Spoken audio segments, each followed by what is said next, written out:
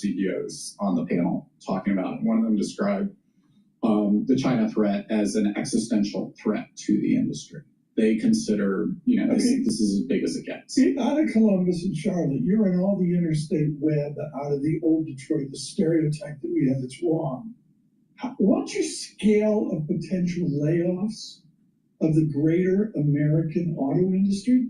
Can I dare say it's 100,000 bodies?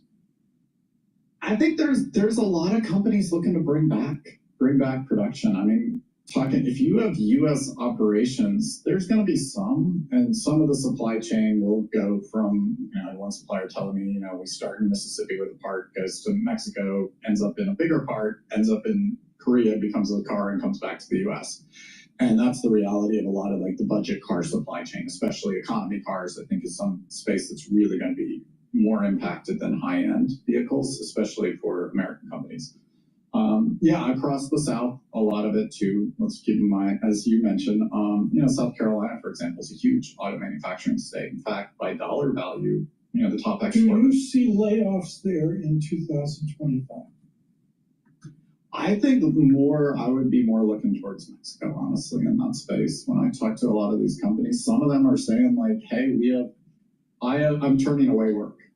Because people were looking to reshore, and this was back in December, I had somebody, a transmission manufacturer, telling me they were turning away work because people were looking to reshore and were looking to shift as much production as they could within constraints. But he also said, look, I don't have the labor supply. All my skilled guys are over age 55. So between now and then, when they can actually bring those jobs back to the U.S., who pays, in your view, for the tariffs? Because Ford says, yes, we can absorb it. It's going to cost us $2.5 billion to our bottom line. Apple says they can absorb it. Whirlpool's fine with it because their U.S.-bound stuff is actually made in the U.S. Just 3 companies, for example. Those are not your clients. These are the smaller businesses who are your clients. How are they paying for this? I mean, certainly I'll say the suppliers in Detroit were saying the OEMs were partly telling them tariffs are your problem. They were saying we send the bill to, not me. They were pushing back hard on price increases, pushing through, and they were saying look, if you want to come to us with price increases, we're gonna listen and have a conversation, but you better have done your homework on everything else you're doing to manage tariffs first, and all the adaptation you're doing to adjust to this. I think the automakers are pushing back on their suppliers, and those are our clients, certainly. I got to get this in. You said something that's a time-bound sentence for all of our listeners and viewers. All of our skilled people are over 55, hanging like a lead weight over every conversation I have is politicians are trying now, we're going to employ Americans in manufacturing, and every E&Y is telling me, oh yeah? Is it a pipe dream that we can bring skilled sets back to America? Yes. I mean, I think it's doable. You can definitely, in certain industries, but like what? You can. I think chips are starting to come back. We do have a number. We have the employment force to replicate Taiwan's semiconductor. We're slowly getting there, but the reality is, no. I mean, the challenge is fundamentally, I think most of these manufacturers are saying in terms of labor force, they're worried about maintaining the current levels of production with the labor force. They say, we just can't get the 18, 19, 20-year-olds to come in here and learn. This is such an important conversation, folks, arguably the theme of the decade, that we're going to have Ian White and we'll get him remote when he's in Charlotte or Columbus. If he comes to New York sometimes. Excuse me, the Ohio State. That's what my wife would say. Okay, I think there's 2 problems with the younger generation. You have one group, and this is broad brushing it, and there's more nuance, but let's just broad brush it for a second here to get a handle on what's going on. For the younger generation, you have 2 groups. One is too lazy to work, so it doesn't matter if you bring the manufacturing back. And then you have another group that's willing to do it. Well, there's 3 groups, let's say. There's one group that's too lazy, no matter if you bring the manufacturing back. There's another group that is supercharged to earn money and maybe even climb the ladder, the corporate ladder, and start at the bottom. And then you have a third group that doesn't want to get their hands dirty. They want to work, but they only want to do office work, or they only want to be a white collar worker, or they don't want to work in assembly, even if it's high level of manufacturing. But they just don't want to get their hands dirty. So there's these three groups, I would say, broad brush. Now, of course, you're going to have subdivisions of these groups, but too lazy, they don't want to work at all. Ones that don't want to get their hand dirty and they want just office work. And so they want to go to college. They want to go to college, and they don't really want to actually fabricate anything. And then you have ones that are wanting to learn the business and from the ground level.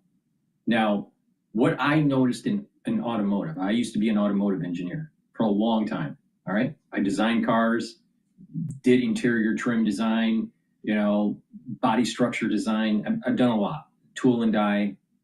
I know a lot about automotive. All right. So there's not too many New Yorkers out there that can design a race car and trade the oil market and tell you how to heal your body and your immune system. But with that said, all right, so what I saw in automotive, you had ones that wanted to really learn the business through CAD and CAM, computer-aided manufacturing, learn tool and die, learn about part design, learn about the manufacturing of different parts, plastic parts, metal parts, forging. They wanted to know it all right? That was the kind of person I was. There were many of us that fell into that category in Detroit, all right, back in the late 80s and the 90s, all right? Now, you also had a group that was coming only from college, and they would come out, they would have an engineering degree, they would get their engineering job, their first engineering job, and they had no idea how to make a car. They had no idea how really a tool is designed and how parts were really manufactured. So they wanted to just do program management. So there was this, I called them Lotus 1, 2, 3 engineers. There were two types of engineers back in my day when I was in automotive. The real engineers that designed, tested, fabricated, they actually made stuff, all right? And then as time went on, you just moved up the ladder and you became a program manager or a team leader or, a division head, whatever. So you just moved up the ladder. That was the type of person I was. Now, you had others that didn't know that.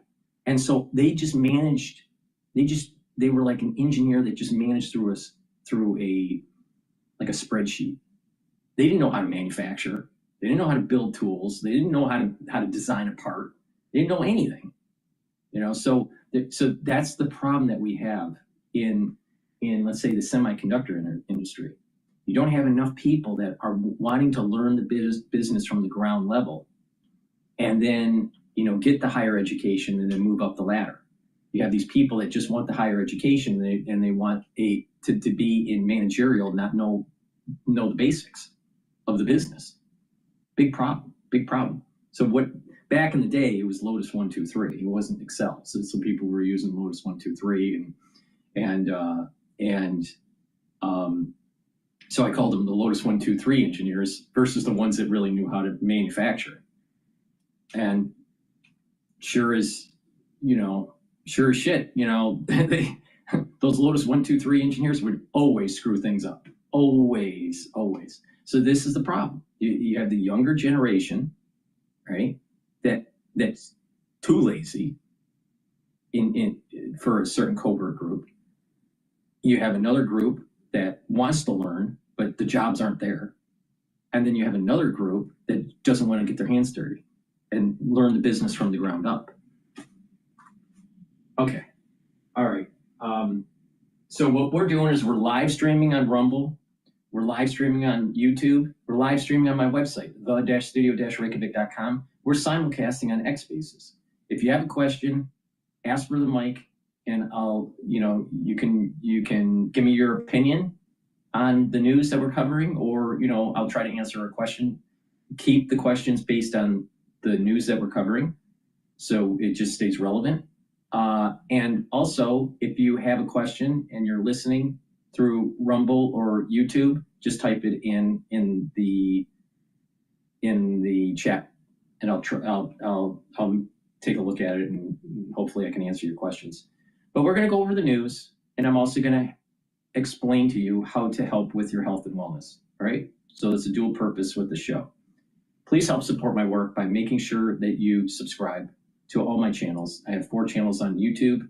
I have Brighteon, Bitchute, and Rumble. All right. My name is DrPaulCottrell for the ones that don't know. Thank you for watching. I greatly appreciate it. So please follow me on my channels, 4 channels on YouTube, Brighteon, Bitchute, and Rumble.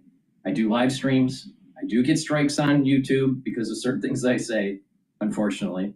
But you know, you can follow me live, and you can also follow me through watching my replays, my re-premieres on these different channels. Please help support my work by making sure you subscribe. You can subscribe to all those channels. The links are in the description of this video and all my videos. All right, so just take a look at the links in the description box of this video and all my videos, and please subscribe. I need your help.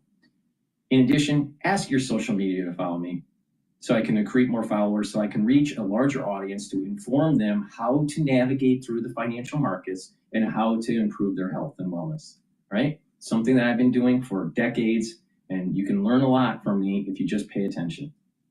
In addition, you can help support my work because all this stuff I do for free, all right, for you guys. You can donate on my website, the-studio-reykjavik.com, through Stripe, PayPal, or Buy Me a Coffee on the homepage, or you can be a paid member to my Patreon channel. I don't put anything behind a paywall. All the thousands of videos I have are for free. So please help support my work. And better yet, get the products that I offer. We'll talk about that a little bit later after the market opens.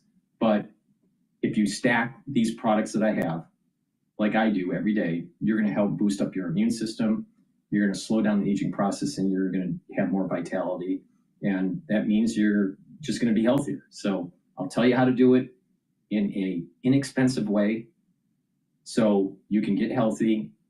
I want you in 2025 to get healthy, all right? Everyone has been affected by the crisis of 2020, and there's ways to mitigate, all right? If you just pay attention to me, everything's going to be okay. Just like the market, if you just pay attention to me, everything's going to be okay. But if you listen to other people that saying that the sky is falling, guess what? You're going to miss out in terms of making money in the market. And if you don't pay attention to me and you pay attention to other people, most likely your immune system is not going to be at its highest level. All right? You want to pay attention to what I say, and you boost up that immune system. All right. I know what I'm talking about. All you got to do is just follow me. If you have knowledge about markets, then you'll realize that I know what I'm talking about. If you have knowledge about medicine, you'll realize what I'm saying makes a lot of sense. All right. But if you don't, just follow my lead. This is stuff that I do on a daily basis. So if you just learn from others and they're successful in accomplishing their goals, then you will too. It's that simple. Okay, let's go back to Bloomberg for the open. Based on, this is the right way to construct a portfolio. Mm-hmm. Here's asset allocation. Don't make decisions in times of crisis. You have this great anecdote about flying on an airplane is like the worst time to actually read the card. Well, when the engine flames out at 30,000 feet, do it ahead probably, of time. Right. Do it ahead of time. Were people calling you over the last month as the markets were going down, asking you to make changes to their portfolio? Were your clients doing that? So the secret to so much of investment management and wealth planning is being proactive and reaching out to people from the day they set up their account to the, anytime things are really well, doing really well is an opportunity to warn people this too shall pass. So I do a quarterly call for clients 4 times a year. And in January, we said, hey, back to back plus 25% yields. What does that mean historically? What does the data say? Well, it's such a rarity that there was just too few examples, so we had to go back-to-back 20% years. And you get a range like minus 11% to plus 12%, but around the middle is about plus 5-6%. Is where the median is. And in January, I said to clients, look, we've gotten 5 or 6 years worth of gains in 24 months. So the best thing I could tell you is lower your expectations going forward. Hey, if we get the median, if we get 5 or 6% this year, I'm thrilled to death. And that wasn't me forecasting tariff chaos. It's just, here's what follows, plus 25% years. You know, Barry, and I've said this before all this media stuff started, folks, you got Warren Buffett's annual report, and you read it cover to cover. It was simple, no razzle-dazzle, no internet, no nothing. It was a work. What did you learn from reading the Warren Buffett annual reports? So like we used to grind through. I find Warren not only endlessly informative and entertaining, but he's the conscience of capitalism, and capitalism left to its own devices. He's also an insider trader that never got caught. To me is the biggest takeaway. I think many people take the exact wrong lessons from okay, let me give you my take on the market open here. Okay, so in oil, we have 59. It was trading at 59. Just so we're below $60 a barrel. So it's going up. And if you look at some of the long leveraged ETFs for oil, they are going up too, like Gush. Natural gas is trading at 3.595. And we also have the UCO, which is a long ETF for oil at 19.79. Bitcoin ETF BITO is trading at 19.77. The Euro USD is trading at 1.13. The Japanese yen is trading at 142 relative to the USD. We have the oil trading at 59.12. VIX is trading at 24.65, and the S&P 500 is trading at 5,602. It's down 47 points right now. And Michael Jordan on Gatorade. Sure. So be like Mike. The commercial blows up. Jordan starts a $1 billion endorsement run. Gatorade becomes this great bestseller. And, be like Mike. What do you mean? You're going to win the NBA championship 6 times and be MVP? I lost count how many times? You can't be like Mike. Oh, okay, you could drink the same energy drink he does, but that's as far as it goes. You're not going to be Jim Simons. You're not going to garner 40% returns a year for 3 decades. These humans are aliens. They're unicorns. They're literally 1 in a billion.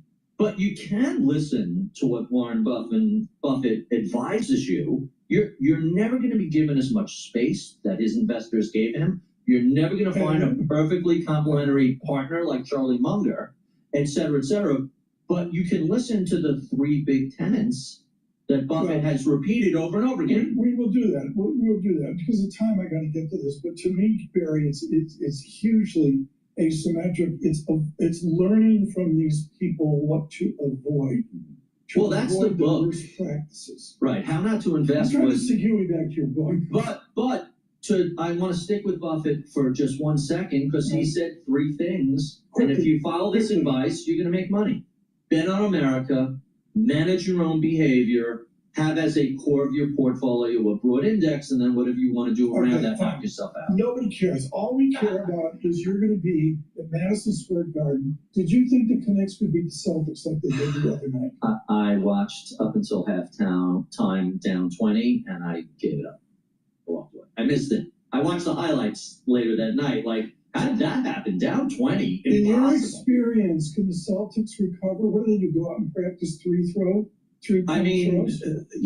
Mean reversion is a cruel mistress, and the Celtics, who have put up fantastic numbers all year, are not going to shoot 35%, even as they out-rebound the Knicks. The Knicks, listen, I'm so impressed with the team. they're a really tough opponent. The Knicks don't have a great interior defense. They feel perennially like they're one player away. I want to go back to the book, Tom. We're out of time. I know. I just want to. I don't want to give anyone the wrong idea. What, the only one on the planet that read the thing? I love the book.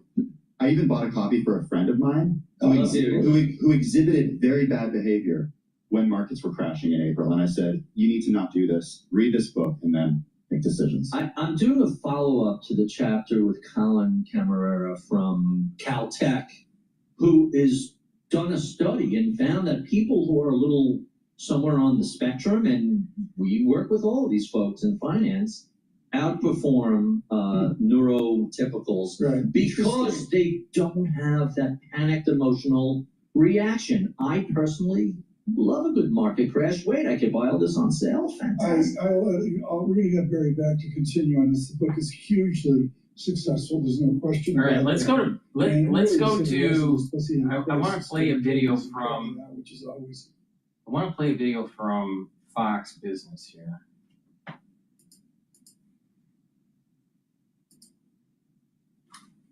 And the stagflation dilemma, that is a real possibility. I'm going to bring it out. Former Atlanta Fed President George. All right, so the FOMC meets this week, and conventional wisdom is there will be no change in the rate, policy rate.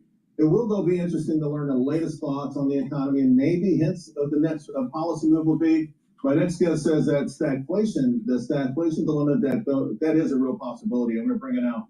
Former Atlanta Fed President Georgia Tech, distinguished professor Dennis Lockhart. Dennis, so the stock market lurks in a free fall last time Jay Powell spoke, and this was sort of one of the things that he said toward the end. Literally. And part of this, he says, literally, I'm not joking about this.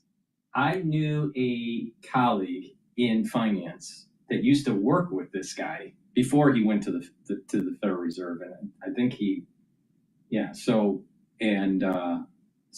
it's a small world. Sometimes you bump into people, you work with people, and you're only 2 degrees of separation from these Federal Reserve Federal Reserve heads, especially if you work in finance in New York. Ourselves in a challenging scenario where our dual mandate goals are in tension. And I bring that up because, it's one of these things that it feels like a lot of people always say, this is the only central bank in the world with this sort of dual mandate, and how do they handle it, particularly in this environment? What are your thoughts? Well, I think Jay Powell in the quote that you have on the screen indicated how they're going to handle it, and they can't give an answer today. It depends on the relative severity of the deviation from goal or target of the employment side versus the inflation side. We can't really know yet whether inflation is going to be worse than employment, or layoffs and unemployment is going to be worse than the inflation picture. He's saying that they'll make that judgment at the time, and it will depend on severity, the time to return to a reasonable target, all of those considerations. In 1987, Arthur Burns published a piece that was titled The Anguish of Central Banking, and many of the issues that he talked about, I think, are relevant now. In fact, the Federal Reserve sort of a paradox, and yet despite their antipathy for inflation and the powerful weapons they could wield against it, central bankers have failed so utterly in this mission in recent years. In this paradox lies the anguish of central banking. Now, of course, the 70s were tough, but when the Federal Reserve was created in 1913, it was created with the promise that we would no longer have these boom and bust cycles, that inflation would never necessarily get out of control. So what do you make of the Fed's role in our economy? And is there anything that can be done to maybe help it live up to some of the initial hype? Well, the Fed's role and the tools the Fed has are important, but they're not decisive. We've seen in recent years supply shock that came out of a pandemic. That's not something a central bank can either easily anticipate nor do much about, except react in the moment to try to ease financial conditions. But when you get very, very unusual economic developments like the pandemic, for example, the Fed's tools are limited. The Fed's tools really affect overall demand in the economy. And it's, when you get something that's related to supply, which we may be seeing Right. in the coming weeks, the Fed just can't solve every problem. So let me ask you, because he also talked about the benign neglect, and of course the current account deficit, benign neglect, and again, the value of the dollar, protecting the value of the dollar, or maybe that's what they do. This question of current account deficit, it feels really prominent right now with what's happening in Washington, D.C. Now, there's some smart guys I know. Bob Elliott put out a piece like a week or two ago saying that the current account deficit, which began in the 90s, the flow of foreign capital in the U.S. has allowed consumption to outpace production for nearly 4 decades. I guess that sounds good until you need to produce something. And then Colin Roche, another really brilliant guy, says about current account deficit that it's the reason why the U.S. stock market is now 60% of the global stock market, and we become the wealthiest nation in history. And here's my problem, Dennis, with that. We are the wealthiest nation in history, but the way it's distributed is we don't feel wealthy, the people who live here. Last week, McDonald's reported their earnings, and the CEO said that traffic for the entire industry for low-income consumers were down nearly double digits, and the same for the middle class. And the only people that held tough were higher-end folks. So when a country only rich people can buy a Big Mac, is there something wrong here? Well, there's a lot. You've covered a lot there. Let me start with trade deficits. In my opinion, Charles, a big trade deficit is an imbalance, but it's not nearly as serious a matter as, for example, a budget deficit that then contributes to the debt of the country. The resolution of a trade deficit may not happen soon or ever, as long as, in our case, as long as the U.S. dollar is the global currency and is accepted around the world. So I just don't view it as a serious imbalance, or at least not as serious as fiscal imbalances. You point to distributional questions in our economy. They've been with us for years. They continue to be problems. We have a very wide distribution from very low income, poverty-stricken people to billionaires. That's to some extent the product of our capitalist system. Yes, it's a problem. The Federal Reserve cannot really do much about distribution. The Federal Reserve can try to manage the overall pie, but how that pie is distributed really is much more of a fiscal and administration matter than it is a central bank matter. All right. I got 30 seconds. Let me just ask. I saw your note about the tariff and ultimately the tariff levels are. I'm just going to spitball 10% for the world, 50% for China. What would that mean for the economy? I think that'd be a very serious matter. I hope the outcome is much, much better than that. There's a lot of soft data and discussion going on, and I'll feed off of that to some extent. But some of what I'm hearing now is that in mid-June, we're going to see an inventory cliff, particularly related to products that come or have come in the past from China. That inventory cliff could produce the bankruptcy of small businesses that depend heavily on Chinese goods. This is not necessarily a good thing. Right. Certainly not in the short term. Right. I'm hoping for a resolution, a de-escalation that brings the tariff levels down to historic levels, which is much below even 10%. Yeah, that would be phenomenal. I think everyone would applaud that. All right, so the S&P 500 is trading at 5,610, and VIX is trading at 24.5. So we are down by about 38 points at the moment. And oil is trading at 59.2 a barrel for WTI. And BITO, which is the ETF long for Bitcoin, is trading at 19.83. I believe Bitcoin is trading at 93,000 plus. Please help support the work that I do by going to my website, the-studio-reykjavik.com. I do all this stuff for free to teach you where to place certain positions in the market. I give you intel, specific intel on where the support levels and resistance levels are.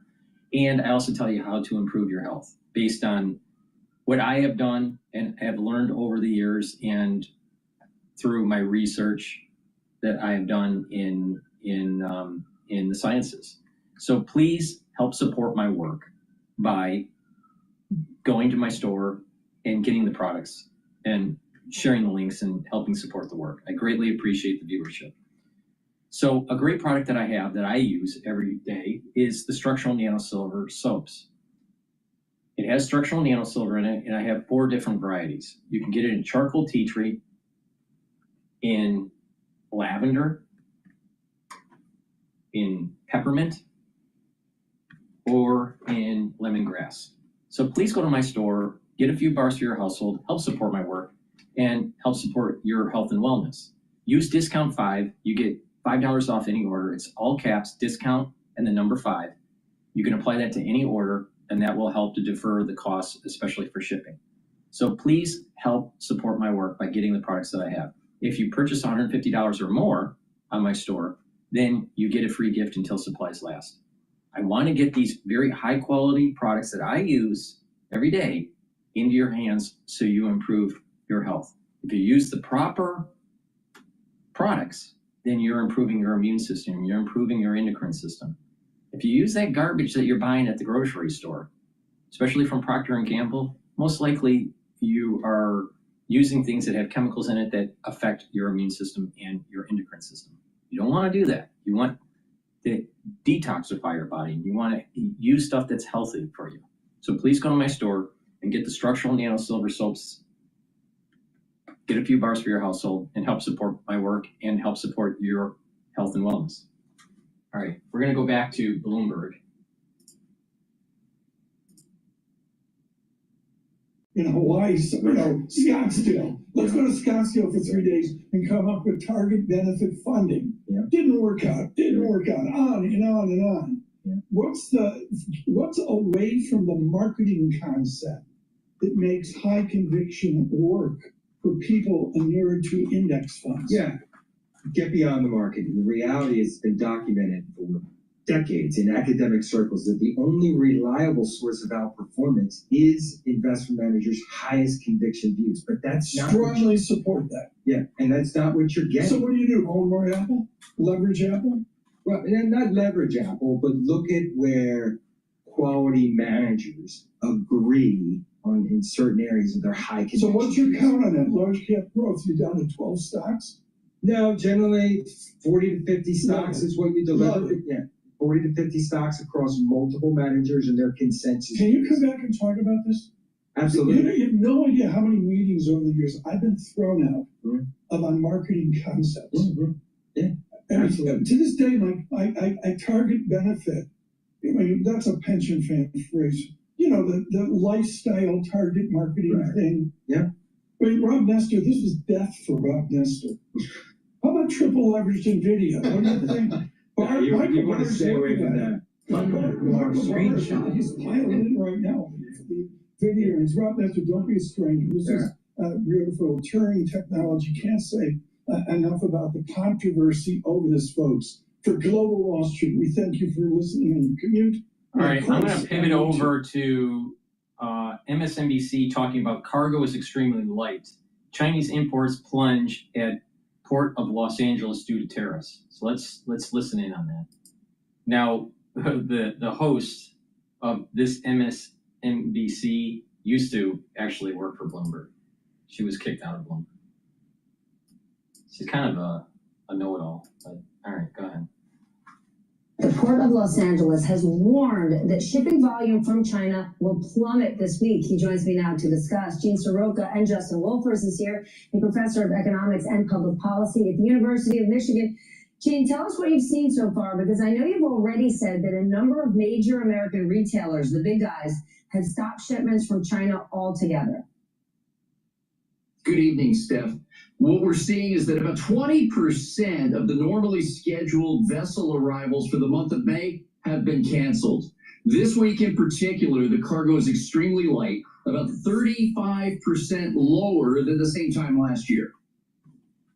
So for your average person who's saying cargo ships, how does that affect me? What is that? All right, so my take on this, looking at it from an oil perspective, is that this may show that there is going to be a slowdown in economic activity because goods aren't available.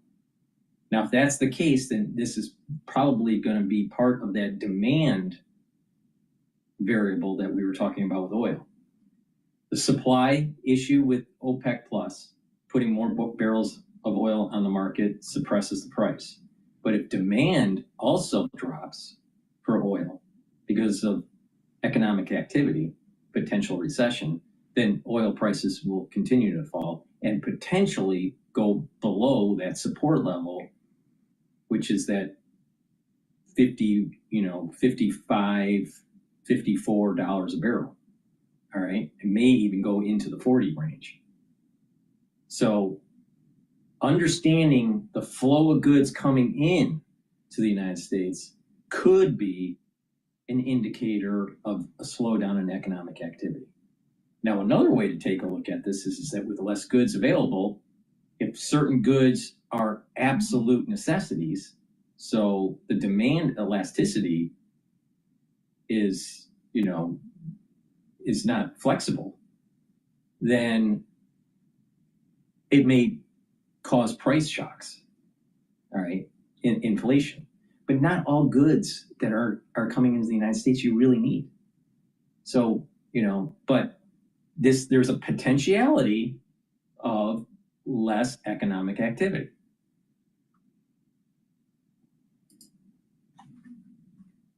To mean when they go to their small store in their hometown or a big box store next week or the week after? Well, from the last segment, you hit it on the nail on the head, Steph. We've got about 125,000 importing companies that call the Port of Los Angeles home every year. No one has more than a 5% share. So it's the small to medium-sized folks that didn't have the opportunity to stock up on inventory before this day of tariffs hit. Now they're in the middle of the crosshairs saying, either I buy at these exorbitant prices, 2.5 times more what they were just last month, and I can't pass on that cost to keep up with the big guys. So we'll likely see about 4 to 6 more weeks of normal inventory levels, then some spot shortages. You may not be able to find exactly what you want, where you want it. Justin, weigh in here, because we're 4 to 6 weeks away from seeing real impact. These small businesses, they can't call the White House. They have no lobbying ability, and they certainly didn't have the money to load up on inventory the way a big box store could. And we know from the big box stores, they're already predicting pain. Yeah, let me take June's story and add a little bit more economics to it, which is we know that there's less stuff coming in. That's what June just told us. We're not making more stuff, so therefore there's going to be less supply. Look, there's 3 ways this can resolve. I think a lot of people have been very quick to jump to the everything's going to be sold out, there'll be nothing left on the shelves story. That's one possibility, but it's not the only one. Another possibility, of course, is the reason that they're not ordering this stuff is they realize they're going to have to jack up their prices, and they'll jack them up so high that not many people are going to want to buy stuff. So it could be we've got a big adverse price shock coming, and you're going to get some sticker shock coming right at you. The third possibility, of course, is that the president may well plunge the economy into recession. If we're at a point where we've got too much demand and not enough supply, well, the recession will wipe out all the demand, and maybe there will be enough stuff on the shelves, but it'll be there because mums and dads can't afford to buy it. Gene, from your perspective, is there anything that can turn this around in the short term? It's amazing that an economist from Michigan, I was born and raised in Michigan, and guess what? It's possible that people may actually stop being consumers and start being producers. They may actually see, the market looks like it's an opportunity to buy and not buy goods and services that you don't really need. And you just invest into your future by investing in a lower stock price. So we're actually deciding to curtail our demand for goods and services now for more potential income later to use for goods and services in the future. We're switching our mindset. And that is meaning that you're investing in the economy. And you have this economist that just wants to focus on this idea that you're just a consumer. Something's changing in the United States. You know, stop the bread and circus. If you really think that wealthy people are plugged into the bread and circus, you think wealthy people really focus so much of their attention on bread and circus? You think wealthy people really spend so much time on TikTok or on X or on social media? You think really wealthy people do that? That just constantly? Well, you got Elon Musk that does it, but he owns the damn company. But that's a different case. But the thing is that most wealthy people are so busy with trying to grow their business and doing their marketing or reaching out to investors or, you know, living their life, they don't do bread and circus. But consumers do. Switch your mindset. Will you be a Warren Buffett later in life? Hopefully you will, but most likely you won't. But you can learn from the behaviors of people that are very wealthy. And those, one common theme is they don't waste their fucking time on bread and circus. So stop being a consumer. Focus on your health. Why? Because you don't want to have problems in your geriatric years. Focus on your health. Why? So you have more vitality with the quality, with a higher quality of life. Focus on your health. Why? So you don't have to be plugged into being a consumer of pharmacopoeia, being a consumer of all these pharmaceuticals because you have high blood pressure and diabetes and yada yada. You spend all of your life on bread and circus, you don't take care of your health, and all of a sudden now you start having to be on medication. I've seen tons of patients that are like this, right? I've seen tons of people that don't pay attention to the big picture. What I call focusing on the ball, not on the playing field. They focus on everything else but the actual ball. If you don't take care of your health, no one will. Oh, I'll just, you know, if you think you know better, guess what? Your health starts to decline and you go to the doctor and all of a sudden, you know, you have to be on all this medication. Then it costs you money. One of the biggest problems that we have in the United States is the cost of healthcare. You know why we have such a high cost of healthcare? There are many reasons, but one big one is that there's too many people that are focused on bread and circus and they don't take care of their health. And eventually they have chronic diseases that were totally preventable. In most cases, diabetes is preventable in the United States. In most cases, cardiovascular disease is preventable in the United States. Those are two huge costs in healthcare. So because of the bread and circus, our healthcare costs go up because there's so many people that need it, that need to plug into the healthcare system to be treated for stuff that was preventable. And so your insurance just keeps on jacking up and up and up and up because you got neighbors that are on the bread and circus and not taking care of their health. So going back to the economy and this professor from U of M, this economist, pay attention to DrPaulCottrell, all right? It's really important. Don't focus on the bread and circus. Focus on yourself. If you focus on yourself, your health will improve and you're not wasting your money making Tim Cook a billionaire. Tim Cook runs Apple. He didn't start Apple, but he's a billionaire. You know how? Because of stock options. Why? Because you keep on buying $1,000 fucking phone. What if you spent all that money that you spent for Apple in the stock market and you invested prudently? You'd be better off. And getting together with trading nations and crafting these framework deals that the administration is talking about? No, I don't see any change. On the export side, the American farmer is getting hammered.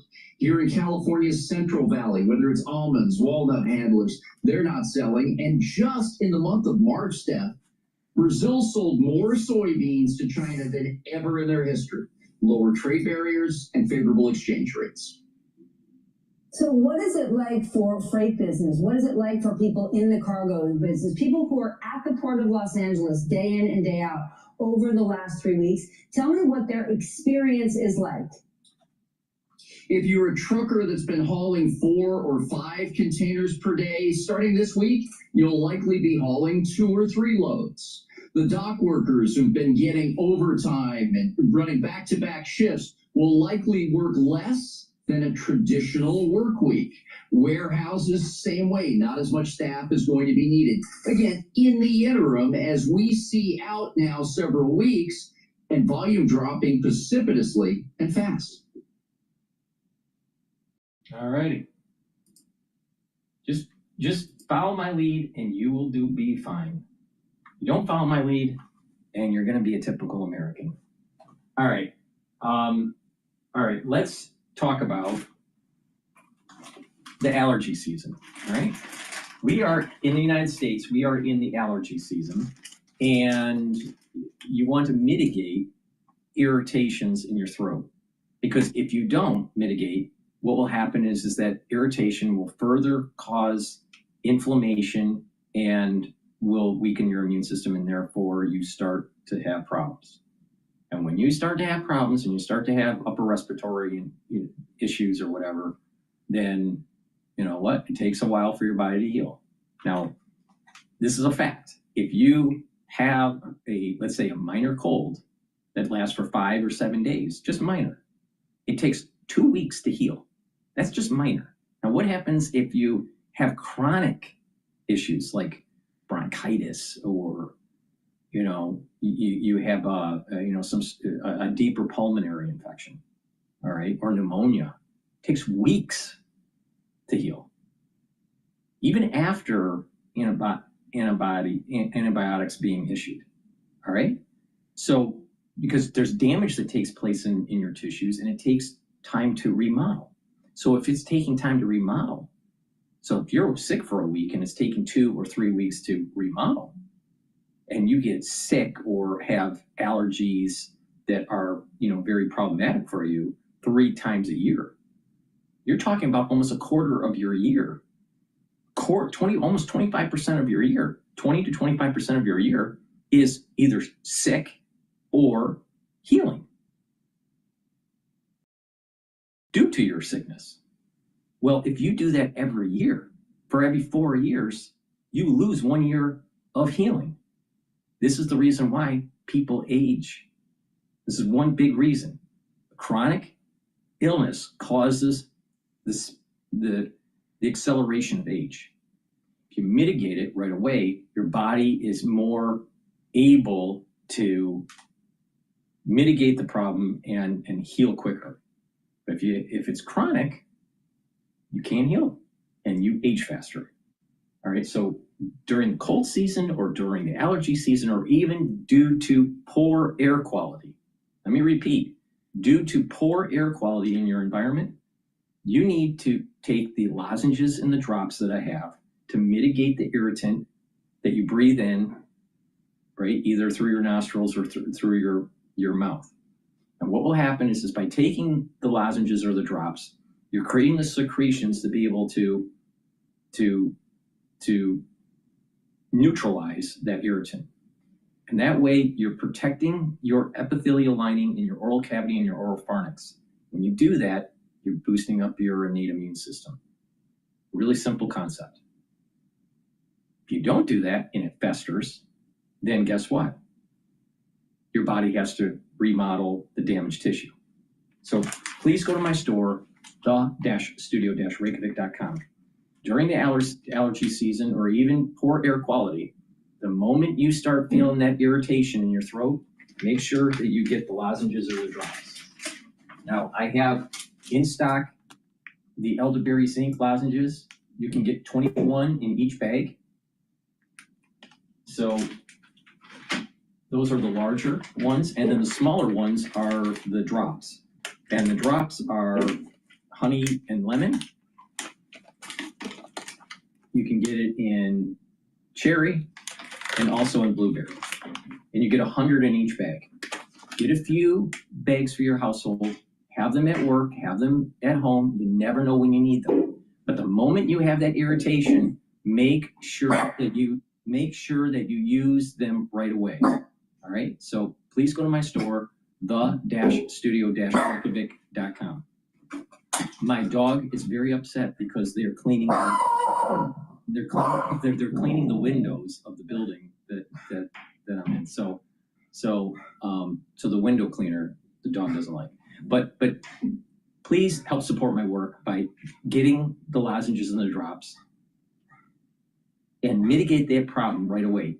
That means during the cold season and during those periods of time in your environment where you have poor air quality. So please go to my store, the-studio-reykjavik.com. Use discount 5 and you get $5 off any order. All right, with that said, let's go to Al Jazeera. They're talking about Israel began carrying out strikes in Yemen on Monday. They have been hit, as we were saying earlier, because they wanted to exert more pressure on the state through the population.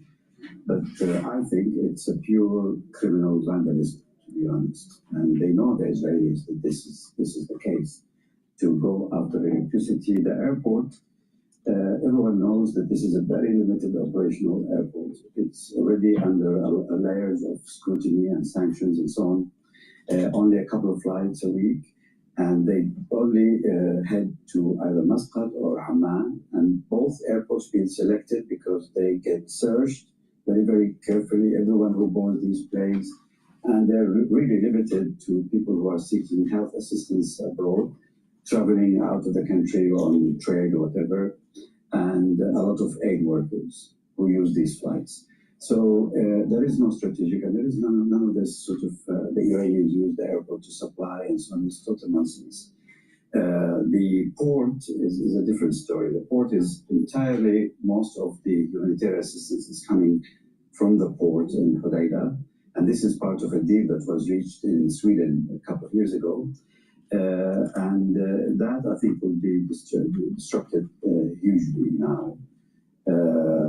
Some factions within Yemen, I think, would like to see Aden brought in its place and rehabilitated and used as the fundamental port for Yemen.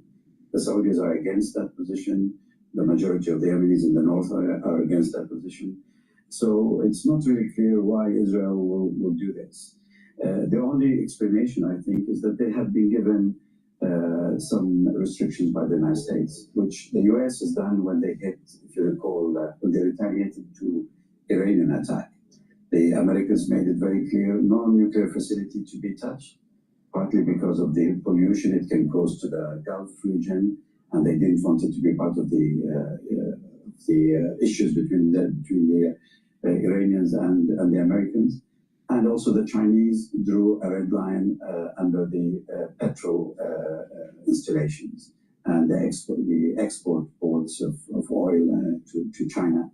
Anything else, you can go and look for targets. And I think in Yemen, they must have drawn a line under civilian casualties with large number. Neither the Americans nor the Israelis can afford to see what we are seeing in Gaza being repeated in Yemen. But in Yemen, it is of direct effect on the Gulf states. So much more direct effect on Saudi Arabia and on the United States' relationship with the region. So I think a lot of thinking must have gone behind the selection of those targets so that they have maximum impact in terms of pressure and minimum impact in terms of casualties and upsetting the neighbors within the region. Gentlemen, for now, thank you very much indeed, Sultan Barakat. Ali Hashim, thank you very much. Thank you. Mohammed Al-Attab is in Sana'a. He's got the latest on the attack. Israeli fighter jets have carried out a series of aerial bombardment. We are talking about bombarding the Sana'a International Airport and closer to the place I am here. It has bombarded the power station of Dahban. Also, it has bombarded another power station, which is to the south of the capital Sana'a, which is called Hazia's power station. Also, they have bombarded also another electric power station to the west of the capital Sana'a, which is in Asr. We have witnessed several aerial bombardments in the capital Sana'a. People there describe them as the Israeli fighter jets have used powerful bombs. Some people or observers say that they try to show also to showcase their military power in the capital Sana'a, but so far they have bombarded civilian infrastructure. We are talking about the Sana'a International Airport, which has been under an aerial siege from previous wars. So only two flights a week, and also two destinations that the flights could go, because it has been imposed with the aerial siege through the different previous wars. So Yemen has witnessed this new escalation by the Israeli fighter jets, which they say it's a retaliation to the Ansarallah's launching a ballistic missile, a hypersonic ballistic missile, which has had a place near the Ben Gurion airport. So far, we are witnessing an escalation by both sides. Now the Houthis are threatening to expand their military targets and their bank of goals or attacks in Israel, deep inside Israel. Now we could witness what we have. Now, as these strikes are happening, oil is going up. It's at $59.57 a barrel for WTI. And the equity market is still trading at 5,608.93. So the S&P 500 is down about 41 points. So the equities are still stable right now, but oil is going up.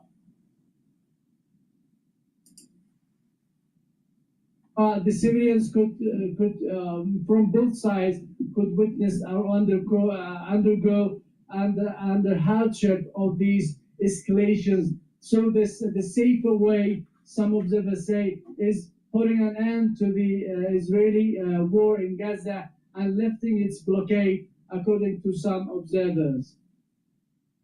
Okay, let's return to the situation in Yemen. The Israeli military's targeted Sana'a International Airport. Melvin Rappaport is an editor and writer at The Local Call, an Israeli news site, who's joining us from Tel Aviv. Thank you very much indeed for being with us again. Now, we understand that these attacks have been carried out in conjunction with the United States. Do you think that the United States will have placed any sort of restrictions on the extent to which Israel is able to attack Yemen? I think, yes, it's quite probable. As for years, the US has led the attacks on Yemen, and generally speaking, it is more, and Israel has sort of delegated the responsibility of the attack in Yemen to the US. So therefore, it's very reasonable that Israel will coordinate with the US. I think yes, also the US is in a very delicate situation now. There is the talks with Iran. President Trump is coming to the area in 10 days. Less than 10 days. He's coming to Saudi Arabia and Qatar and the Emirates. So I think the US will not want to see an escalation that goes out of control in this time. Do you think that the Netanyahu coalition is in a position or has a willingness to listen to those kind of restrictions from the US, given the actions that we've seen it take in, for example, Gaza and in Lebanon, despite calls for restraint, not from just obviously from the Trump administration, but from the previous Biden administration as well? I think Yemen is here different. In Israel, Gaza is considered in Israel a completely internal issue that Israel has the right to decide on its own what it wants to do with Gaza, and it is ready, as it did with the Biden administration, to not a very great extent, but still to go into friction. Okay, so again, we have the U.S. military operations that are happening with the Houthis. This response from Israel is due to the hypersonic missile strike that took place just recently at the Tel Aviv airport. Oil does seem to be going up a little bit on this news. So 59.57. So $59.57 a barrel for WTI. Brent crude is trading at probably around 62. Let's see. Brent crude is trading at about 62.36. So we do have a little bit of an elevation in oil price, but again, a lot of supply is coming on the market from Saudi Arabia, so it's going to be probably short-lived. What we're going to do is pivot back to Bloomberg. The 10-year yield is up a little bit by 0.0156. It's trading at 4.35%.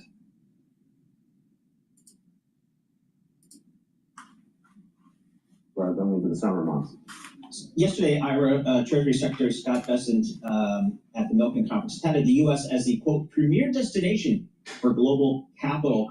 We've seen a lot of volatility in the Treasury market. We saw some folks were saying some international selling. What's your market telling us about, I guess, international investors' appetite for U.S. Treasuries? Yeah. What's interesting, everyone keeps on saying, like, what happens if international investors kind of stop buying? The international investors that in the financial markets, as opposed to like the real economy, the Secretary Bessent was talking about people bringing capital over here to build factories and the like. But when it comes to portfolio flows, it's really been private investors that have been big buyers, and that's where some of these trade flows and some of the angst around all of the tariffs is really showing itself. So we have, I've talked to a number of overseas investors, and they're like, look, we're just slowing down our purchases, but there's economic reasons that they want to buy treasuries. And that's because if certain investors buy treasuries and then hedge back their currency risk, they can still make more money buying treasuries than they can their local government bonds. And I think that until that situation changes and shifts, there's still going to be at least some incremental demand for treasury securities as long as it's economically beneficial to the investor. All right, thanks a lot. Really appreciate it. Ira Jersey, Bloomberg Intelligence, U.S. Chief Interest Rate Strategist. We have some breaking news for you. German lawmakers apparently back conservative leader Merz as Chancellor. Chancellor. Look at that C. This is the second Bundestag vote, and this is backing the CDU and the CSU. It was very confusing overnight when Merz failed to win that first Bundestag vote. I didn't really understand how that works in terms of politics in Germany. Like, you elect a party, but then the Bundestag actually has to elect the chancellor. Right. And the outcome was, I guess, shocking to those who follow this stuff, simply because it was generally seen as a pro forma type Transportation of vote. Security Administration and is responsible since for the end of World War II where the chancellor was not approved on the first vote. So, we'll have to see how that plays out over the coming days and weeks. But now we do have German Parliament backs conservative leader Merz as chancellor. And again, that was really important because we need to know how much the budget was going to increase in terms of defense spending. Defense stocks had gotten hit earlier in the day. Just taking a look at what's happening over in the German market, and you're seeing the long end of the Bunds rise by about 4 basis points. That front end is pretty much flat. Ross Matheson, Bloomberg News Director for Europe and the Middle East and Africa. So we're going to go to Fox. We're Phoenix Energy, a family-owned oil company focused on unleashing American oil from North Dakota and Montana. We've already sold over 2.9. Welcome back, America. Well, it's really the first 100 days of the Trump administration. Who better to comment on this than our friend Newt Gingrich? Newt, I'll just make this one observation. It's been 100 days. It hasn't been 4 years. And he's been the president extraordinarily busy. He's looking under every rock. He's doing a lot of things that no president has ever done. He's attacked for doing that. And then he's attacked. Well, but he didn't do this, and he didn't do that, and he didn't accomplish this. What do you make of the first 100 days and his critics? Well, I think you have to, not just his critics, they're his opponents. They oppose everything he's doing. They lie about it.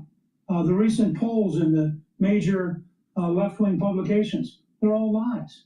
They use totally false models that underrepresent Republicans by as much as 16 to 20%. And guess what? If you skip the Republicans, you can get a pretty good poll against Donald Trump. But when you add the Republicans back in, you get a pretty good poll for Donald Trump. So places like Rasmussen or Matt Towery and the poll he does, all those polls, people will actually go out and get an accurate measure, find that Trump is in pretty good shape. Despite all the challenges, despite all the attacks, he's doing fine. People who want to lie about it, and then we need to get used to the word lie. The left lies. They're lying about Medicaid, where Republicans are actually increasing it, not cutting it. They're lying about what Trump is doing. They're lying about the power of district courts. You just go down a whole list. And they're doing, but they're doing it, they're not critics. These are his opponents. They represent a totally different America. They are terrified because for the first time since Franklin Delano Roosevelt, 90 years ago, think about that. For the first time in 9 decades, we have a president who is profoundly changing the establishment, taking on the old order, creating a new system. We've only seen this 5 times in American history. Jefferson, Jackson, Lincoln, Roosevelt, and now Trump. And it's truly historic, and frankly, I'm sort of amazed at it. It is historic, and that's why they're trying to block him every way they can. That's why we have a judiciary that is more despotic than ever. And that's why we have a Justice Jackson coming out and making an outrageous statement. Really, in my view, in violation of judicial ethics. It's so left-wing and so obviously ignorant and false that they will do anything humanly possible to stop Donald Trump, and they're using the courts, as Woodrow Wilson advised them to do, to try and block him. But even so, what Donald Trump is doing, and you say, look, what has he done in the first 100 days? Well, for one, he secured the border. And Biden couldn't do that in 4 years, and he didn't want to do it in 4 years. That's number one. Number two, unemployment is way, way low. Inflation is way, way low. And his economic package hasn't even been passed yet. You were there. Reagan passed his economic package in August of his first year after the assassination attempt.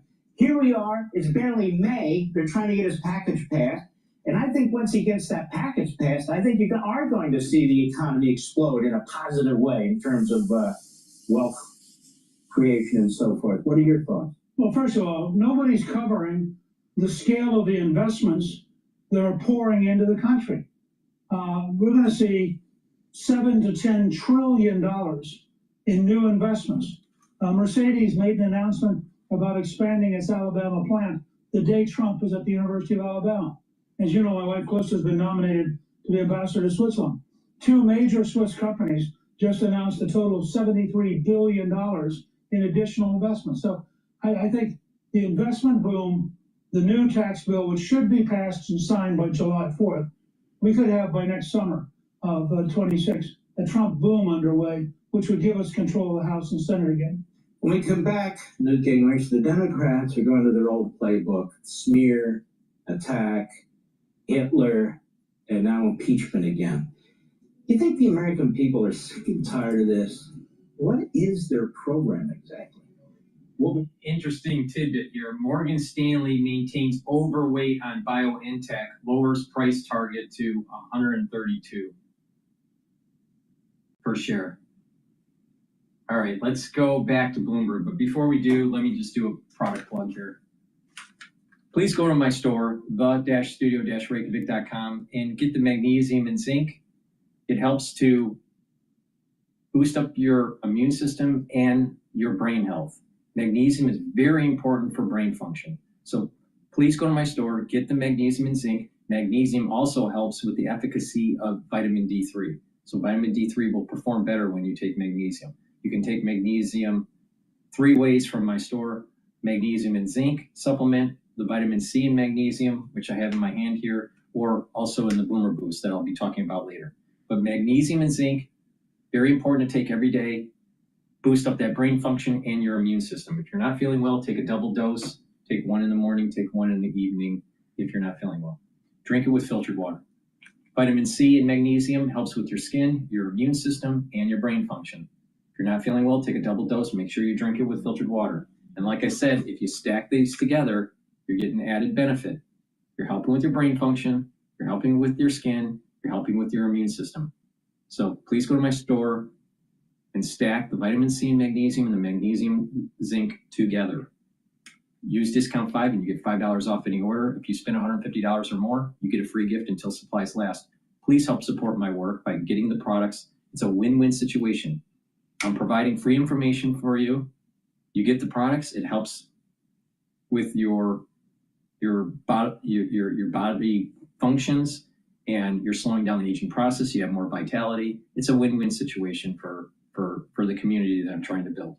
So please help support my work by going to the store, the-studio-reykjavik.com. The link is in the description of this video, and purchasing the great products that I offer.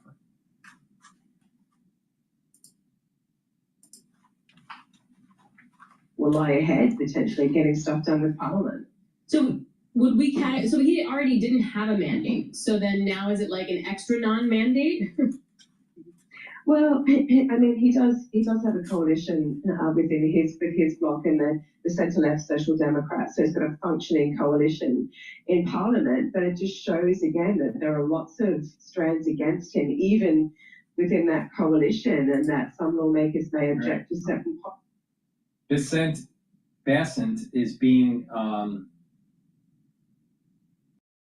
interviewed by Congress, and he just stated that nothing in data indicates U.S. is in recession. And Bassent is the Treasury Secretary. Happy that he's changed. It's really hard to know what happened here today, and therefore the signals from it. But it's not a positive start of confidence really in his administration, you'd have to say. Roz, what is the Clarity Liquid provides powerful all-day algae relief.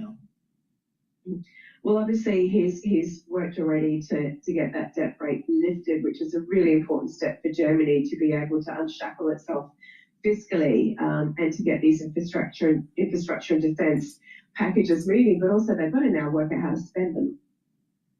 What I want to do is just drop into the hearing here. Instituted a work from your office program, and again, I think it's going to be efficiency. We have asked for more money for many of the priorities. The Treasury Foreign Intelligence Network and the Office of Foreign Asset Control, OFAC. So we will be keeping the American people safer. And again, we think through efficiency gains, the federal government historically does not have productivity increases. And as I've continually pointed out, DOGE is the Office of Government Efficiency, not the Office of Government Extinction or Eradication. So I think that it is not a big leap to do much more with less. Are there $2.5 billion worth of efficiencies? Well, again, just two of it is in the IT department. And if you were to look, Treasury processes about 1.5 billion payments per year, which is like a mid-sized U.S. regional bank. We have had many of these banks come in and talk to us about their payment programs, and their departments are 1/10 the size and 1/10 the budget. So allowing for the redundancies that we would need as a government agency, then we think that we do need to be bigger and more fulsome, but there are substantial savings to be had. Well, I want to ask one more quick question, because I know we're probably not going to have a second round. You have been a proponent for better financial literacy in this country, and your background is, is evidence of that. Quickly, can we do a better job in this country of educating young people on matters of financial literacy? Any increase that we do would be a better job. We just hosted Financial Literacy Month at the Treasury. I only had 2 months to get ready for it. I can tell you that every April we're going to do more and more. But the key to financial independence is financial literacy, making good choices, and not, I don't think it comes from more regulation. I think it comes from more financial education. Thank you very much. Chair, now recognize the gentleman from Wisconsin, Mr. Cocaine, for 5 minutes. Thank you, Mr. Chairman. And thank you, Mr. Secretary, for being with us. And my main concern is, I think, what people are looking at the economy. The first 100 days, low stock markets, and it's Richard Nixon, not usually the measure people are shooting for. Negativity. On tariffs, the fact that last year we had an effective rate of about 2.5%. I think the Yale budget lab, I believe you went to Yale, has said that effective rate is closer to 28%, the highest since 1901. I know some of that's changed because the tariffs are on again, off again, some on it. I'm just going to silence him. I'm going to be very, very blunt. Never bet against the United States.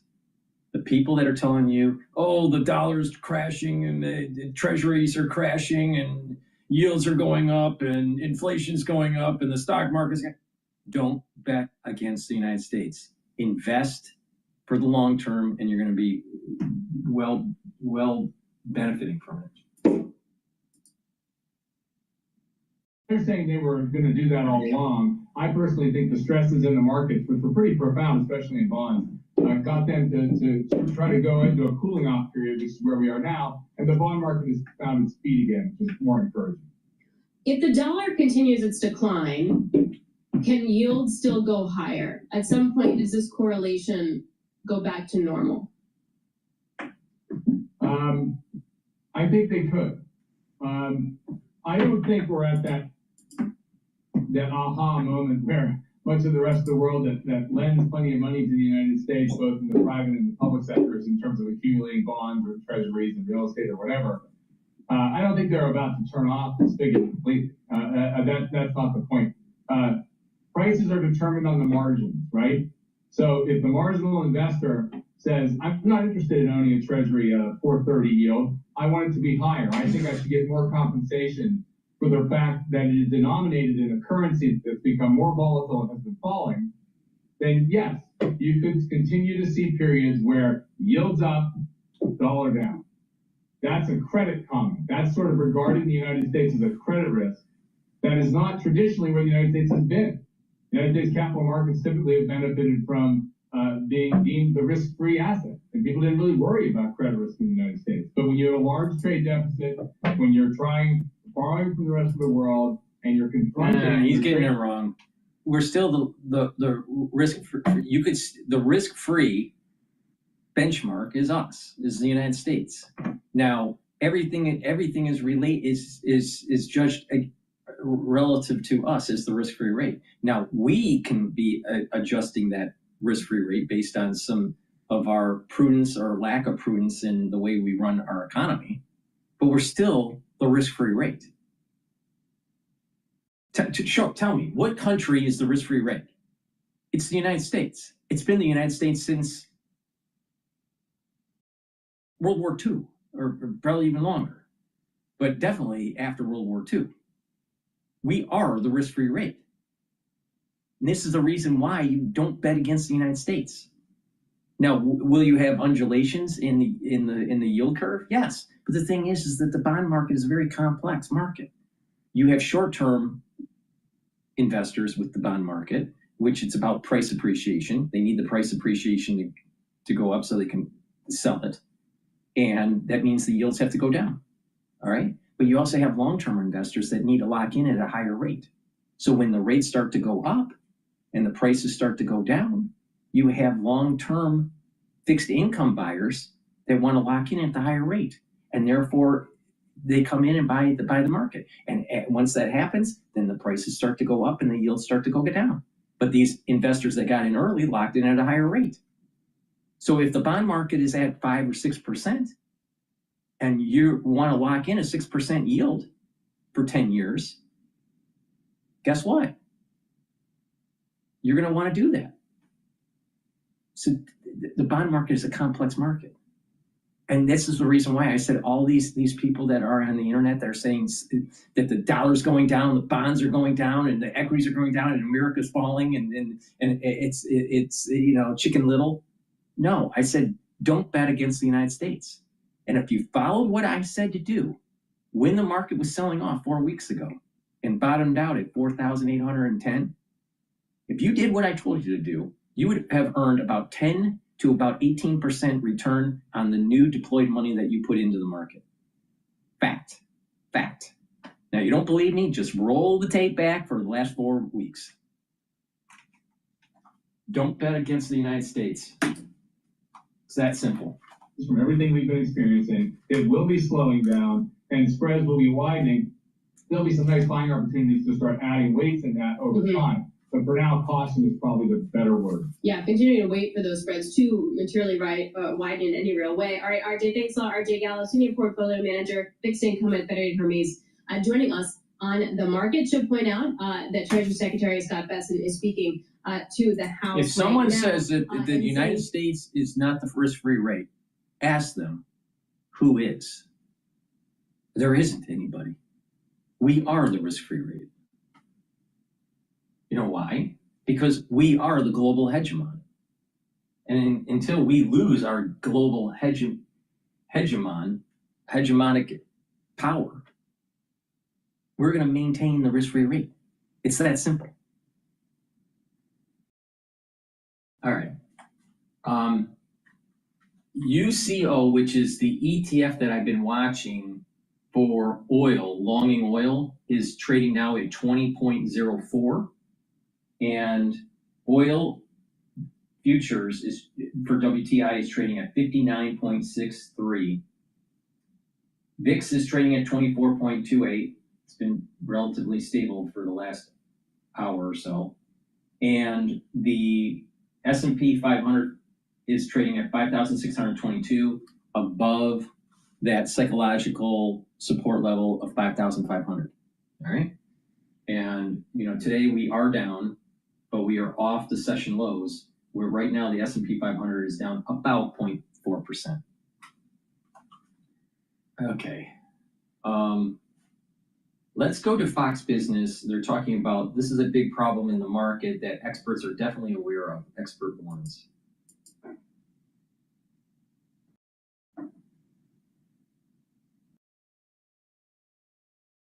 right, here we go. Well, now the U.S. national debt is creeping ever so closer to $37 trillion. Interest payments alone on the debt, one of the biggest line items in the federal budget. Some economists are warning this could create a fiscal crisis. Joining me right now is a woman who knows better than anybody. Committee for Responsible Federal Budget President Maya McGinnis is here. Maya, great to see you. Nice to be with you. Thank you so much for being here. I want to get right to the elephant in the room, and that is Congress is working on this reconciliation package. They want to extend President Trump's tax cuts, and you say? Well, we're going to have to offset that with some spending cuts. So there's a whole lot of conversation about tax cuts. And those in many ways need to happen in the fact that if you were to let these expire, it would be a huge tax increase and have a negative effect in the immediate run. This is important. It's important for me to intervene here and interject. Like I said, slowly accumulate shares in the equity broad index that's tied to the S&P 500 or maybe even the Russell 2000. All right, but I've been more focused on the S&P 500. But broad index accumulate shares. All right. The reason why is because tax cuts and positive news with tariff trade agreements are going to be accelerants for a higher stock market at the end of the year. You're going to see an all-time high in the S&P 500. That there's a high probability of that. Now, if there's a global, major war with China or, nuclear detonation by Putin or, some crazy thing that happens, yeah, of course the market is going to go down.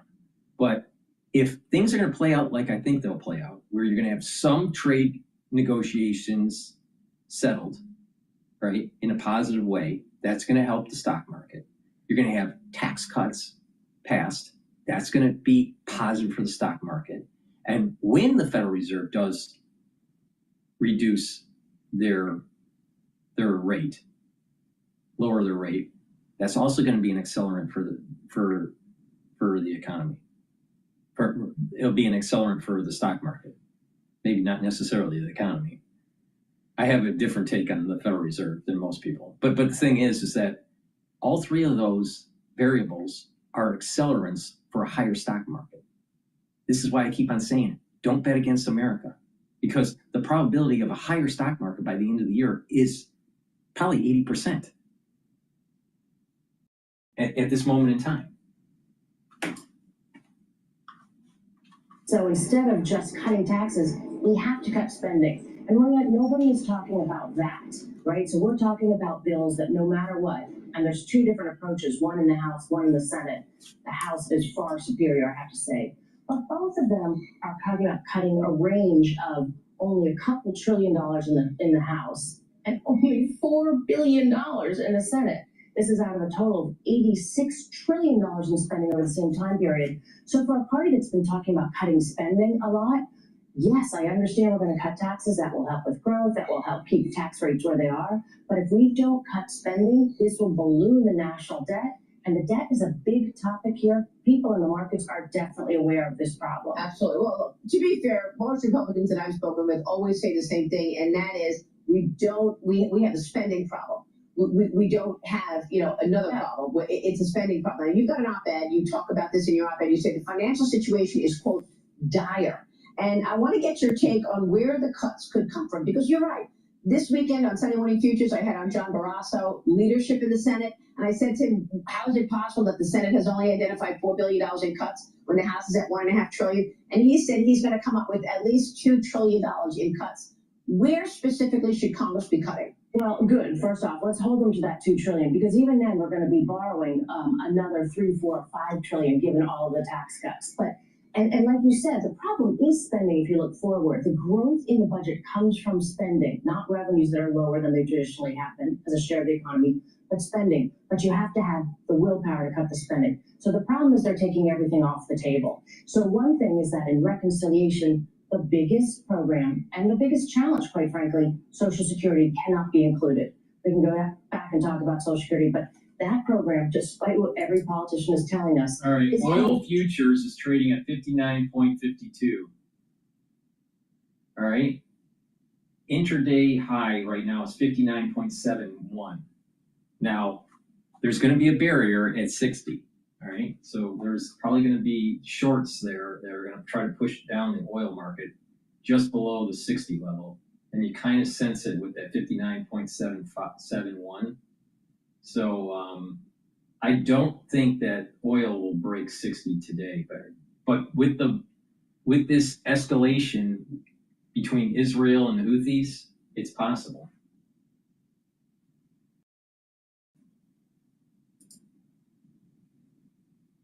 Insolvency, and if we don't make changes to strengthen it, there will be across the board automatic spending cuts, which is a terrible, terrible thing that's even in the future. There are things that they can be looking at. They should be looking at Medicare, and they should and are looking at Medicaid, because our healthcare delivery system has tons of areas where there are huge problems. We've expanded the budget in healthcare massively in recent times, and The biggest bang for your buck is very simple. Stop the bread and circus, get healthy, start mitigating the issues with heart disease and diabetes by changing lifestyle. And you can heal if you pay attention to my shows. I tell you how to heal your body, from cardiovascular disease, and have a more healthy lifestyle, and do cancer screenings. Catching cancer early is the best way to treat cancer. Not chemo, not all these other things. It's catching it early. Screening has the best bang for your buck, that has the highest efficacy. So screening, making sure you're doing your cancer screenings, doing the right things to change your lifestyle to reverse and mitigate cardiovascular disease, and the same thing with diabetes. Change your lifestyle and mitigate the issue. Most of these issues are because of lifestyle. All right? Very simple. And you could save tens of billions of dollars in healthcare just by doing what I just said. If the country did it in mass, we would save tens of billions of dollars in healthcare costs.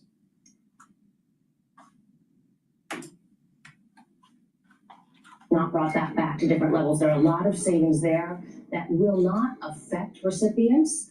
But I'm also worried about the conversation of we shouldn't affect everybody. We've borrowed trillions too much every single year. We're going to have to make some real choices. Yeah.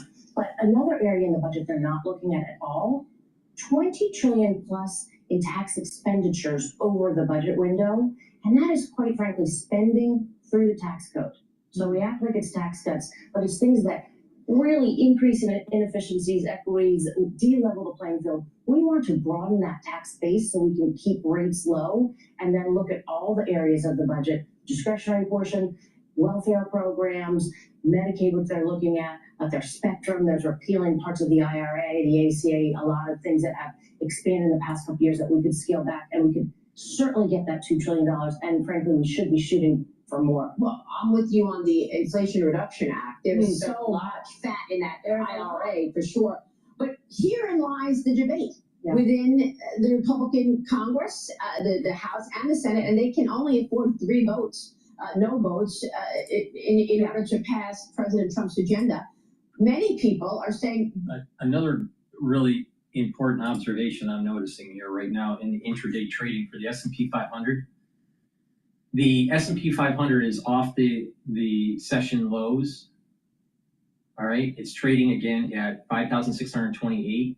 But what is interesting, at about 10:15, it crossed over the 50-day moving average, and it has also crossed over the 100-day moving average at about 10:35, and it is trying to get to the 200-day moving average, which is set at about 5,645.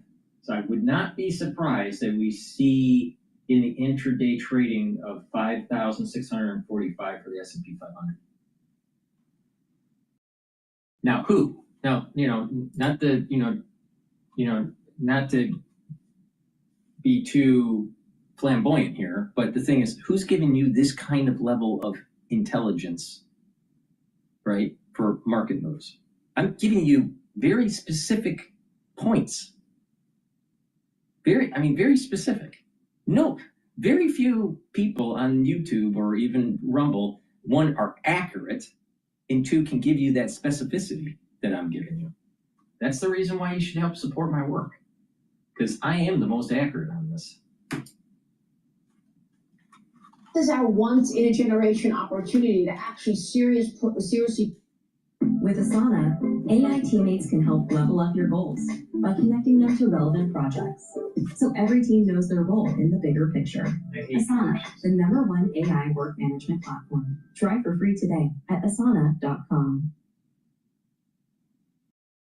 Opportunity to actually seriously put a dent in spending. You just mentioned Social Security, Medicare, Medicaid.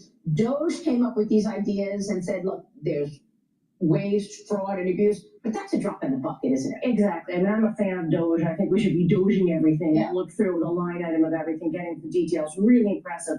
But it also became the bright, shiny object that took the oxygen away from where the real structural savings are. So we've got to get rid of waste and frost. We have to improve efficiencies. I think Doge can restructure some of our agencies in ways that would work better, but that is not going to save the trillions that we need to save. We have to look at our mandatory spending. We have to do defense spending smarter. We're going to need more revenues in defense. The truth is that the world gets riskier, but we have to look at our procurement process and other areas, and we have to look at every one of our major programs, many of which just have not been discussed for specific spending cuts in years, and people are used to pretending we don't have to make any choices.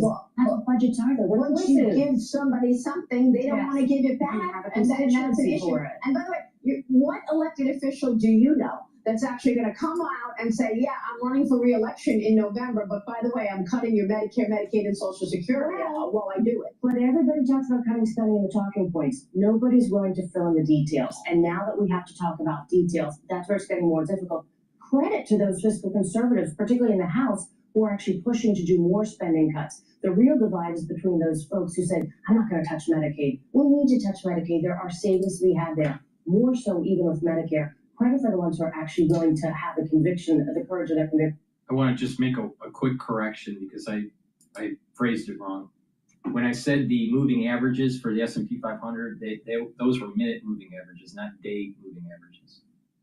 So again, getting back to the point here is that the intraday trading has surpassed the 50-minute moving average, the 100-minute moving average, and is approaching the 200-minute moving average. And again, it's looking like we're perhaps going to see a potential touch of the 200 moving average at about 5,645 today, possibly.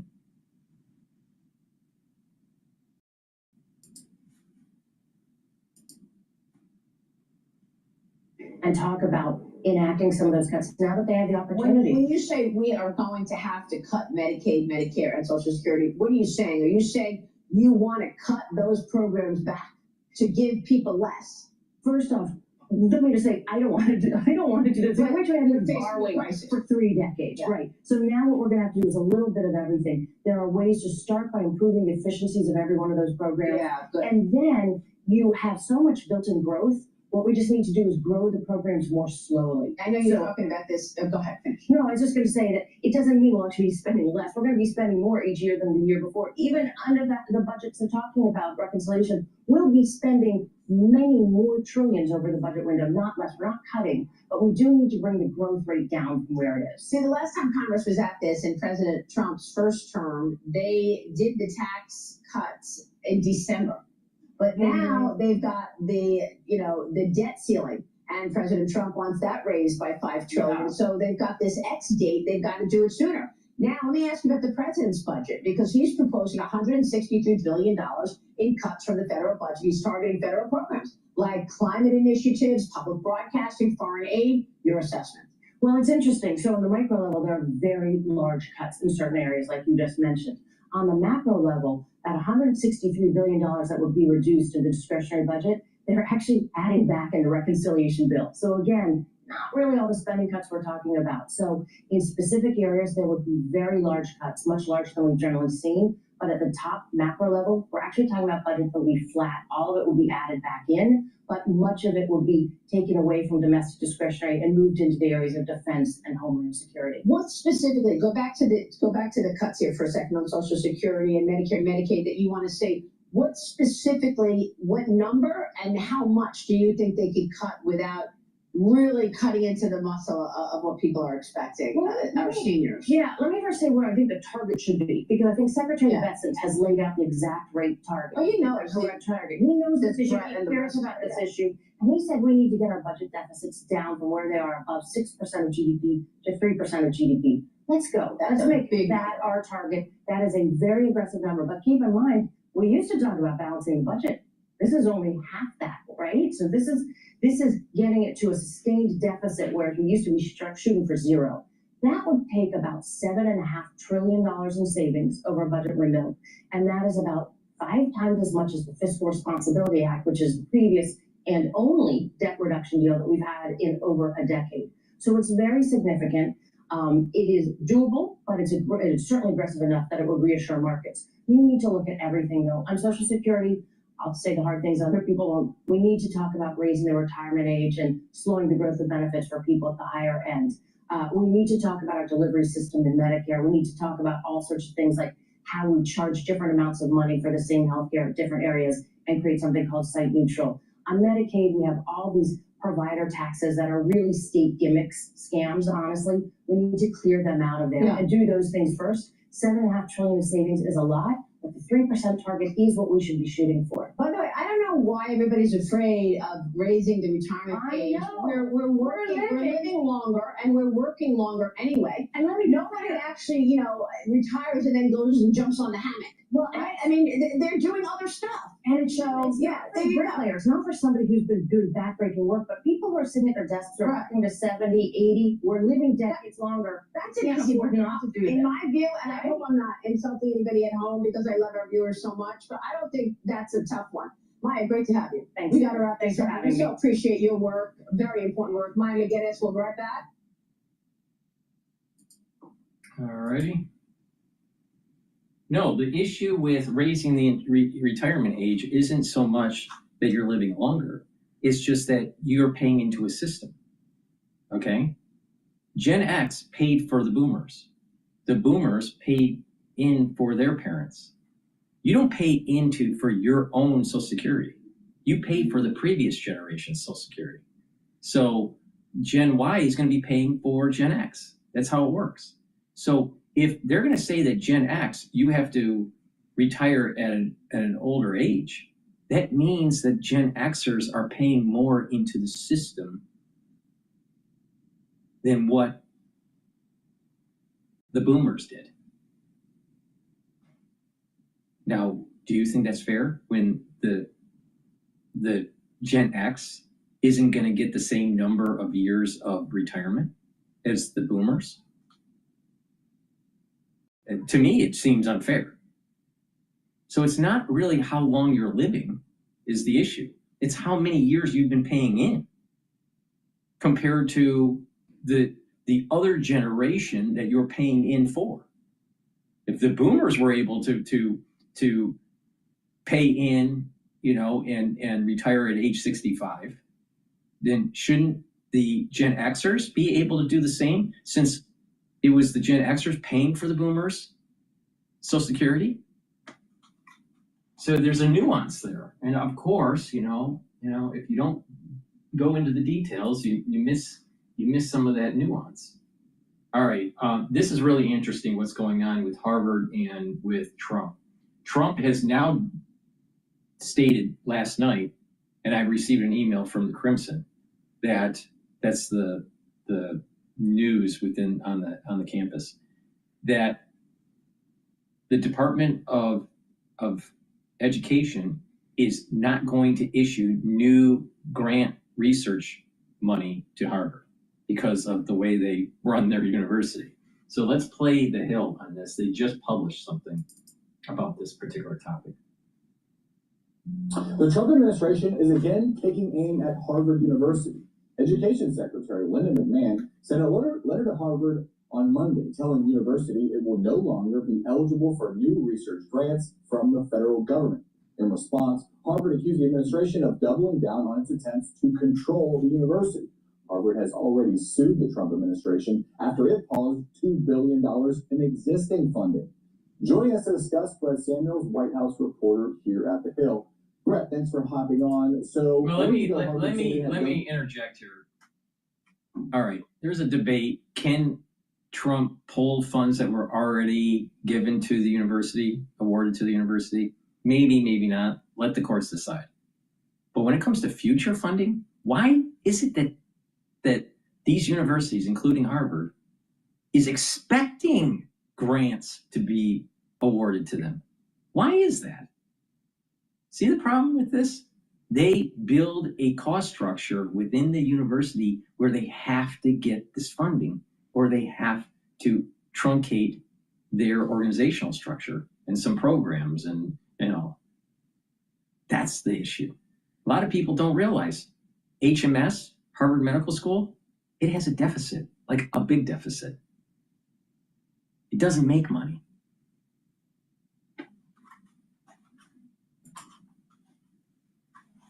Internal reviews and was going to make reforms, getting at some of the issues McMahon calls out in her letter: anti-Semitism on campus, broadening ideological diversity. So why is the Trump administration going back after Harvard? Yeah, Drew, certainly the administration is clearly making an example out of Harvard. I think. The better question, you see another clowns, the better question is, why does Harvard think that it has to get, and it must get, these grant from the, these grants from the Department of Education? Why do they take the stance that it's automatically assumed that they're going to get it? Aren't they supposed to fill out paperwork and say why they need the money? What are they going to do with the money? How efficient were they with the money in prior years? That's the better question. Why do these Ivy Leagues and Ivy League plus universities automatically assume that they're going to be awarded this grant money from the federal government? But of course, they don't ask the real question. The case of the White House and the Trump administration sort of, picking a fight with an elite institution is sort of a piece with what we've seen so far from the administration, where they are sort of going after these institutions like Harvard, like Columbia University, and essentially, cracking down on what they see as, infringements on freedom of speech, or, failure to control campus protests, failure to encourage ideological diversity, as you mentioned. But certainly, Harvard seems to be the first and one of the few one of these institutions that is actually sort of pushing back and, going to court and actually trying to stand up against the administration for what it sees as unfair attacks. Harvard is already suing over the $2 billion in funding the Trump administration froze last month. Now the administration is essentially saying, don't bother applying for future funding. Should we expect another lawsuit? And do legal experts think the administration is on solid ground here? Yeah, certainly I wouldn't be surprised if Harvard, at minimum sort of amends their existing lawsuit to sort of, cite this latest effort by the administration. Think about that for a sec. All right, it's debatable, can Trump pull funding from a university that's been already awarded? Unless it's really egregious misuse of the money, all right? It's debatable, let the courts decide. But why is it assumed that the government should continually offer grants to these universities? Why? See the problem? It's like when you try to, pull the roots of the dry rot and in our society, the dependency of the administrative state,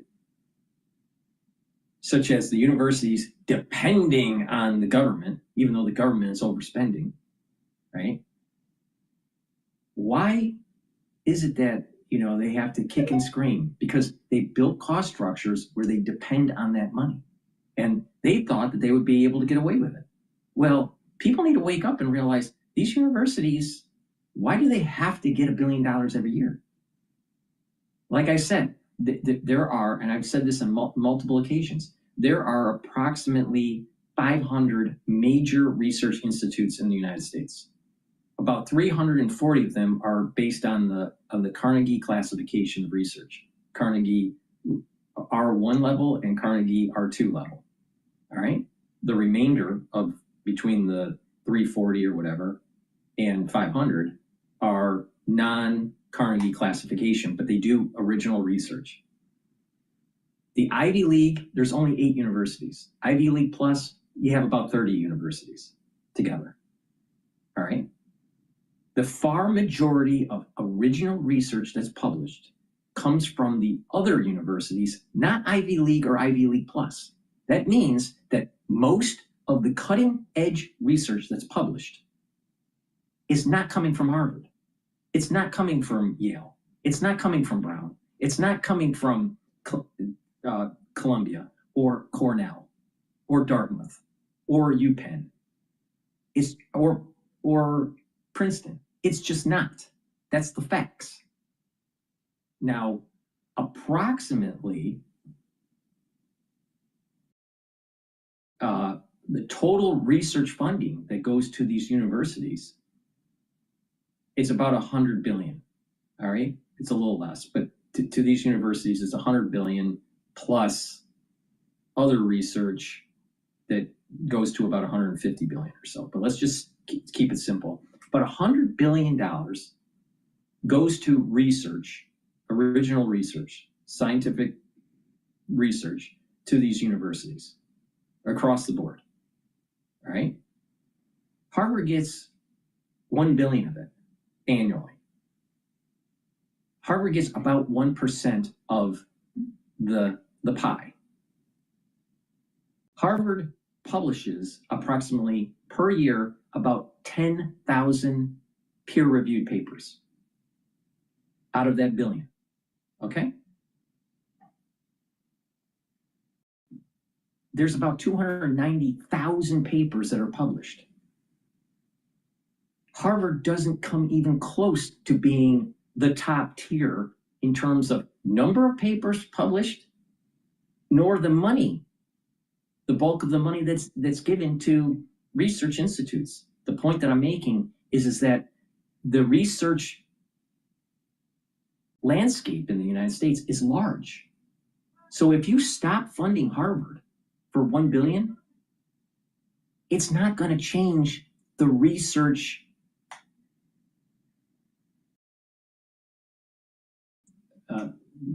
momentum in the United States, because Harvard only represents, in terms of budget, about 1%. It's actually 1.1%. And in terms of papers, it's only represents about, approximately 3%. So why is it that Harvard expects, and that's the issue, they expect the $1 billion. They don't deserve it. They expect it. That's the issue. So when Trump says, you know what, we're not going to give it to you, but they expect it, so they're going to sue. Now, is it a problem where you're pulling grants away from them that has already been issued? Maybe that's let the courts decide that issue.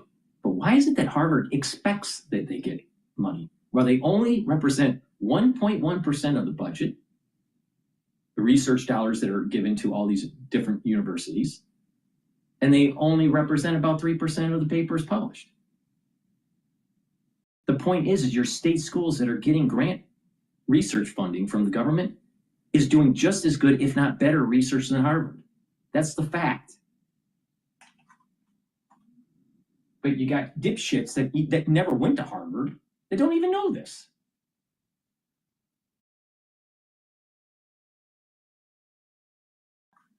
Grants or rejecting new grants, to add that to their existing lawsuit at minimum to make the case that the administration is sort of unfairly targeting Harvard.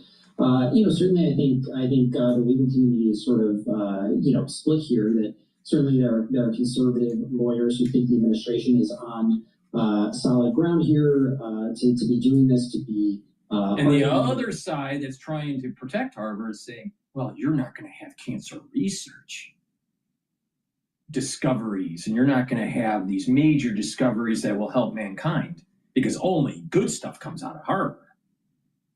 Meanwhile, they're not paying attention that there's a huge landscape of original research that's being published that's not Ivy League or Ivy League Plus. And maybe we should be spending more money with those universities than subsidizing elite institutions. But the elite institutions are demanding their $1 billion annuity. See, Harvard is basically saying to the government, You owe us our $1 billion scientific research annuity, not grant award. Big difference.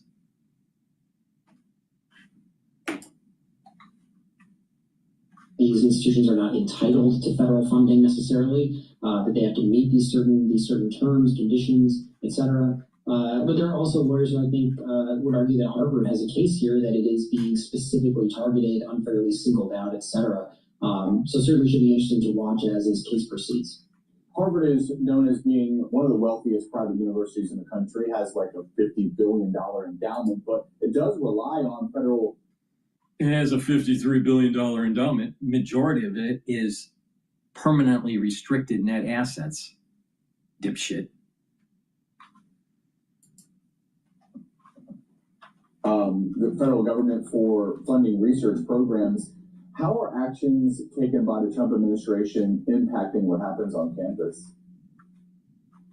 Yeah, certainly, and I think that gets at one of the arguments from the Trump administration. When they freeze these grants, they make the case that an institution like Harvard has this massive endowment that it doesn't need to rely on federal funding. So that is certainly part of the argument we've seen from the Trump administration.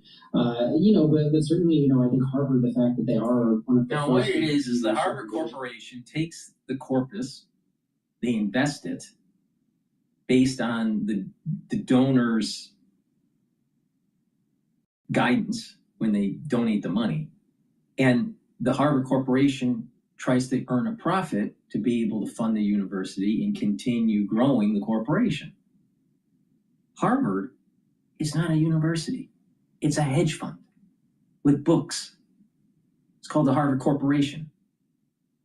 But there's an added thing that's tied to the Harvard Corporation, and that is, but through the university, it's molding new politicians, new leaders that will perpetuate certain types of agendas.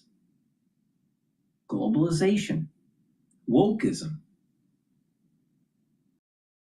social injustice, DEI, affirmative action, all this crap's coming out of Harvard.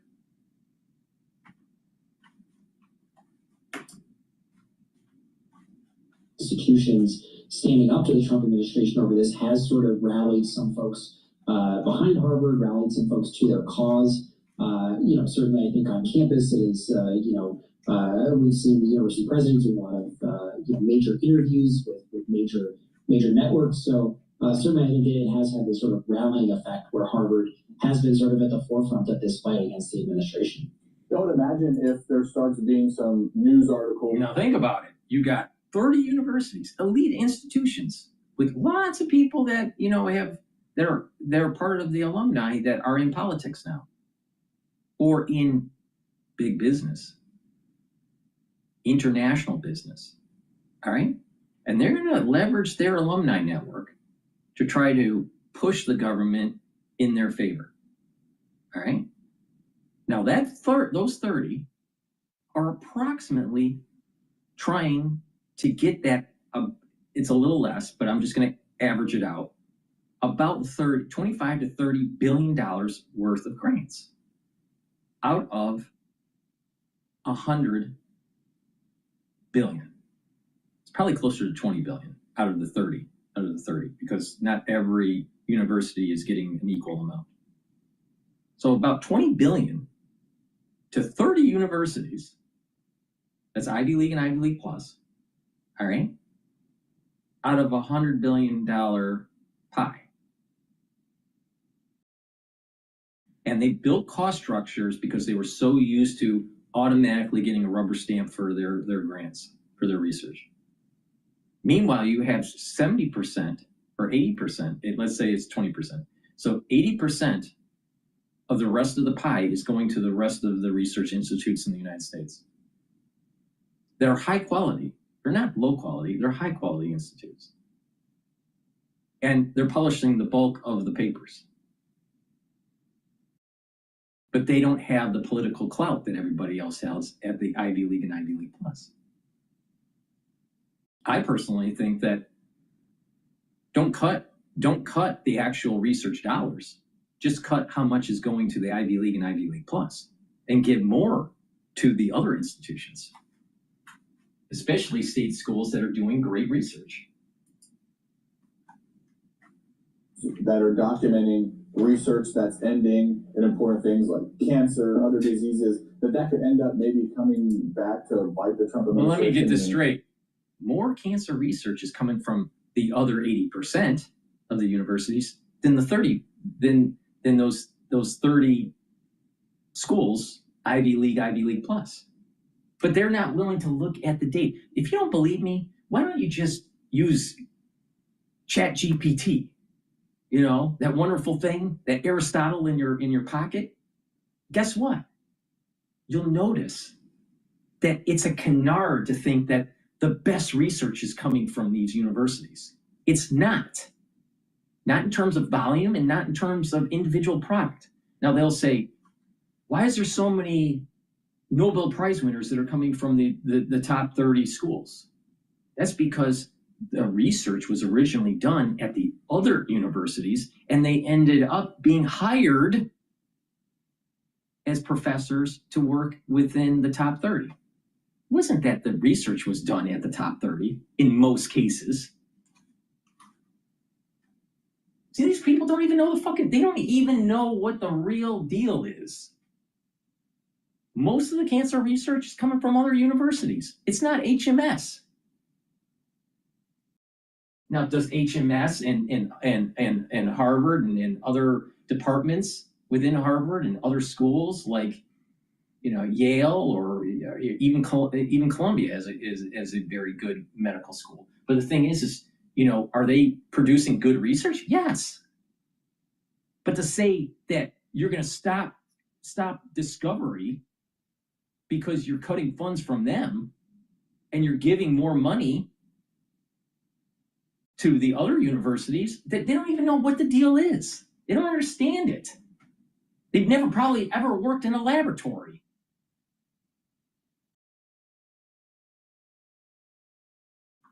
Good way. Yeah, I think that's a great point. I think that's something we've seen just with, not specifically freezing research grants for universities, but just more broadly with some of the cuts that the Trump administration has pursued at, the Health and Human Services Department, some of the budget cuts that were proposed in the budget proposal that came out just last week from the Trump administration. The things that often get highlighted are those things that seem to have broad public support. Like how many people were harmed by HHS? You ever wonder that? You cut the funding, maybe less people will be harmed.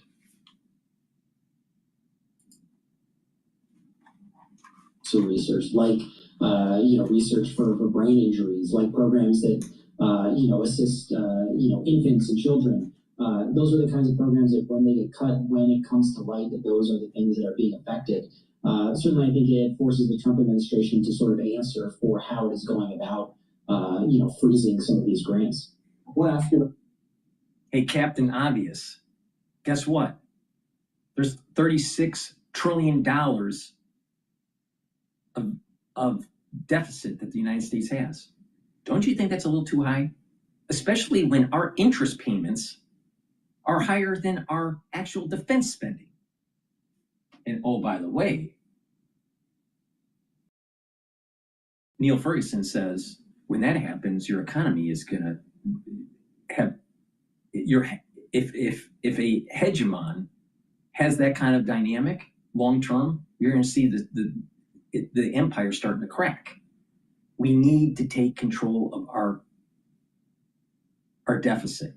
We need to stop the spending and let the economy grow and bring back manufacturing and allow for the economic clustering to happen and allow for family formation, allow for people that are coming out of high school and out of college to get those good paying jobs at the beginning to grow their career. So they're building skill sets and they're going to have family. They're going to form families by doing this. And in the long run, the economy will be better off and will be more efficient instead of this socialistic bullshit where it's just going to be constantly bringing our debt levels higher and our interest payments higher, and will be less efficient. Socialism doesn't work. It doesn't work. Literally. It doesn't work. Like capitalism, you have to work in capitalism. In socialism, you don't work. Not only don't you work, socialism doesn't work as an economic theory. So just, you know, I can't handle it. I can't deal with What's happening at the University of Washington? Pro-Palestine protesters occupied a building on campus Monday. 30 people were arrested. Yeah, I assume the Trump administration will be watching very closely how the university responds to this. Absolutely. You know, part of the predicate for some of the crackdowns that we saw from the Trump administration on these Ivy League schools like Harvard, Columbia, etc., was that they failed to properly address these protests against Israel, against war in Gaza, these pro-Palestine protests on campuses. So certainly the Trump administration, they disrupted the everyday life of the campus on, you know, for the university. That it's not an issue of freedom of speech. It's an issue that they forget about the whole Israel thing. Just watching this very closely, what happens at the University of So they're picking sides. I mean, this is reminiscent of a lot of what we saw during the Biden administration, where you saw students occupying campus buildings, you know, certainly making a big scene on campus to sort of draw attention to their cause, to their concerns about what's happening in Gaza. So, you know, certainly not something that we haven't seen before, but maybe sort of the first big test case for how the Trump administration responds to these sort of very provocative campus protests. All right, we'll leave it at that. Brett Samuels, thank you. Thanks, Drew.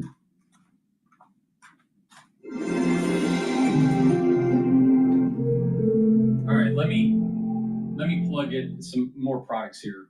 Please help support my work, and where else are you going to get such entertainment, especially with the news that's out there? You know, please go to my store, the-studio-reykjavik.com, and get this supplement. It is the second pillar of a core protocol that I have. That second pillar of the core protocol of a 4-pillar process is C60. C60 soaks up free radicals. C60 is a molecule of 60 carbon, and it's shaped like a soccer ball, or a fullerene is the technical term.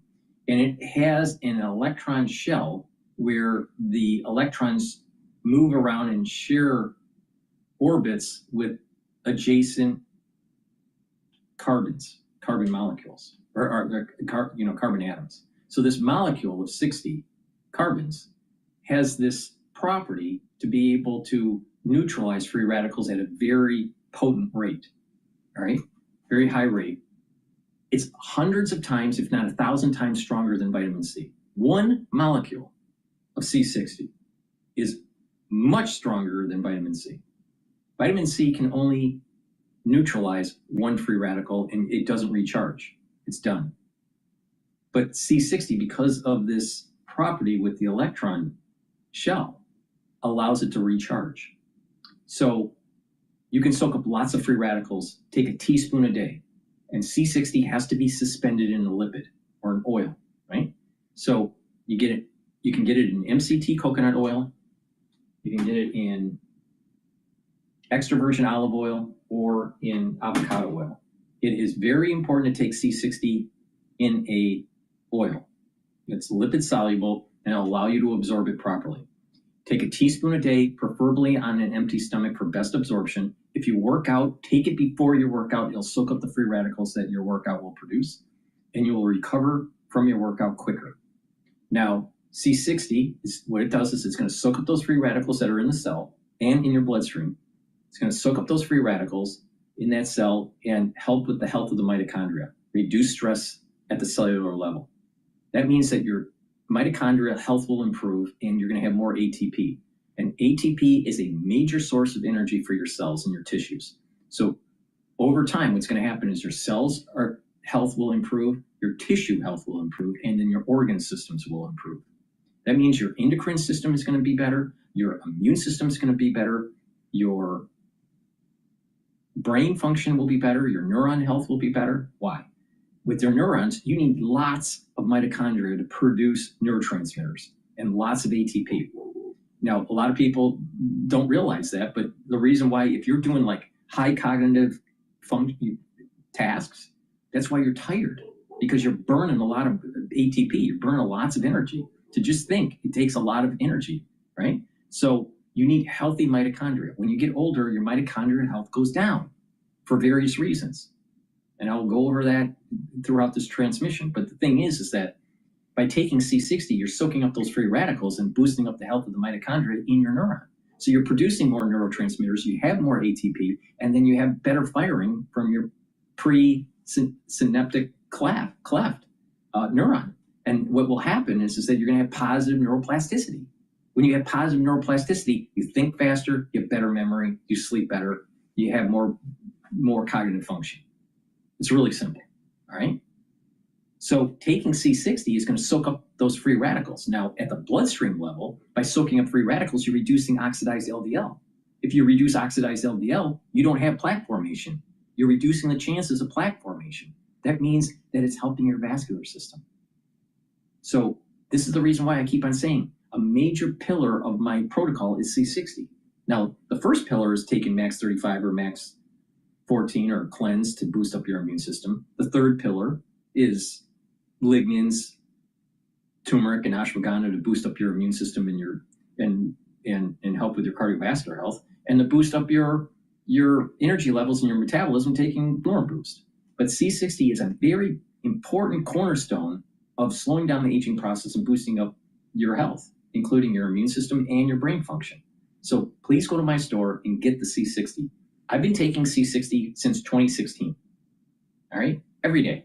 All right? Take a teaspoon a day, every day.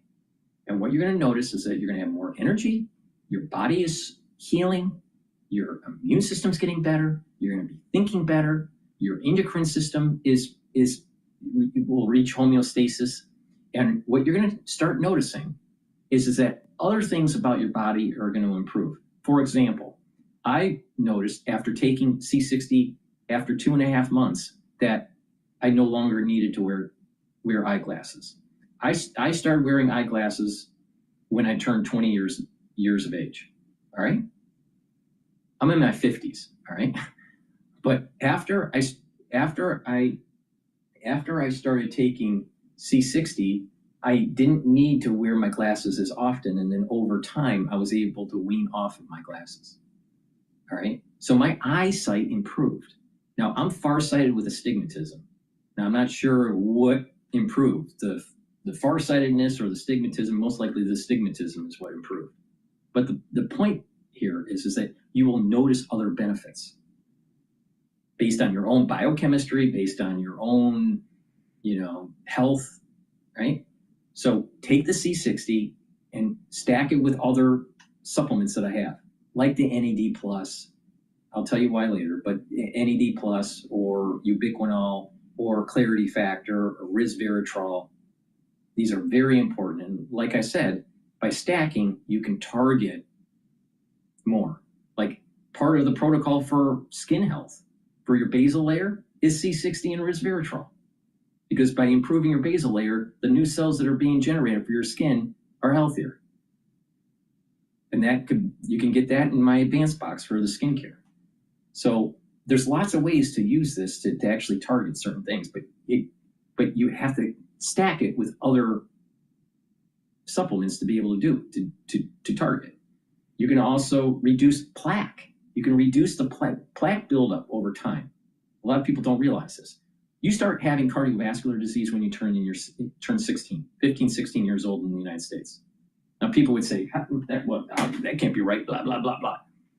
It's a fact, all right? It's called yellow streak. You start developing yellow streaks at about age 15 or age 16 in the United States. It causes inflammation at the vascular level, and you start to slowly build this plaque that just microscopically you start creating this plaque streak that's in your blood vessels. All right, at about age 15 or 16 years old, and over time it starts to build up. And in certain local regions within that yellow streak, it'll start to build more and more plaque. So it starts with inflammation, and then oxidized LDL that's eaten up by a foam cell, or eats up by a macrophage that turns into a foam cell that ends up being plaque. And then over time, you start getting different types of deposits within that plaque, like calcium. All right? But cardiovascular disease starts at age 15 or 16 in the United States. In most cases, it's asymptomatic. It starts becoming symptomatic once you get into your late 30s, typically. Right? If you have a poor lifestyle, it may manifest itself when you turn 20 or younger. But the thing is that the blood pressure starts to go up, the hardening of the artery starts to manifest, the ability for exercise tolerance, it goes down. There's symptoms that start to pop up when you move into your 30s, 40s, and 50s. All right. Now, the big epiphany here is that cardiovascular disease starts in your teens. It's just asymptomatic. Now, what you can do is you can mitigate further plaque formation by proper diet and proper exercise, right? Filtered water, stay away from processed foods, be cognizant of your lipid profile, right? Reduce inflammation. Now, what did I say before? What causes plaque formation in the yellow streaks? Inflammation at the vascular level, high levels of LDL, high levels of free radicals, because the free radicals cause the LDL to oxidize, and because the inflammation causes micro lesions in the intima of your blood vessel. What happens is that LDL that's oxidized starts to accumulate, and it gets eaten by macrophages, because the body thinks it's a foreign body that's in the blood vessel, and then it turns into a foam cell and it hardens. And over time, it starts to build, and the plaque starts to build, and you start to have blockage. It starts really small, yellow streak, asymptomatic in your teens, and eventually what happens is it starts to build more and more and more and more. And in some cases, you could have a 30% occlusion or a 50% occlusion, or maybe even a 70%. So by taking certain types of supplements that I have in my cardiovascular box, the longevity cardiovascular box, you can reduce the chances of further plaque buildup, but over time, you can actually pull some of that plaque out, and that occlusion starts to shrink over time, especially over a year period. You don't believe me? Why don't you get an ultrasound of your carotid? All right? And you'll have some blockage. Some people may have a 10% blockage, or a 15 or a 30%, especially if in their 40s or 50s. All right? And that's your baseline. Then start the cardiovascular box and take the supplements that are in there. And what you're going to notice that after a year, that blockage that may have been 30 or 40% is gone down to maybe from 40 to 30 or from 40 to 25. And that's how you get better blood flow to your brain. If you have bad blood flow to your brain, guess what? You're killing your brain. Not only that, if you have occlusions, if you have plaque buildup, that plaque could break off and you can have a stroke. So, and a lot of people don't realize cardiovascular disease starts in your teens, not in your 20s, not in your 30s, not in your 40s, in your teens. So please go to my store, the-studio-reykjavik.com. Get the C60. There's many benefits of this. It soaks up free radicals, and by doing that, it's helping the cells reduce the stress, improves the mitochondria. You're soaking up free radicals at the serum level, at your blood level. So you're reducing oxidized LDL, and you're helping the health of your neurons, so you'll have better neuroplasticity. Take the C60, use discount 5, and you get $5 off any order. If you spend $150 or more, you get a free gift until supplies last. And like I said, I've been taking C60 since 2016. All right.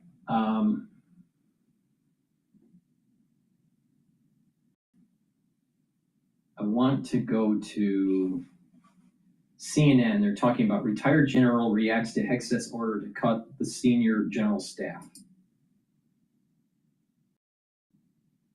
Oh, before you leave, can you turn that document into a PDF for me? Thanks.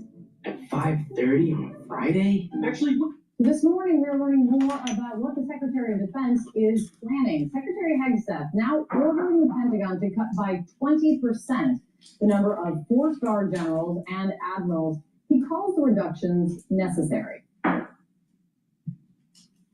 We're back with more DoD reforms. This one is General and Flag Officer Reductions. That's the official title. My title is Less Generals, More GIs. More generals and admirals does not equal more success. Now, this is not a slash and burn exercise meant to punish high-ranking officers. Nothing could be further from the truth. CNN's Zach Cohen's in Washington tracking this one for us. So, Zach, why does Hegseth say these cuts are necessary? What's going on here? Yeah, Kate, Pete Hegseth saying that this is all about removing bureaucracy and redundancy. Well, and it's not just the bureaucracy. The deep state has built so many tentacles within the Pentagon that guess what? Where do you think the tentacles are coming from? The brass, right? It's the generals. It's the general class. There isn't a war they don't like or a dollar they don't want to spend. And not only that, they haven't been, they didn't, what war did they win recently? Did they win Iraq? No. Post 9/11? No. Did they win Afghanistan? No.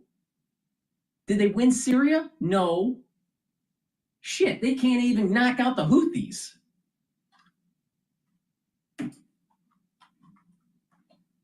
And something that he has talked about even as far back as his confirmation hearing, but his memo outlines a series of significant cuts to the top ranks of the military without really detailing what the criteria for those cuts are.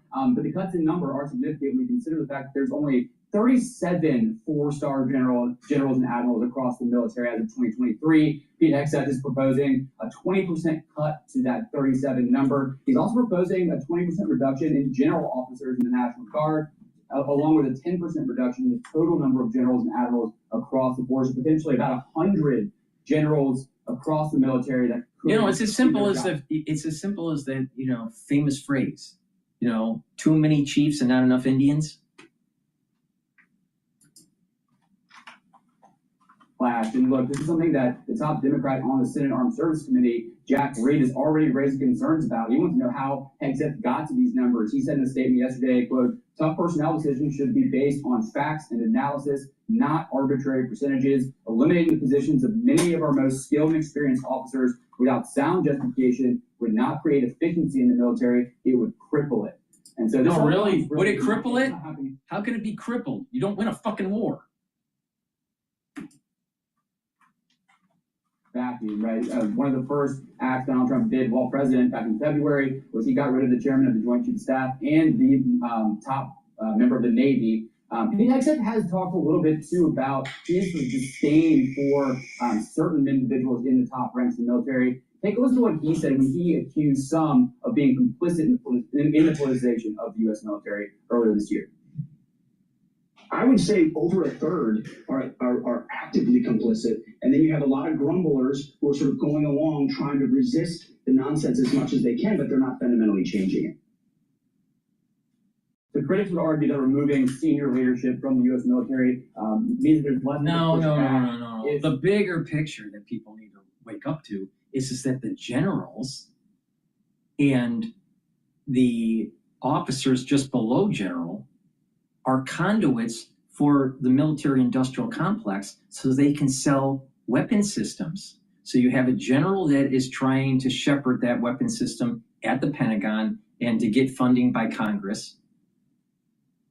And then guess what? When that general retires, he ends up going on the board of Raytheon. So what it is that they're trying to, the military-industrial complex is going to spin it in the mainstream media to try to demonize Pete Hegseth on trying to cut this general staff at the Pentagon. Meanwhile, the military-industrial complex is kicking and screaming, because that's their conduit to try to sell these weapon systems. And the generals don't like it because Hegseth has taken away their golden parachute at Raytheon. That's the big picture here. The civilian leadership, if they receive an order that they disagree with, or maybe they determine it's not legal, it remains to be seen how these cuts might affect the U.S. military's readiness and efficiency, or when they might take place, because the timeline is also unclear. A lot of uncertainty around all of that, except for the order coming from the top. Great reporting, Zach. Thank you so much. So, General, I want to ask you about Defense Secretary Pete Hegseth and his new initiative to slash 20% of the four-star generals and four-star flag admirals from the Navy as well. Listen to how he puts it. We're back with more DoD reforms. This one is General and Flag Officer Reductions. That's the official title. My title is Less Generals, More GIs. More generals and admirals does not equal more success.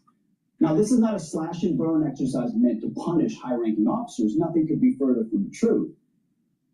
So fewer generals, he should have said. He says it's not slash and burn. Please, in the modern day era, since 9/11, what fucking war did the generals win? Not one. Not one war.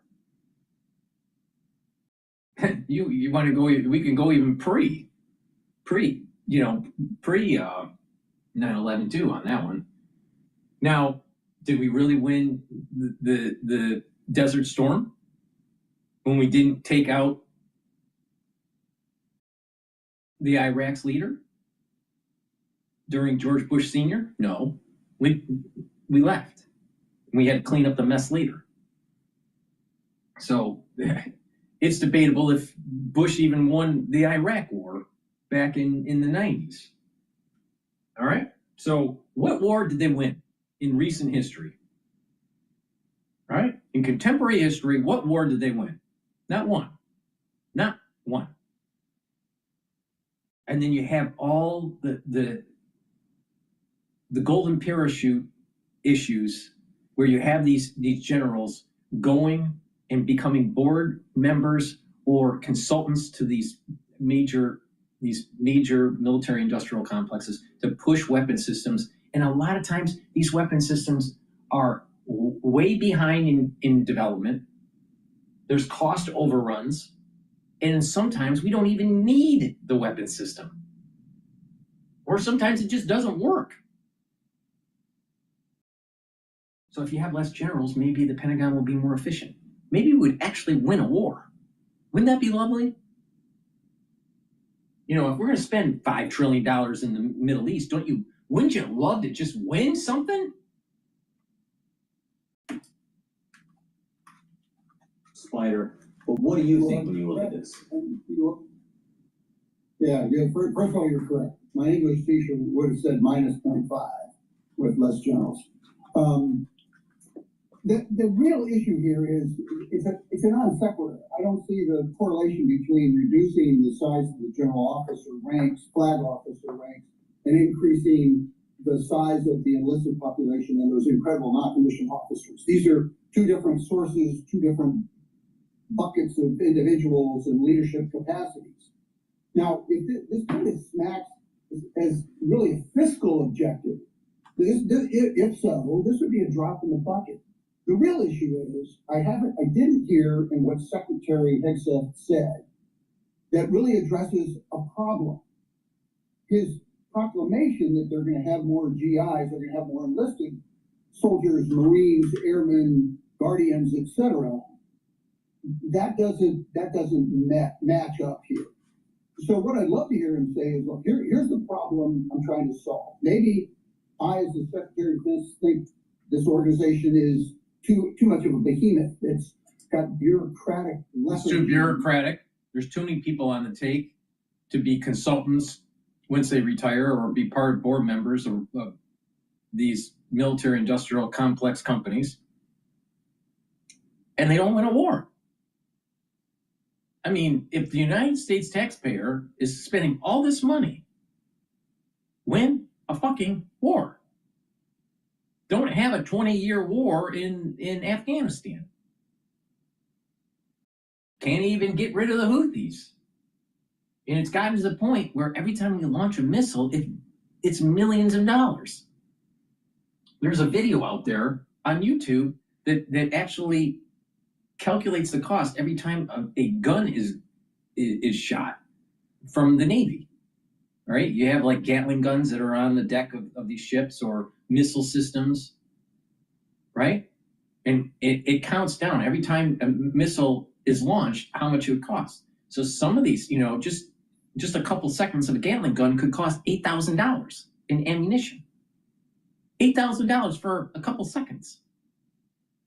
You launch a missile, you know, from the deck of a ship to, you know, into the air. So, you know, surface to air missile. That could be $900,000, $1 million every launch. Our missile systems, even though it's a high tech, they cost so much money. And that's the reason why we can't kill off the Houthis, because literally in our war kit in that region, it costs just too much. Meanwhile, the Houthis just make these little stupid drones and then they cause havoc. The military is just so screwed up.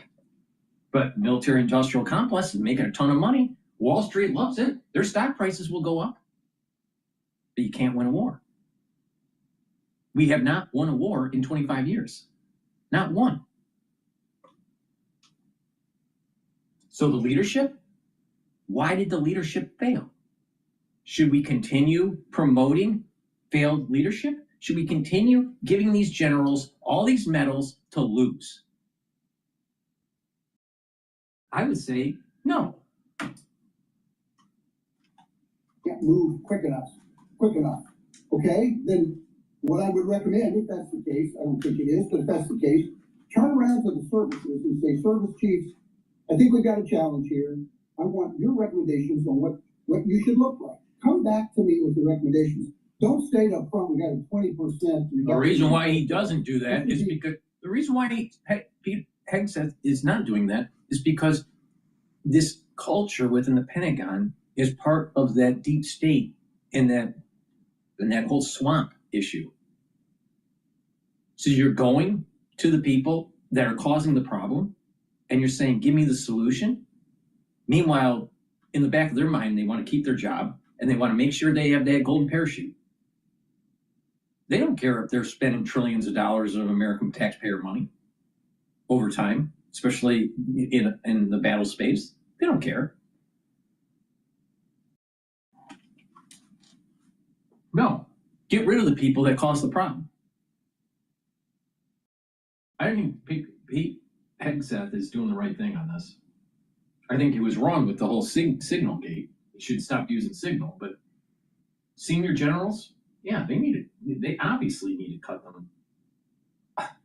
Senior generals, all right, to get to a senior general level, they were a part of the planning and execution of the war in the Middle East the last 25 years. Okay? We didn't win. So almost all of them should be held accountable for that.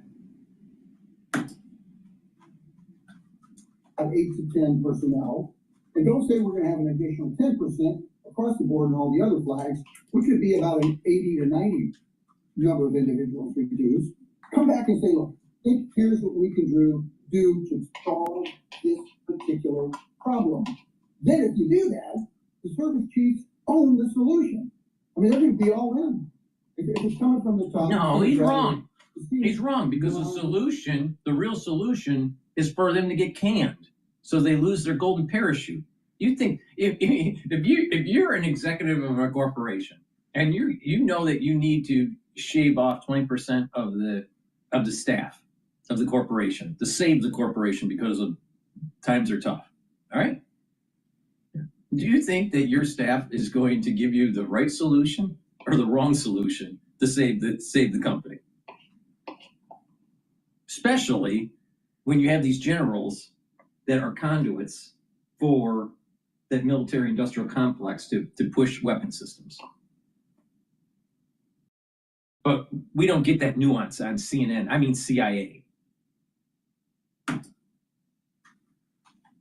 Curious is what it seems to me. And there's not much, there's not a lot of real substance for what he's trying to achieve. I think he's flexing his muscles. We don't need to be reminded that he's the tech death. I got it.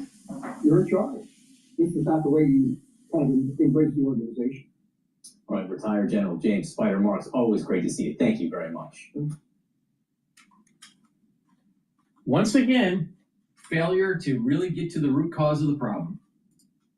This is CNN. All right. Before we go back to Bloomberg, please go to my store, the-studio-reykjavik.com, and get the first pillar of this core protocol that I've been talking about. Max 35 is 35 parts per million. Max 14 is 14 parts per million. And cleanse is 30 parts per million. All right? And what this does is boost up your immune system. You take a teaspoon a day, swish in your mouth, gargle about 20 seconds, and then swallow. What it does is it improves your oral cavity and your oral pharynx. That means that you're helping with that mucosal barrier. You're also helping with the health of the epithelial lining of your oral cavity and your oral pharynx. You're boosting up your immune system. Take it every day, all right? Teaspoon a day. If you're not feeling well, take a tablespoon or two a day. Again, swish in your mouth, gargle 20 seconds or so, and swallow. Do that every day, all right? Now, what you're gonna notice is that you don't have as much throat irritation, your oral hygiene and your teeth will be healthier. But not only that, you don't get as sick as often. Hint, hint. You don't have as many problems with allergies. Hint, hint. You don't have as many problems with air pollution. Hint, hint. All right? I've been taking this for 5 years. All right? I've been taking Max 35 or Max 14 for 5 years. All right? But I have these at different price points. So the higher the parts per million, it's a little bit more expensive. But I have them at different price points and different parts per million. So I reach a larger audience to get these products in your hands so you're boosting up your immune system. All right? Take it every day. Really important. It's the first pillar of the core protocol. The second pillar is the C60 that I talked about. The third pillar is the turmeric, ashwagandha, and lignans to boost up your immune system and your cardiovascular health. And Boomer Boost is to boost up your energy levels and rev up your metabolism. Really important. You stack all those together, and it's a great foundation to build off of. All right, let's go back to Bloomberg here. And the S&P 500 is trading at 5,622. Oil is trading at 59.58.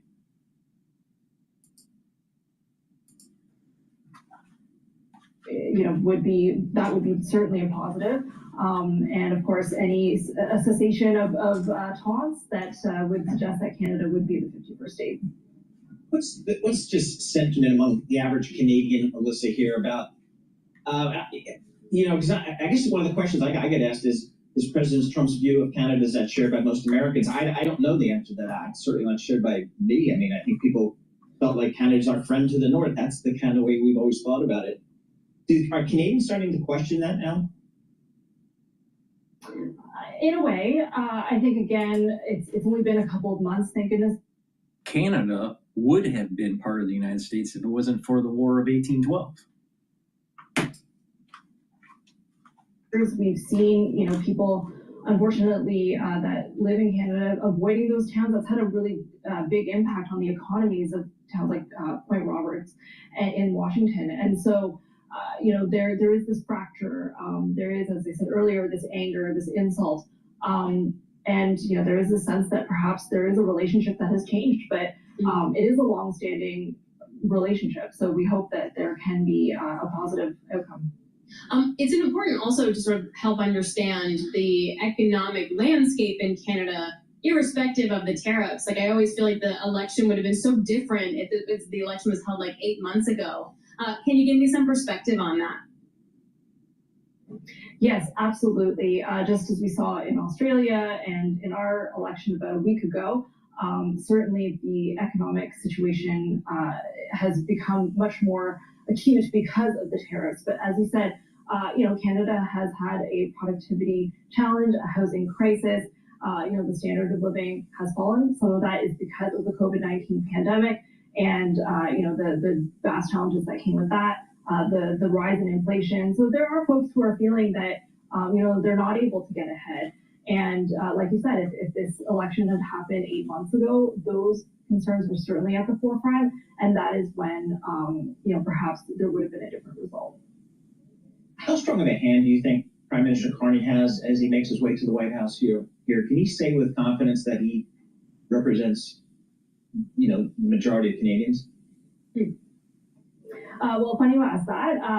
His election, the election a week ago, he was elected with a minority. Carney, Prime Minister Carney, Harvard guy, Harvard Corporation guy, and oh, by the way, the central bank head for the Bank of England. He's extremely well-heeled and very, very globalist. Sort of it's time for unity, and so that's what we're seeing. All right, Melissa, thank you so much. Really appreciate it. Melissa Shin, Toronto Bureau Chief, joining us there. And remember, we are awaiting Prime Minister Mark Carney of Canada to arrive at the White House for a bilateral meeting with President Trump, who will, of course, bring you all the headlines and any sort of remarks that they make as it happens. Back to the market here, a little bit heavier in a broad equity sense. We definitely have earnings that are still coming out. The reactions, though, a little surprising. For example, Ford suspends its full year financial guidance, right, Paul? And then said that President Trump's auto tariffs are going to take a toll on profit. Guess what? The stock is trading higher of 3.3%. And it's interesting. We saw a different one with Palantir, right? Their numbers really super solid, and then the stock sells off big. Yep. So I think, a lot, depending upon the story, the company, and, kind of their economic exposure to global trade, to tariffs, there are different stories to tell. But we've seen it across a whole host of industries.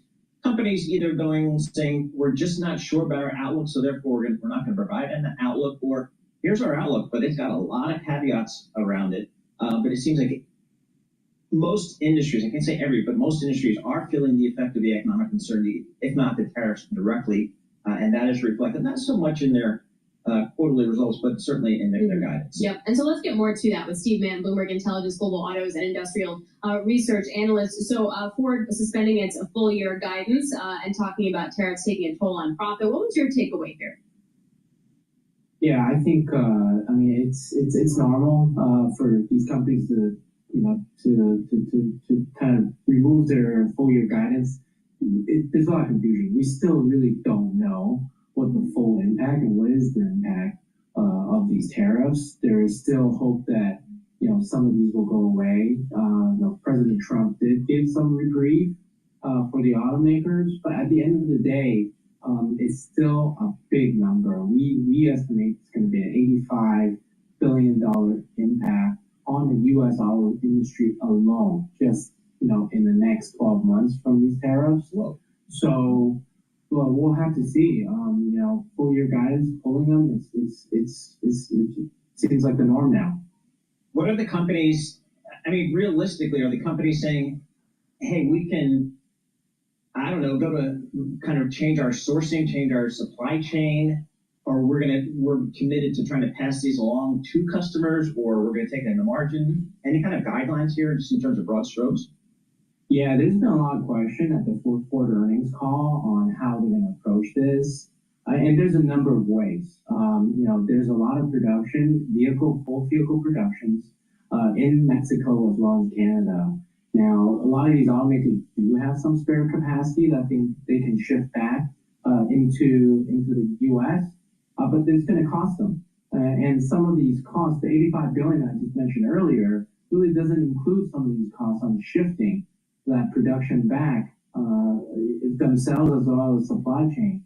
So, for example, if you move a plant either from Mexico to Canada back into the U.S., it could cost an upwards of $4 billion.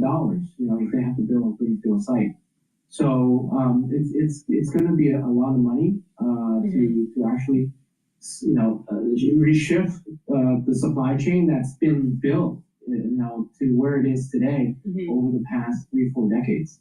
All right, I just want to describe right now what's happening is Prime Minister of Canada, Mark Carney, is getting out of his car, shaking hands currently with President Donald Trump as they head to their bilateral meeting. We will, of course, bring you any headlines as they cross based on their conversation. You can see President Trump and Prime Minister Mark Carney now waving to the press as they now head into the White House. So definitely interested to see how that winds up playing out. Again, we'll bring you any headlines as they cross.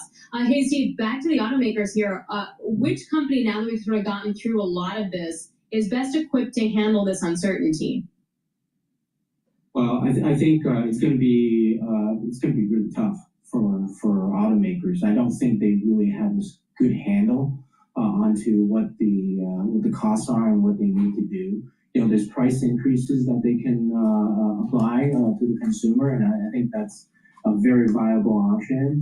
The other one is moving capacity, then it's going to be a huge cost. One thing that I'm kind of surprised is that the Ford stock is up about 4.5%, because we actually think their estimate of the impact, the $2.5 billion gross impact to the company is actually a little bit low. Our estimate is closer to $10 billion. It's total bullshit. He was on either CNBC or maybe it was Bloomberg the other day, the CEO of Ford. The impact is going to be 1.5 billion. And the reason why is out of the domestic car maker producers, Ford Motor Company has the most American-made content. That was the reason. I can't deal with stupid people anymore. Yeah, it's very possible. I think initially we'll see that type of reaction in the market because if prices do go up, sales will actually dwindle or decrease. And we've already seen that earlier in the year before tariffs. This is going to, exacerbate the slowdown in the auto industry. So, Steve Mann, Bloomberg Intelligence, Global Autos. All right, I used to be an automotive engineer. I know a lot about the subject, and I was born and raised in Detroit. Guess what? Automakers, when they have an opportunity to try to get market share, they're going to, what they do is that they lower their price of their cars so they can gain market share, because they know that if you buy one of their cars, the chances of you buying another vehicle from that automaker increases, right? You have like an 80% chance of buying from the same automaker. So a great way to gain market share is to lower the price. So what Ford's doing is they know GM and the other automakers have a lot more overseas or other country content in their vehicles. Ford has less. So what happens is that they're not going to be hit by the tariff as much. And so what they're doing is that they know that their competitors are going to have higher costs. And so what they're doing is they're giving employee discounts to the average person now to gain market share. But this clown can't figure that out.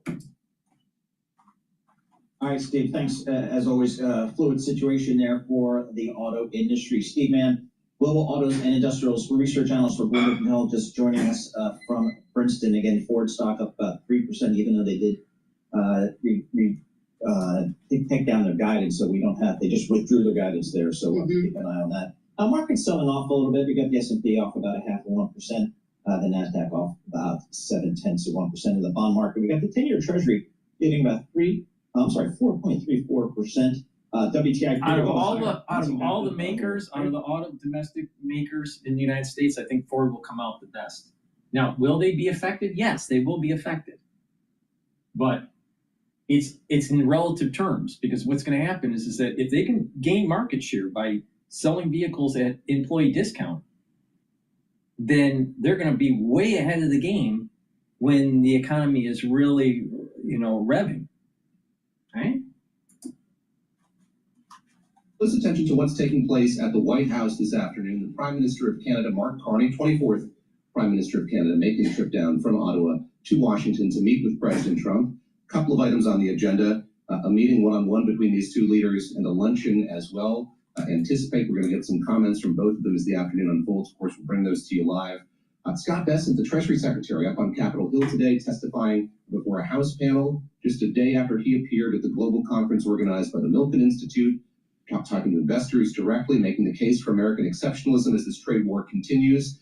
We're going to go back to the Milken Institute a little bit later this afternoon. We anticipate hearing from Jenny Johnson, the CEO and president of Franklin Templeton. But before we get to all of that, let's get a Bloomberg Business Flash with Amy Morris. Amy? David, trade deficit in goods and services did set a record in March. Imports of consumer goods posted an all-time high, led by pharmaceuticals, as businesses rushed inbound foreign shipments to beat U.S. tariffs. Wall Street's risk-off mode prevailed in the countdown to the Fed decision this week, with stocks falling as disappointing corporate and economic signals fueled concern about the repercussions of President Trump's trade war. All right, so for the ones that have been following me, I've been saying that there's positive correlation between Bitcoin and equities. Now, there probably is a more positive correlation between tech equities and Bitcoin, but I'm just looking at the broad index. So, and as we're having a little bit of an issue with the S&P 500 today, it's trading at 5,624. It's down 26 points. That's about 0.45%. But also, Bitcoin is below the 25,000. All right. So as equities start to creep up again, you're probably going to see Bitcoin rise. Now, you know, it's having a hard time breaking that 97 mark. And lots of people that, you know, went in early on, you know, with the Trump administration were hit by the Bitcoin at about 100,000 or even 106,000. So just wait it out. Don't get, it's gonna come back, but it's gonna take a little while. You have to see that.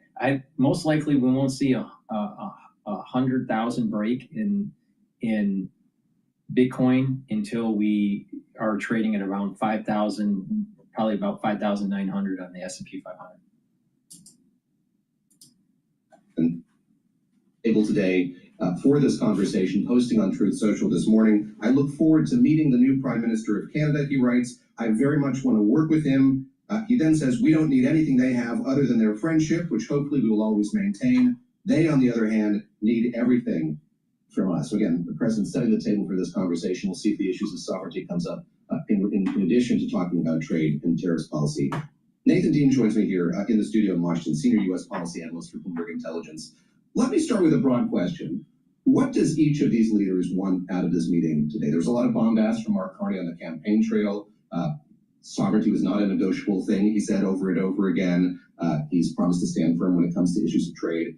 Walk us through for both him and for President Trump what they hope to get out of this meeting in the White House today. I think both leaders want incremental wins. I don't think you're going to expect much. Look, I don't think nobody's anticipating a trade deal is going to come out of this meeting, but I think you get incremental wins. When it comes to the Prime Minister Carney, I think it's just a signal that there's going to be additional negotiations. For President Trump, obviously he wants to see that something that Canada is giving, whether it's a change of non-tariff related measures or price controls or something like that. And when President Trump says on Truth Social that, there's nothing that we don't need, well, our analysts think differently. I mean, when you talk about the energy sector, the agricultural sector, Steve Bannon was just out talking about automobiles. For the investment point of view, I think the best thing that can come out of this meeting is that there is a decision to keep talking, a decision to keep negotiating, and that the rhetoric doesn't go much higher than it already has. No, he's missing the point. What Trump is basically saying is that the United States has the resources if we choose to be domestic producers of these resources. If we make the choice to make the sub-assemblies in the United States for vehicles instead of Canada, make the tooling in Detroit and not in Windsor. That's what Trump is saying.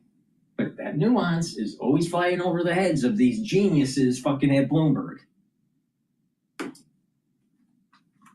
mean, obviously, they're our biggest trading partners, but I think from the market perspective, they really want to resolve what's going on with the U.S. and China. Treasury Secretary Scott Bessent sort of hinted today that there really isn't any pathway right now between the U.S. and China. So in this meeting with Prime Minister Mark Carney and President Trump, if there's any indication that this can move forward to a trade deal, and I'm going to use deal in air quotes, it maybe call it a memorandum of understanding, just even a couple of pages with bullet points. That's something the market can actually start to say, look, now we can start negotiating. Now we can start moving towards that pathway where when Secretary Bessent that says deals are coming, if there's any indication of this meeting that we're moving on that path, I think the market may actually look at that meeting and say, okay, let's take a breather here. Let me, if I may, pull you away from policy for just a moment to the politics of this moment. And you've watched any number of these meetings unfold. What have we learned about how world leaders should comport themselves when they're in a venue like this, in the Oval Office with the president? Yes, so much attention is being paid to what deals may or may not come out of a meeting like this one. Okay, all right. Trump is starting to speak now, and Al Jazeera is covering it. So let's hear what Trump's having to say here. And they have capitulated, but more importantly, we will take their word. They say they will not be blowing up ships anymore. And that's what the purpose of what we were doing. So that's just news. We just found out about that. So I think it's very, very positive. They were knocking out a lot of ships going, as you know, sailing beautifully down the various seas. It wasn't just the canal, it was a lot of other places. And I will accept their word, and we are going to stop the bombing of the Houthis, effective immediately. And Marco, you'll let everybody know that, okay? Do you have something to say about that, by the way? It was a pretty big announcement. Yeah, this is always a freedom of navigation. These are, a band of individuals with advanced weaponry that were threatening global shipping. And the job was to get that to stop. And if it's going to stop, then we can stop. And so. Don't you find that interesting that Israel knocks out certain installations with the Houthis in Yemen, and then all of a sudden this news pops up? Monday night, some of you are coming with us. There was a coordinated, before that, the point I'm making is there was a coordinated effort between the United States and Israel to knock out the Houthis. Yes, and I won't tell you on what, but it's good, and it's very positive. I tell you if it was negative or positive. I can't keep that at. It is really, really positive. And that announcement will be made either Thursday or Friday or Monday before we leave. But it'll be one of the most important announcements that have been made in many years about a certain subject, very important subject. So you'll all be here. Mark, would you like to say a few words? No, thank you, Mr. President. I'm on the edge of my seat, actually. But thank you for your hospitality and above all for your leadership. You're a transformational president, focused on the economy with a relentless focus on the American worker, securing your borders, ending the scourge of fentanyl, and other opioids, and securing the world. And I've been elected with my colleagues here, with the help of my colleagues here. I'm going to spread the credit to transform Canada with a similar focus on the economy, securing our borders, again on fentanyl, much greater focus on defense and security, securing the Arctic and developing the Arctic.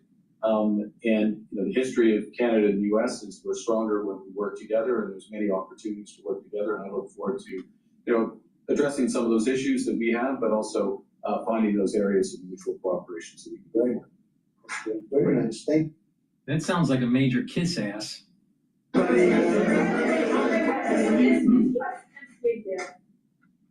No, it was actually very effective, and it's still very effective, but people have to follow it. So, that's been a problem. People haven't followed it.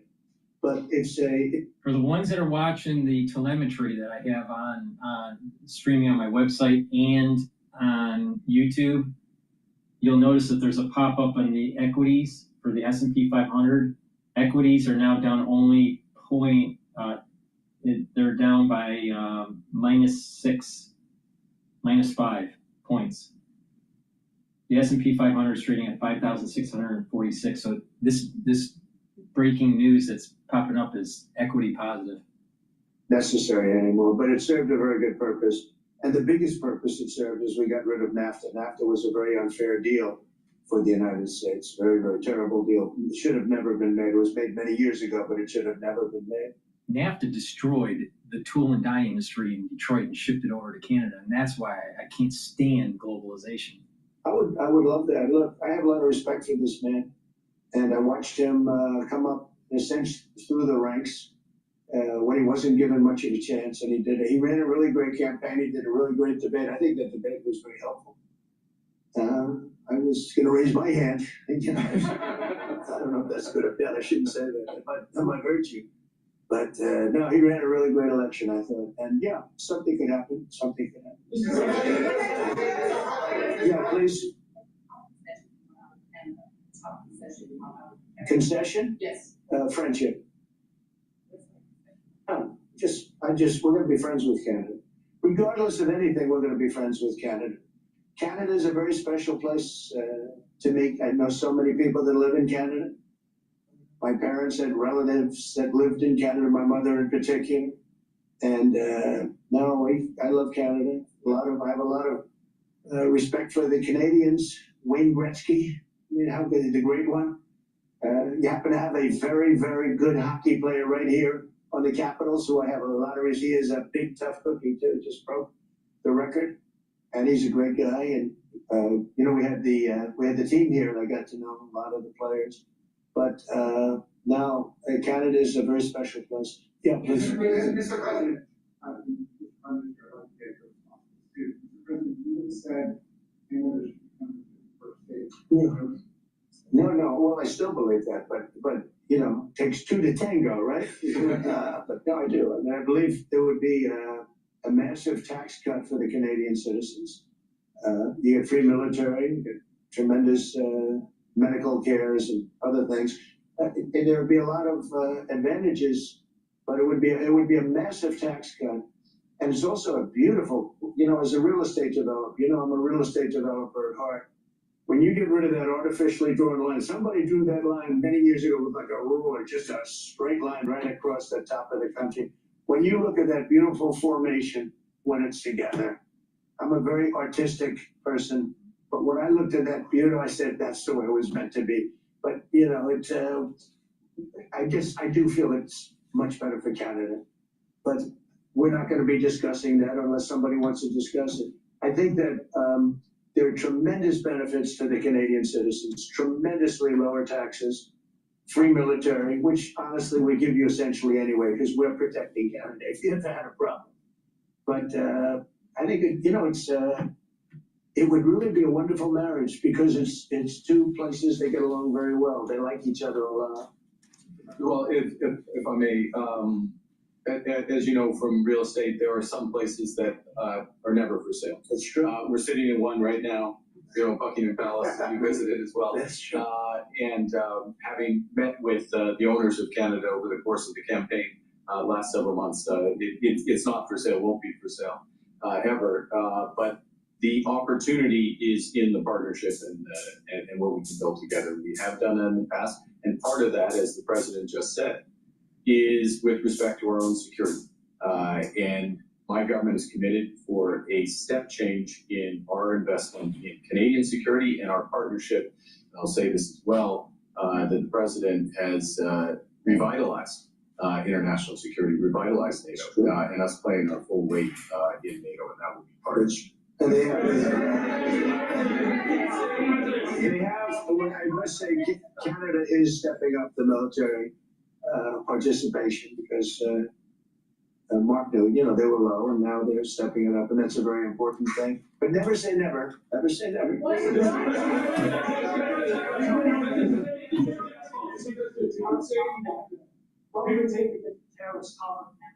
Well, we'll be talking about different things. Like, we want to protect our oil intraday right now it topped at 59.84 and then came back down. It's trading at 59.67. So we're approaching that $60 a barrel resistance point.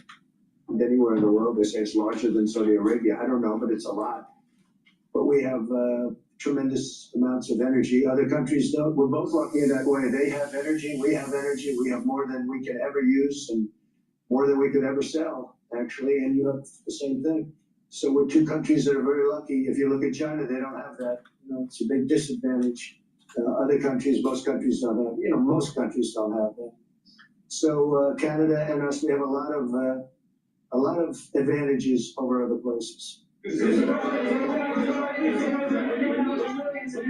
you consider what Mr. Carney just said, that Canada is not for sale, does this make the discussion a little more difficult to start off? No, not at all. No, not at all. No, time will tell. It's only time.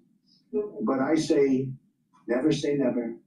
I've had many things that were not doable, and they ended up being doable, and only doable in a very friendly way. But if it's to everybody's benefit, Canada loves us and we love Canada. That's, I think, the number one thing that's important. But we'll see. I mean, over time, we'll see what happens. China.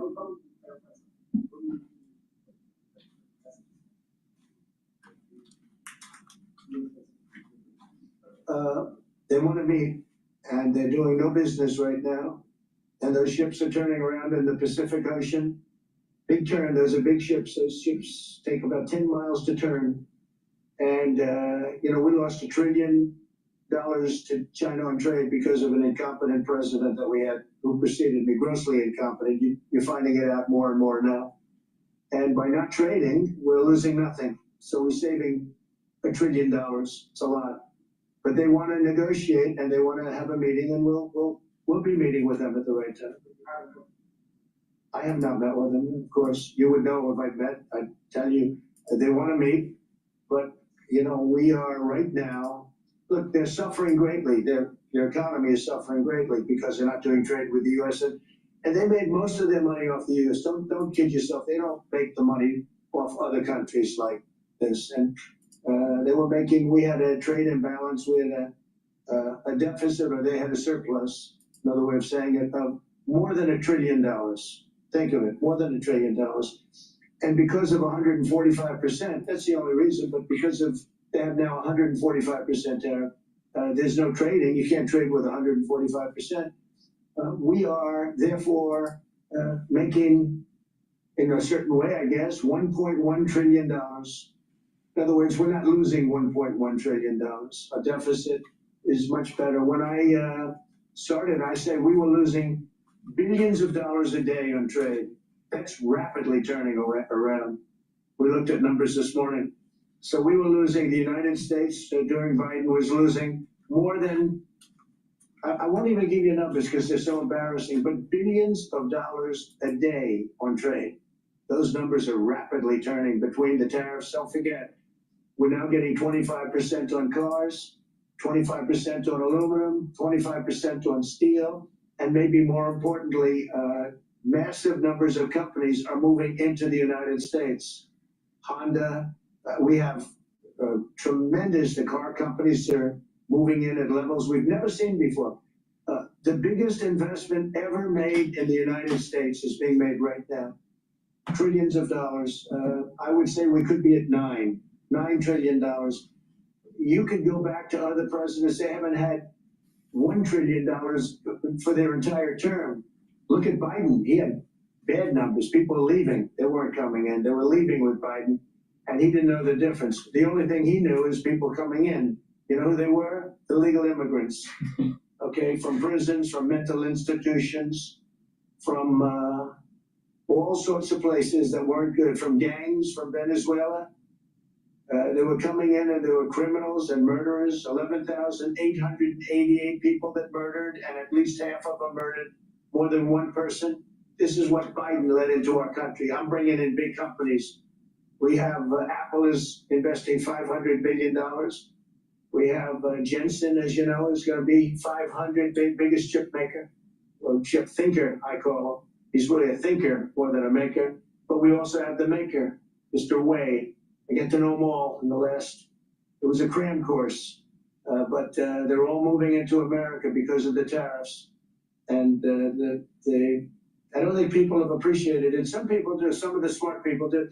So we have more money coming in. It's really an amazing thing. We have more money being invested in the United States now than at any time ever before in our history, and it's not even close. And I think the real number could be 9 or 10 trillion. We don't know everybody that's doing it. We have many. I just heard about a plant that's being built right now, a very, very top of the line company. And they didn't come to the White House. They're just doing it because they're making it, because if they build here, there are no tariffs. And this is the big market. This is the market. That sets us apart from it. This is the market where everyone wants to be. Now, if I didn't come here and do this, all of a sudden we wouldn't be the market where everyone wants to be. So we're able to do it in time. But we're going to have a great announcement. And I'm not necessarily saying it's on trade. Going to the beginning, we're going to have a great announcement over the next few days, an announcement that will be so incredible, so positive. And I'm not saying, I don't want you to think it's necessarily on trade. Just to finish, we also have a situation, because everyone says, when are you going to sign deals? We don't have to sign deals. We can sign 25 deals right now, Howard, if we wanted. We don't have to sign deals. They have to sign deals with us. They want a piece of our market. We don't want a piece of their market. We don't care about their market. They want a piece of our market. So we can just sit down, and I'll do this at some point over the next 2 weeks, and I'll sit with Howard and Scott and with our great vice president, who has done a really good job. We have some good news to report on a lot of fronts. But JD will be there, and Marco, and we're going to sit down, and we're going to put very fair numbers down, and we're going to say, here's what this country, what we want, and congratulations, we have a deal. And they'll either say, great, and they'll start shopping, or they'll say, not good, we're not going to do it. I said, that's okay, you don't have to shop. Now, we may think, well, they have a right, that maybe we were a little bit wrong, so we'll adjust it. And then you people will say, oh, it's so chaotic. No, we're flexible. But we'll sit down, and we'll, at some point, in some cases, we'll sign some deals. It's much less important than what I'm talking about. For the most part, we're just going to put down a number and say, this is what you're going to pay to shop. And it's going to be a very fair number. It'll be a low number. We're not looking to hurt countries. We want to help countries. We want to be friendly with countries. But you keep writing about deals. When are we going to sign? When? It's very simple. We're going to say, in some cases, we want you to open up your country. In some cases, we want you to drop your tariffs. I mean, India, as an example, is one of the highest tariffs in the world. We're not going to put up with that. And they've agreed already to drop it. They'll drop it to nothing. They've already agreed. They would have never done that for anybody else but me. So we're going to put down some numbers, and we're going to say our country is open for business. And they're going to come in, and they're going to pay for the privilege of being able to shop in the United States of America. It's very simple. It's very simple. So I wish they'd stop asking, how many deals are you signing this week? Because one day we'll come and we'll give you 100 deals. And they don't have to sign. All they have to do is say, oh, we'll start sending our ships right now to pick up whatever we want, or to bring whatever we want. It's very, very simple. And I think my people haven't made it clear. We will sign some deals, but much bigger than that is we're going to put down the price that people are going to have to pay to shop in the United States. Think of us as a super luxury store, a store that has the goods. You're going to come and you're going to pay a price, and we're going to give you a very good price. We're going to make very good deals, and in some cases we'll adjust. But that's where it is. And we've been ripped off by everybody for 50 years, and we're just not going to do that anymore. We can't do that. And we can't let any country do that to us. We're just not going to do it anymore.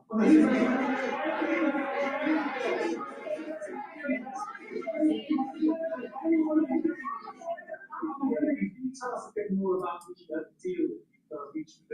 No, it's not a deal. They've said, please don't bomb us anymore, and we're not going to attack your ships. Where did you hear about that? It doesn't matter where I hear. The very good source of that. Very, very good source. Would you say, Marco? I would say pretty good. Right, JD? A very good source. They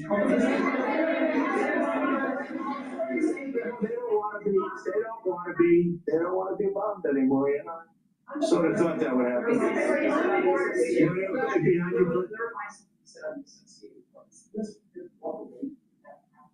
But what pact? No, it's fine. It's there. It's good. We use it for certain things. It's there. We have the USMCA is a good deal for everybody. I won't say this about Mark, but I didn't like his predecessor. I didn't like a person that worked. She was terrible, actually. She was a terrible person. And she really hurt that deal very badly because she tried to take advantage of the deal and she didn't get away with it. You know what I'm talking about. But, so, you know, we had a bad relationship having to do with the fact that we disagreed with the way they viewed the deal. And we ended it, you know, we ended that relationship pretty much. The USMCA is great for all countries. It's good for all countries. We do have a negotiation coming up over the next year or so to adjust it or terminate it. I'll say a word on USMCA if I may, Mr. President. It is a basis for a broader negotiation. Some things about it are going to have to change. And part of the way you've conducted these tariffs has taken advantage of existing aspects of USMCA. So it's going to have to change. There's other elements that are come, and that's part of what we're going to discuss.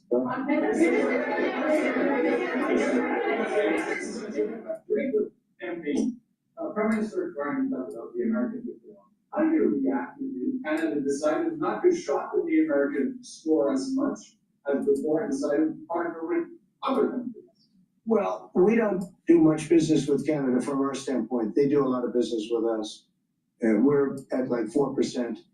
And usually those things don't last very long. You know, we have great things, great product, the kind of product we sell, nobody else can sell, including military. Look, we make the best military equipment in the world, and Canada buys our military equipment, which we appreciate, but we make the best military equipment in the world by far. The missiles, the submarines, everything we have is really top notch.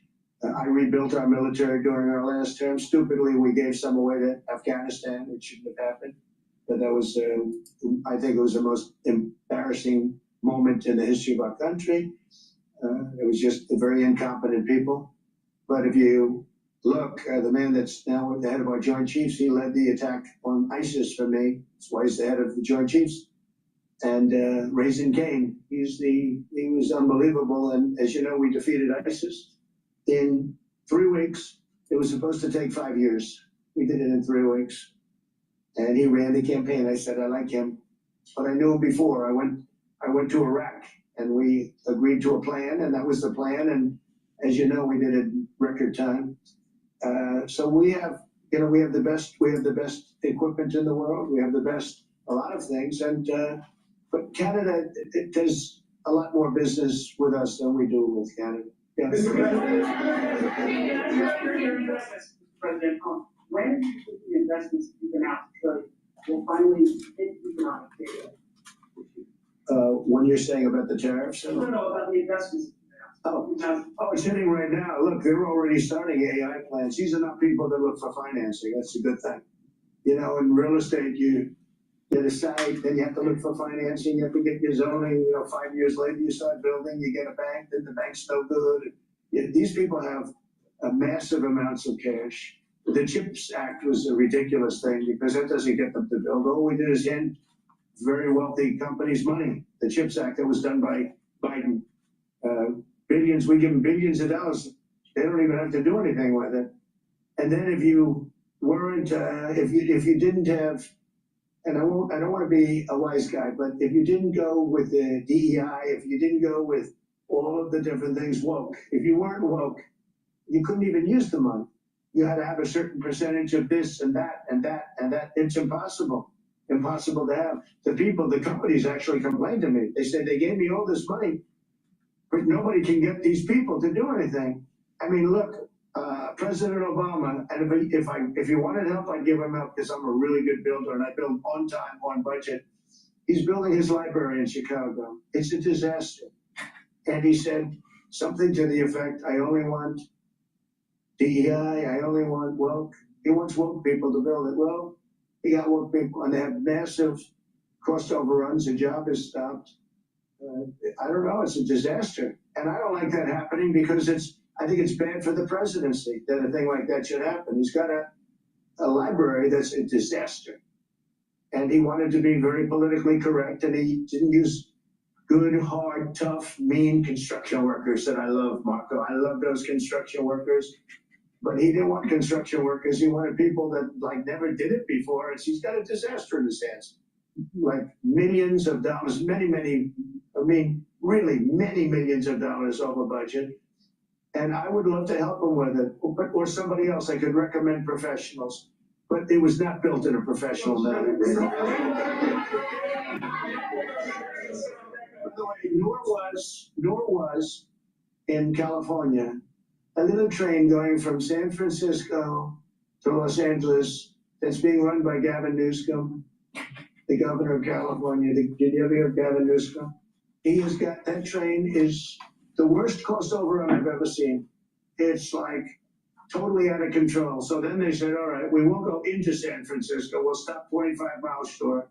And we won't go into Los Angeles. We'll stop 25 miles short. It's hundreds of billions of dollars for this stupid project that should have never been built. And then they realized that it would have been a lot less costly if we just gave limousine service back and forth and gave it free. They would have saved hundreds of billions of dollars. They have airplanes that go there for one 1/100th the cost. And they have cars. They have a thing called the highway that goes back and forth. That's not fully utilized. And they got involved with this project. And Gavin, you know, I always liked Gavin. Had a good relationship with him. I just got him a lot of water. You know, I sent in people to open up that water because he refused to do it. And we just got him a lot of water. If they would have had that water, and if they would have done what I said to do, they wouldn't have had the fires in Los Angeles. Those fires would have been put out very quickly. But if you think about it, and you got to take a look at this, it's the worst cost overrun I've ever seen. I've watched a lot of stupid people build a lot of stupid things, but that's the worst cost overrun I've ever seen. What's happening between San Francisco and Los Angeles. And you want to ask about that because this government is not going to pay. I told our very great new Secretary of Transportation, he's doing a good job, Sean Duffy, I said, we're not going to pay for that thing. They are just, it's out of control. This is something that you don't have things like this. It's not even conceivable. Like 30 times over budget, 30 times. It's the craziest thing and now it's hundreds of, it was supposed to be a simple train. And I think the media should take a look at it. And I'd love him to run for president on the other side. You know, I'd love to see that, but I don't think he's going to be running because that one project alone, well, that and the fires and a lot of other things pretty much put him out of the race.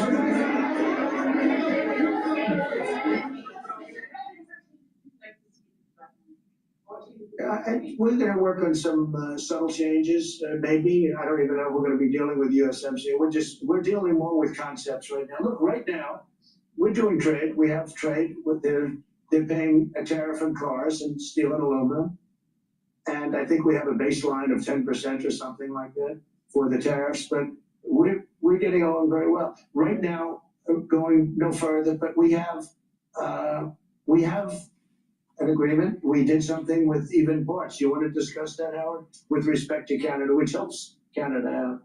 Sure. So we've made an arrangement with the car companies that 15% of their USMCA parts are included, and then 15% of foreign parts from the manufactured suggested retail price are not tariffed to help domestic manufacturing really thrive.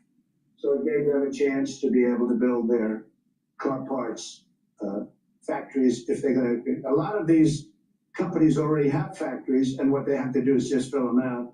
But they're able to build them in the United States, so we gave them a pretty substantial period of time.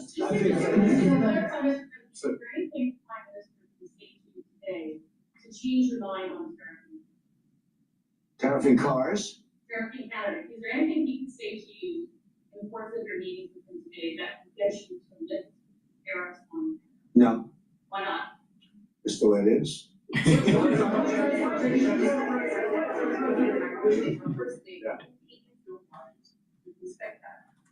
Sure, I would. But this is not necessarily a one-day deal. This is over a period of time they have to make that decision. Yes, go ahead. Yeah, if I may. Well, respectfully, Canadians' view on this is not going to change on the 51st day. Secondly, we are the largest client of the United States in the totality of all the goods. So we are the largest client in the United States. We have a tremendous auto sector between the two of us, and the changes we've made have been helpful. 50% of a car that comes from Canada is American. That's not like anywhere else in the world. And to your question about is there one thing? No, this is a bigger discussion. There are much bigger forces involved. And this will take some time and some discussions, and that's why we're here, to have those discussions. And that's that is represented by who's sitting around the table? See, the conflict is, and this is very friendly. We're not, this is not gonna be like, we had another little blow up with somebody else. That was a much different, this is a very friendly conversation, but we wanna make our own cars. We don't really want cars from Canada. And we put tariffs on cars from Canada, and at a certain point, it won't make economic sense for Canada to build those cars. And we don't want steel from Canada because we're making our own steel and we're having massive steel plants being built right now as we speak. We really don't want Canadian steel, and we don't want Canadian aluminum and various other things because we want to be able to do it ourselves. And we, because of, past thinking of people, we have a tremendous deficit with Canada. In other words, they have a surplus with us. And there's no reason for us to be subsidizing Canada. Canada's a place that will have to be able to take care of itself economically. I assume they can. I will tell you that Trudeau, when I spoke to him, I used to call him Governor Trudeau. I think that probably didn't help his election. But when I spoke to him, I said, so why are we taking your cars? Why are we taking we want to make them ourselves. He said, and if the price of your cars went up, or if we put a tariff on your cars of 25%, what would that mean to you? He said, that would mean the end of Canada. He actually said that to me. And I said, that's a strange answer, but I understand his answer. But no, I mean, it's hard to justify subsidizing Canada to the tune of maybe $200 billion a year. We protect Canada militarily, and we always will. We're gonna, that's not a money thing, but we always will. But, it's not fair. But why are we subsidizing Canada $200 billion a year, or whatever the number might be? It's a very substantial number. And it's hard for the American taxpayer to say, gee whiz, we love doing that. Thank you very much. We're gonna have a very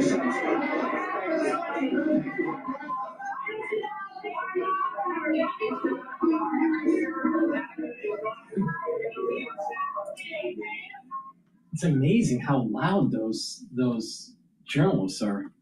Please go to my store, the-studio-reykjavik.com, and get the structural nano silver toothpaste. This has no fluoride in it. This will freshen your breath, whiten your teeth, reduce inflammation at the gum line, help with the health of your gum line, and with proper oral hygiene, you are going to improve your cardiovascular health and your valvular health. A lot of people don't realize that when you get into your geriatric years and you have poor oral hygiene, it causes problems with valvular health and cardiovascular health. And unfortunately, many people that are in their later years of life, their oral hygiene really goes down. So it's important to have good oral hygiene throughout your adulthood life. Please go to my store and get this structural nano silver toothpaste. It's a very high quality toothpaste. It's literally the best toothpaste that you can get. Get a few tubes of this for your household and use this structural nano silver toothpaste. Get that better oral hygiene that you really do need. It's very important. And again, like I said, that toothpaste is the best toothpaste that you can buy. So get a few tubes of it for your household. Getting a probiotic is really important also. I have it in veggie cap form or in a powdered form. I usually take the powdered form. You notice that I was eating my lunch, and I have a very professional show, so compared to other shows. But I use the powder. All right, I mix it with my soft foods and the other powders that I take, like the Gladiator Barley and the Boomer Boost, the collagen, the lignans. But taking a good probiotic every day is very important. So you're going to reduce inflammation at the gut level. You're going to improve the absorption of your nutrients. You're going to improve the communication between your gut and your liver and your gut and your brain. And having a good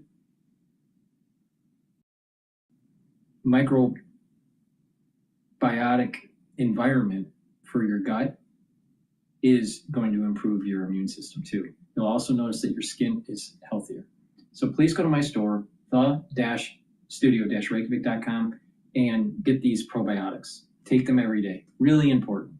It's a great foundation to start with and build off of. Now, I also partnered up with Rainbow Herbals, and we created these deodorant bars that are dual purpose for males and females. You can get it in peppermint, lavender, and tea tree, or in citrus. You use them as a deodorant every day, but they also will help to detoxify your body.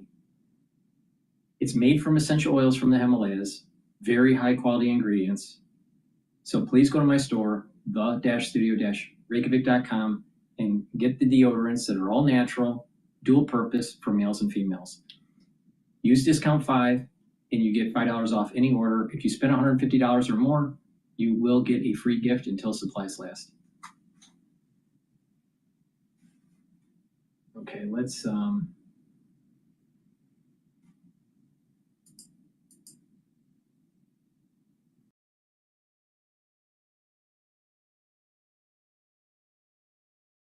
I want to go to Fox News. They're talking about Israel capturing Gaza.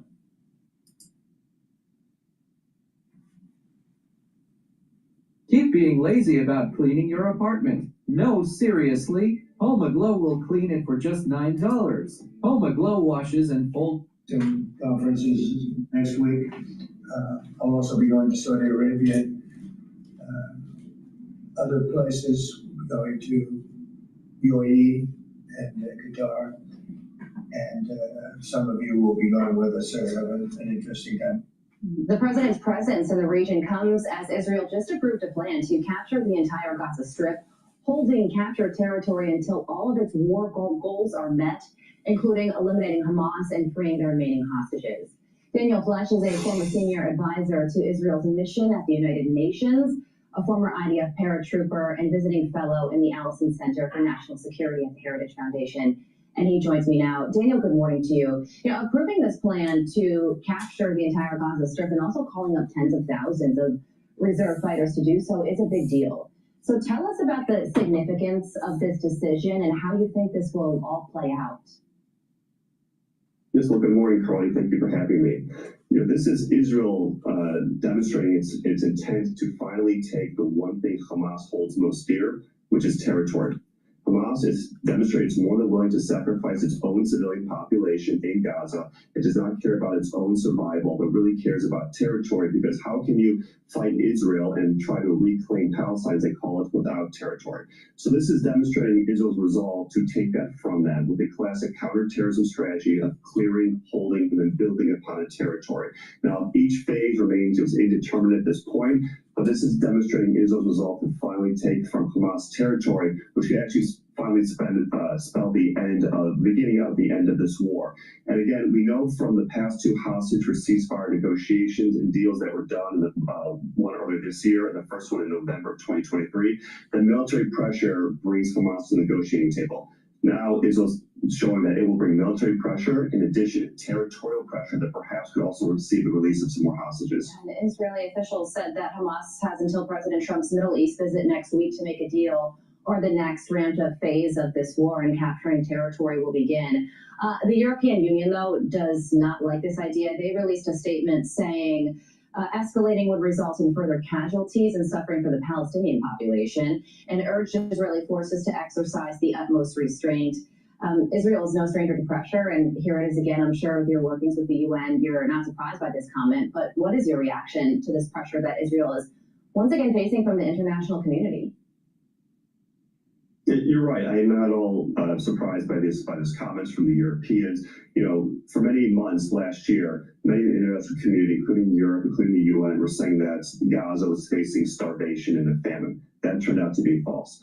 Many, including the previous American administration, said that Israel cannot go into certain cities in Rafah without moving the civilian population to keep them out of harm's way. That proved out to be false. And if you look at the history of armed conflicts in the 21st century, Israel has far surpassed any sort of standards in ensuring that civilian casualties are kept to a minimum. So all the naysayers and all the other European communities and leaders out there who say that Israel should not be doing this, it is only because Israel's been defying those perceived warnings that is able to defeat Hamas, which is a threat not just to Israel, not just to the United States, but also to Europeans. So it is a good thing that Israel will not be heeding these warnings, that Israel needs to do what it can to defeat Hamas in this war for survival. I mean, it's a big goal. And, as a former IDF paratrooper, just militarily, is it possible for Israel and the Israeli military to take over the entire Gaza Strip, get the Hamas fighters out, and keep the Israeli hostages safe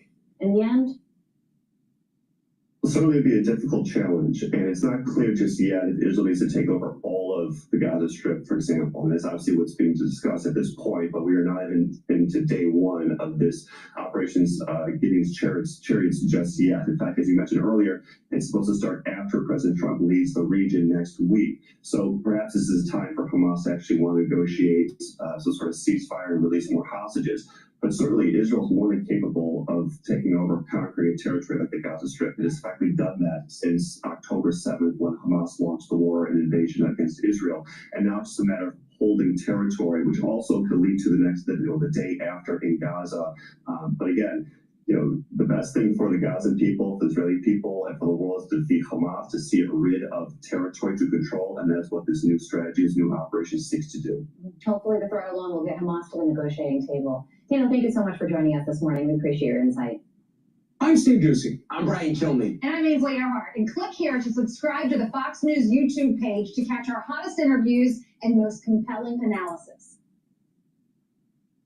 All right, so we're going to go back to Bloomberg, but before I do, please go to my store, the-studio-reykjavik.com. Get the NAD Plus supplement. This will boost up your NAD Plus levels. That will help with increasing your energy levels, help to repair DNA damage, and protect your neurons. Extremely important to take this supplement if you're 40 years of age or older. Very important. Please go to my store and take that every day. Ubiquinol is the most bioavailable form of CoQ10 that you can buy. Most people that take CoQ10, you're taking the wrong type. You need Ubiquinol because it's the most bioavailable. You can't get a better CoQ10 than what I have in my hand right here. So please go to my store, the-studio-reykjavik.com, get Ubiquinol. It's going to soak up free radicals because it's an antioxidant. It's going to help the health of the mitochondria, so you're going to have more energy and healthier mitochondria, so your cells will perform better, and it protects neurons. Very important. Again, if you stack it, you get the max benefit. So stack NAD Plus and Ubiquinol to get the max benefit for neural protection. Very important. And let's talk about cardiovascular health and bone density. Nattokinase will help to break up clots because it's fibrinolytic, and it will help to lower LDL levels and help to increase HDL levels, so your lipid profile will be improved. That's important for your cardiovascular health. Now, you can also help with your cardiovascular health by taking vitamin D3 and vitamin K2 MK7 molecule. By doing that, it's going to help pull some of that calcium that's been depositing around plaque formation in your vascular system and reduce the chances of further calcium depositing. So it's very important to take every day. Also do a little bit of cardio to get the good blood flow going. It stacks really well together, nattokinase, D3, and K2 for cardiovascular health. Now, vitamin D3 works better when you take it with magnesium. So make sure you have magnesium in your diet or through supplementation. You can get the magnesium through my vitamin C and magnesium and zinc supplement, or through the Boomer Boost powder that I have on my store. So you can get it 3 different ways. So also vitamin D3 and K2, when you do resistance training and vibration exercises, such as calf lifts, you're putting stress and vibration in your legs, in your bones in your leg, and then up into your hip and up through your spine. And by doing that, you're going to do a micro signal, and that micro signal is telling the body deposit more bone. Very important. You have these two main cells that model bone. It's osteoblasts and osteoclasts. Osteoblasts create new bone matrix. Osteoclasts eat bone matrix. When you get older, you have more osteoclasts, not blasts. So it's important to increase the number of osteoblasts. When you do that, you're going to be depositing more bone, and you send these microsignals. So it's proper supplementation and proper exercise that's going to help with building new bone. So take the D3, make sure you take magnesium in your diet and your supplementation to get higher efficacy for D3. And taking the K2, doing the resistance training and doing vibration exercises is going to allow for you to deposit more bone matrix. And over time, you're going to be able to have higher bone density. Really important. Now, vibration exercises are essential to accelerate the bone matrix depositing. So just make sure you do that. It's very simple. You just, do the calf lifts. So you just, go up on your toes and then come down. Make sure you are barefoot on a hard floor. And what that does is that your heel will hit the ground, not too hard, but a little bit, and you're creating a vibration up through your leg bones, into your hip, and up through your spine. And when you do that vibration, you do 50 of them a day. And that vibration will create a microsignal to create the osteoblasts and deposit new bone matrix. So it's really important. But also make sure you drink milk or take calcium supplements. I drink milk for my calcium intake. So vitamin D3, K2, exercises, and deposit bone matrix, and the D3, K2, and the nattokinase to help with cardiovascular health. Please go to my store, the-studio-reykjavik.com. Use discount 5, you get $5 off any order. You spend $150 or more on an order, you get a free gift until supplies last. All right. Let's, all right, everybody's in a commercial. Everyone's in a commercial break right now. Let's go back to Al Jazeera here. They're talking about Sudan's port. Of the residents of the city panicking and afraid of what is happening. Now, we know that the drones targeted the airport, a military airbase, a fuel depot, the main port, which is the main hub where humanitarians get their supplies, but where also market commodities and market goods come into the country through, as well as a power station leading to a blackout in the country. Now, it seems that the RSF is trying to send a message to the Sudanese army, which is based in the de facto capital in Port Sudan, that we can reach you wherever you are and reach your logistical and supply hubs, even if we don't have fighters on the ground. And these attacks come off the back of an attack by the Sudanese army using airstrikes on positions of the rapid support forces in the city of Niala in South Darfur, which is controlled by the paramilitary RSF. Nevertheless, the government says that they will continue to fight against the rapid support forces. The government spokesperson saying that this will not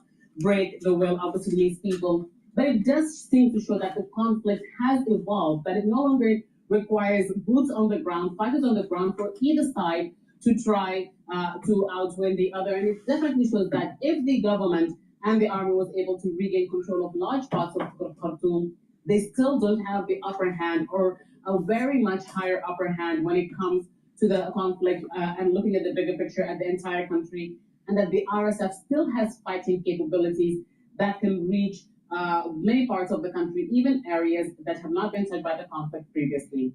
Hiba Morgan, Al Jazeera, Khartoum. We're back in just a moment right here on Al Jazeera. We'll have much more of today's news and all the latest headlines for you.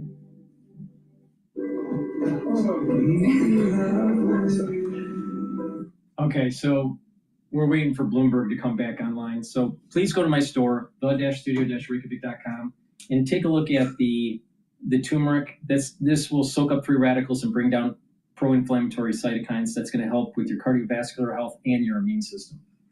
Ashwagandha root will help control your cortisol levels and your blood glucose levels. That's going to bring down inflammation and help with your cardiovascular health and your immune system.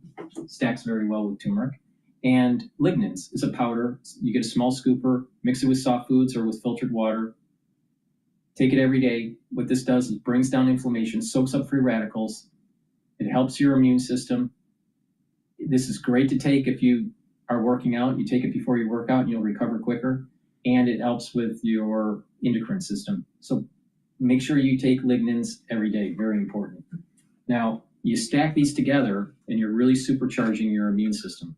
Turmeric, ashwagandha, and lignans together. It's the third pillar of my core protocol. And by taking this, you're going to boost up that immune system, you're going to bring down that inflammation, and you're also reducing that inflammatory response in your vascular system. So that's going to help with your reduction of plaque buildup. When you reduce inflammation at the vascular level, you're reducing the chances of plaque, and over time, you can actually, plaque will actually slowly come down. You can never get rid of all of it, but you can diminish it, especially if you take a look at the cardiovascular box that I have. I've curated it in such a way where it will, over time, will help to bring down that plaque and reduce the chances of building up further plaque. But it's also about proper diet and proper exercise. That's really important to understand. It's not just supplementation, it's exercise, right? That means cardio, resistance, balancing exercises, and stretching on a regular basis. Make sure you filter your water, eat foods that are healthy for you, stay away from processed foods, get plenty of sleep, right? You need proper sleep. You also need proper mindfulness or spirituality. That's going to help calm your nervous system down. You want to get out of sympathetic mode and go into parasympathetic mode. So you're resting and calm. And you also want to learn new things. When you learn new things, you're going to help with your brain activity. So when you look at this in a holistic approach with the proper supplementation, you're going to slow down the aging process and boost up your immune system. Okay, with that, let's go to Bloomberg. Treasury Secretary Scott Bessent repeated his warning that his department is on the warning track toward exhausting its capacity to stay within the federal debt limit. He did not say when that might happen. He also told the House Appropriations Committee that Treasury is still tallying the tax revenue from the latest filing season, and that Treasury will share with Congress when they're getting close to the default date. Friedrich Merz got the backing of a parliament in a second vote for Germany's next chancellor, coming as Germany's economy is stagnating and support for the far-right alternative for Germany is getting stronger. For on-demand news 24 hours a day, subscribe to Bloomberg News Now wherever you get your podcasts. I'm Amy Morris. That is a Bloomberg Business Flash. Let's go back now to Balance of Power with David Gura. Amy, thank you very much. David Gura in for Joe Matthew and Kayla Lyons here on Bloomberg Television and Bloomberg Radio with Balance of Power, a fascinating vote, two fascinating votes, I should say, that took place in Germany today. Our focus now shifts to the White House, where a meeting is underway between President Trump and Prime Minister Mark Carney. The cameras have been moved out of the Oval Office. That will happen behind closed doors. There's a lunch to follow as well, but a lot of good spirits, I should say, in the room, in the Oval Office, as those two leaders sat in front of the fireplace and took a few questions from reporters. Paying close attention to that was our Tyler Kendall, our Washington correspondent here at Bloomberg Television and Bloomberg Radio. And Tyler, I'd love to just get your reaction to the way all of this unfolded. We were watching as Mark Carney got out of the car and walked into the White House. There was a handshake, there were waves, there was a fist raised as well. There seemed to be good spirits among these two leaders, and I wonder how that translated into the comments that you heard in the Oval Office a few moments ago. Yeah, hey, David, definitely the appearance of good spirits, but at the same time, President Trump did say that there was nothing that Mark Carney could say that would change the tariffs. Likely not welcome news for the Prime Minister as they embark on this first face-to-face meeting here at the White House. At the same time, though, President Trump was rather complimentary of Mark Carney, congratulating him on winning the election, which perhaps you know better than anyone who were on the ground in Ottawa. Mark Carney campaigned heavily on countering this White House and its trade policies. President Trump did add that he would love to see a deal with Canada, but ultimately there's been very little progress when it comes to these trade talks, at least publicly, and now it appears more uncertain than ever on what President Trump actually would like to see done. Now, when it does come to USMCA, you did allude to this at the top there. President Trump said that it has been effective. He called it a good deal for everyone, but that people need to follow it, saying that there could be subtle changes. Carney chimed in there saying that USMCA does need to change when those terms do expire in July. This is a really high-stakes meeting, David, considering that this is the first face-to-face meeting that these leaders have engaged in, and Mark Carney actually sort of tried to lower the expectations ahead of it, saying that he knows that these are going to be difficult talks, but he ultimately hopes constructive. And the president, the prime minister, talking kind of sweeping terms about both the relationship and the trade deal that's in place, the USMCA trade deal right now, talking about kind of nuance and subtlety.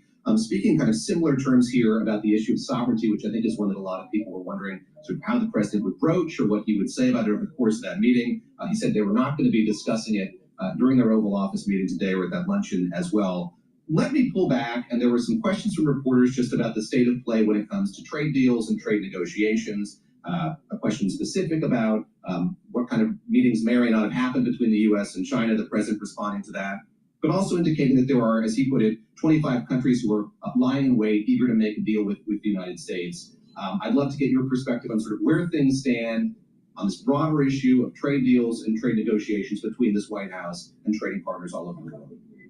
Right, definitely. And the numbers sort of keep shifting here, but one consistency is that officials keep pointing us to the fact that we could see potential agreements, framework agreements, as soon as this week. Of course, we're not expecting those fully fledged out deals that can take months to negotiate. And we had the Treasury Secretary Scott Bessent on Capitol Hill earlier today actually saying that they are not currently in negotiations with China, but that he does think some of these priority countries that have been given priorities in these talks, including those Asian economies like Japan, South Korea, and India, could see these frameworks announced as soon as this week. He also gave us another timeline, which is that 80 to 90% of the top 15 trading partners could ultimately see deals by the end of this year. That appears to be the broader goal when it comes to this administration. But there is, of course, just still so much uncertainty. Take Canada, for example. There was a long list of grievances here. President Trump highlighting two of them, talking about autos as well as energy. And that really reminds us that these countries that are negotiating, of course, the so-called reciprocal tariff plan, which does not apply to Canada, they were facing their own 25% tariff with USMCA exemptions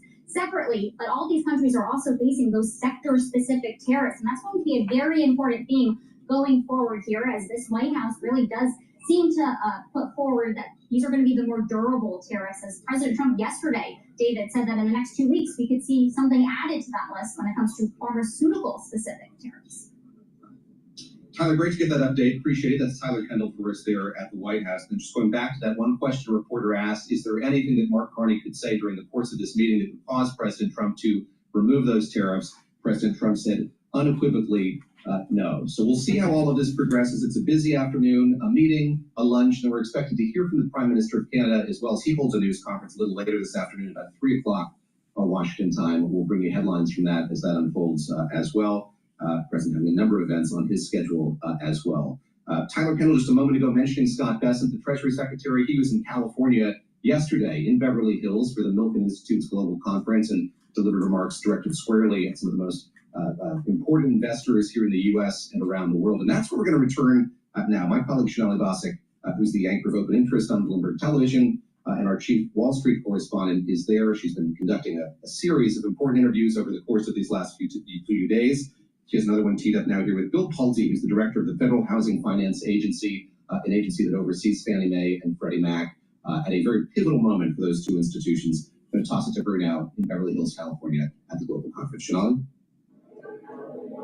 Yeah, David, thank you very much for your time. I am alongside Bill Pulte here, a number of members of the administration here at the Milken Global Institute. But Bill Pulte is, of course, the FHFA director, oversees Fannie and Freddie. A big question for Americans as well. We're going to go back to Al Jazeera and their take on Trump. But before we do that, please go to my store, the-studio-reykjavik.com, and get the collagen. This collagen has an amino acid profile shown on the screen. You can take a look at the label on my website, the-studio-reykjavik.com. This is a dual-purpose product. It's going to help with your skin, your hair, your nails. It'll also help with your bones, your musculature, and your joints. So take this every day. You get a big scooper. This is a month's supply. Mix it with soft foods, filtered water, or a smoothie. Some people mix it with milk. Take it every day, really important. Now, you can also get from my store structural nano silver gel. It's a dual purpose product. You can get it in a tube form or in a quick dispenser. Make sure you have some of this at work and at home. You never know when you need it. Like I said, it's dual purpose. You can use it as a daily skincare. You can put it on a cut, an abrasion, or a minor burn to help heal it quicker. If you're not feeling well or someone around you is not feeling well, put it on your hands, around your mouth, around your nose, around your ears, lightly coat your nostrils. They'll stay active for 5.5 hours. And you can use it as an aftershave. So, and help heal that razor burn. So please go to my store, the-studio-reykjavik.com and get the structural nanosilver gel. If you start getting a stuffy nose because of allergy season, a great way to reduce that inflammation and that soreness is to put some of the gel in your nostrils, lightly coat it. If you have copious nasal drip, a way to kind of mitigate that issue is to put the gel in your nostrils, and that'll help to prevent that copious nasal drip. So, like I said, structural nanosilver gel is dual purpose. You need some available at all times. You never know when you need it. And again, you can use it as a daily skincare. This is in my anti-aging skincare box, beginners and advanced. And in that box, you get the structural nanosilver gel, the vitamin C, and the collagen. And you drink filtered water to cross-link the vitamin C and the collagen to help with the dermal layer. The topical layer is for the treatment for your topical layer is done by the structural nanosilver gel. And your basal layer can be treated with the you can improve your basal layer health by taking C60 and resveratrol. And that's in the advanced box for the skincare. And that advanced box also has the collagen, the vitamin C, and the structural nanosilver gel. Make sure you drink about 64 ounces of water. If you can't drink 64 ounces of water, that's just too much for you, then make sure you drink 32 ounces of filtered water throughout the day. Really important for your skin and to help with the cross-linking between the vitamin C and the collagen. So that's a great way for skin health. So please go to my store, the-studio-reykjavik.com, get the structural nanosilver gel, and either in the quick dispenser or in the tube form, and get the very high quality collagen that I have. All right, I want to go to Al Jazeera and how they were covering Trump's speech here. His position, saying that there's nothing that the Prime Minister can tell him that may lead to a change in his position. However, both leaders say that tariffs is not the sole focus of the conversation here. The major topic of the conversation is in a far wider context. It's talking about the nature of the future relationship between Canada and the United States. And let's also mention, as well as always, we do have at times got to fact check the president. The claim that the US subsidizes Canada to the tune of $200 billion a year is simply utterly false. Canada is the US's second major trading partner, and in some areas, the US has a trade surplus with Canada. In the automobile and parts sector, for example, the US exports more than it imports from Canada. So this idea, as well as President Trump said, of the massive trade deficit that the US has with Canada, this once again is utterly false. The US does not have a massive trade deficit with Canada. It is the second smallest trade deficit it has with any other nation that it trades with. So those are just some areas that one has got to be careful with and clarify. And whether he carries that type of figure or misleading data into his conversation with the Prime Minister, his private conversation, that may prove very difficult in terms of coming into any form of agreement in the conversation that is happening now. Okay, thank you so much, Mike Cannon, reporting from Washington, D.C.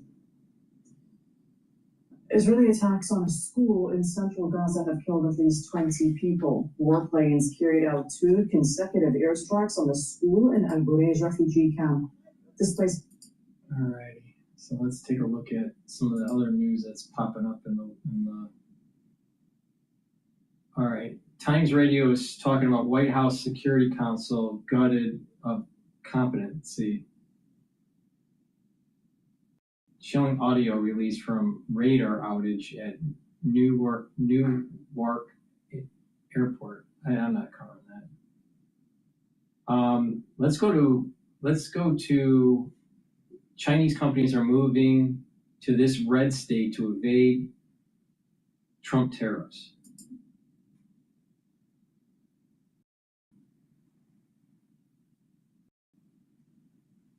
All right, here their second loss of the season. Both have been. Look at this. It's an op-ed. I'm reading it to you. President Trump's Alaska pipeline could fuel America's energy needs and his legacy. Rick Perry is a former energy secretary and former governor of Texas, and he joins me now. Mr. Secretary, what's the progress on this pipeline? Are we going to build it, and how long is it going to take?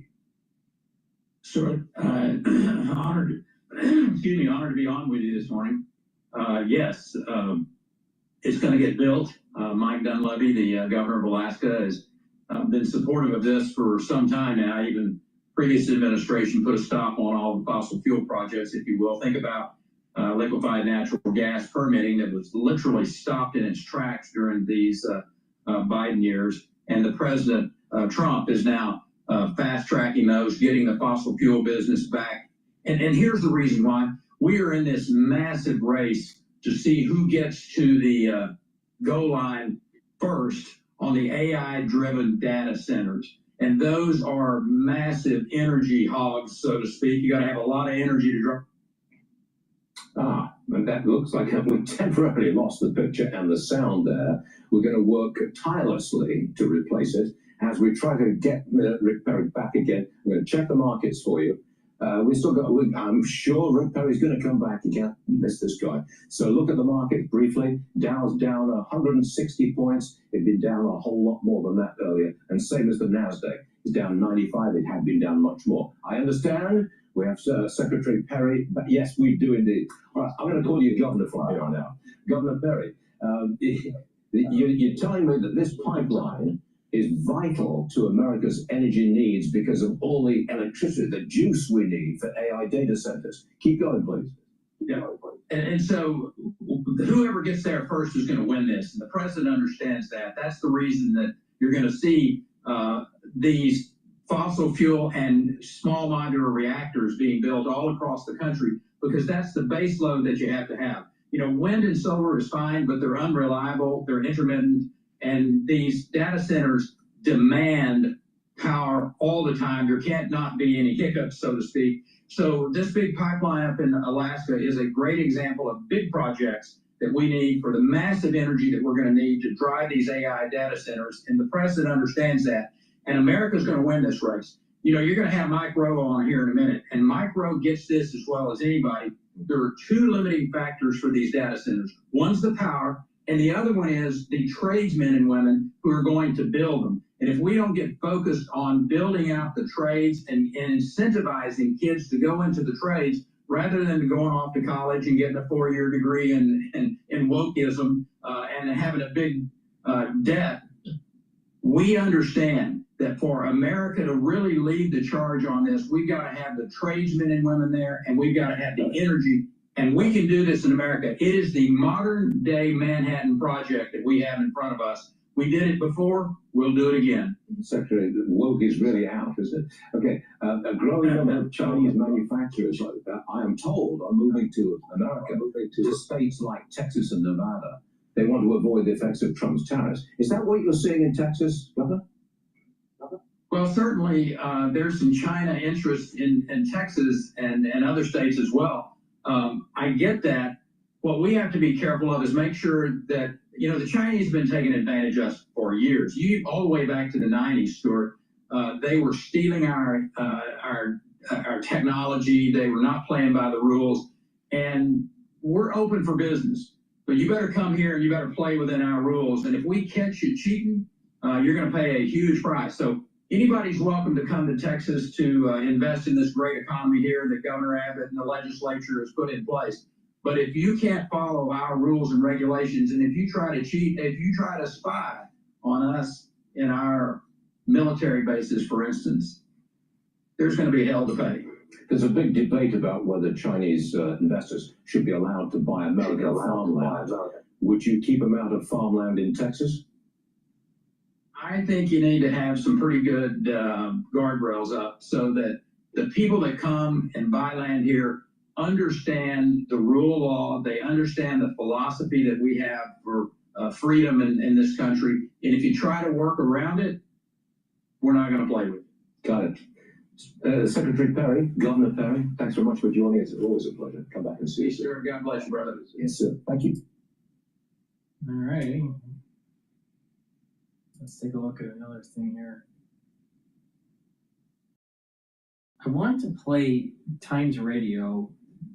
This is Bolton talking about the chaos that's going on, but I want to go over this Ukrainian drone attack. Ukrainian drones attack Moscow, halting fights ahead of major military parade. So that's from CNN. Let's go to that video. But before we do, I want to. At Zippy Shell, we make moving and storage simple. Whether you're moving and plan to do it yourself, or need more services, like help with loading and unloading for emergency services. All right, before we do this Ukrainian thing, there is definitely a major hit in Sudan, at the Sudan port. Al Jazeera is playing it right now. I want to listen in on that. The city, which was one of the safest since the conflict began, the attacks caused panic in Port Sudan. I see that the RSF are targeting strategic areas. In this way, the gravest harm is to the people. Just now, I came from the gas station. It's overcrowded. So fuel will be scarce in the coming days. Gas will also be scarce too. So we are headed to a period of severe inflation in addition to the current inflation. The entire issue is really strange. In any war, armed men are fighting one another. But in our case, it's civilians who are being targeted. Harm is inflicted upon us, civilians, not on the army or the RSF. All right, so we're gonna pivot over to Ukraine and this drone strike. What is interesting in the market, that the 10-year bond issuance took place and it bid up. So the price of the 10-year bond went up. That 10-year bond price is at 113.15. So the yields, I think, are about 4.3, something like that. So here again, people are buying the 10-year while the market is slightly sold off in the equity market. The equity market is at, right now, the S&P 500 is 5,613.88. It's down about 36 points. Please go to my store, the-studio-reykjavik.com, and get this stack that's really important to help with your digestive health, your muscles, your immune system, and your cardiovascular. So if you stack this together, you get a lot of benefit for different systems in your body. So in terms of your musculature, taking Myotrol is going to help to build muscle and to maintain muscle and help with the health of your mitochondria. You need lots of ATP to maintain muscle. When you get older, you start to atrophy and you start to lose muscle, and it's harder to gain muscle. Myotrol will help with the gene expression to build muscle and to maintain muscle. If you're 40 years of age or older, you should be taking Myotrol every day. So, and make sure you do some resistance training to build that muscle and maintain it. It stacks really well with Gladiator Barley that's on my store to help build muscle. You can also take Myotrol if you're a younger or older athlete to help improve your strength gains for your sport. So take it every day.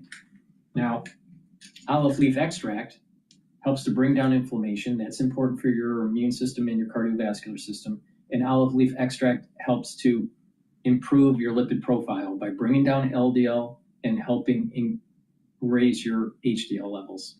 And that way, you're reducing the chances of LDL being oxidized, reducing the chances of plaque buildup. Really important to take every day. So you're helping with your immune system and your cardiovascular system. And digestive enzyme complex helps to reduce the load on your pancreas. When you get older, your pancreas doesn't perform as well. It doesn't matter how healthy you are. So, and your pancreas does a lot for your body, and it produces enzymes to break up food. So digestive enzyme complex will help you to break up carbohydrates, proteins, and lipids, reduce the load on your pancreas, and you'll be able to absorb your nutrients easier. It's less load on your digestive system. If you're an athlete, take digestive enzyme complex when you take your pre or post-workout fuel source to help break up your fuel source to reduce the load on your pancreas. So if you're an athlete, take it. If you're not an athlete and you're older, take it. It's really important. So to stack the digestive enzyme complex to reduce the load on your pancreas, and so you can digest your proteins, carbohydrates, and lipids. Olive leaf extract to help with your immune system and your cardiovascular system, and Myotrol to help with your muscles. Stack these together, and this is a great way to slow down that aging process. So please go to my store, the-studio-reykjavik.com. Use discount 5 and you get $5 off any order. If you spend $150 or more on any order, you get a free gift until supplies last. Stack these the way I'm telling you to get the max benefit. You can get healthy in 2025 if you just pay attention and follow my lead. These are supplements that I take every day. Now, I know that someone can't afford to take everything I take, all right? I understand that. That's the reason why I'm giving you discounts. I create these anti-aging boxes and longevity boxes at different price points, at discounts. And by getting those products, and I'm telling you how to stack them to get the max benefit, you'll be able to get healthy.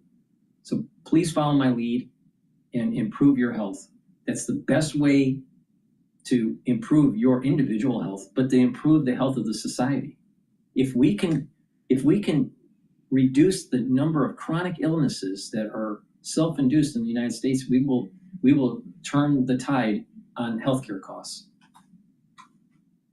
Okay, let's go to Bloomberg here. Between their countries and the United States.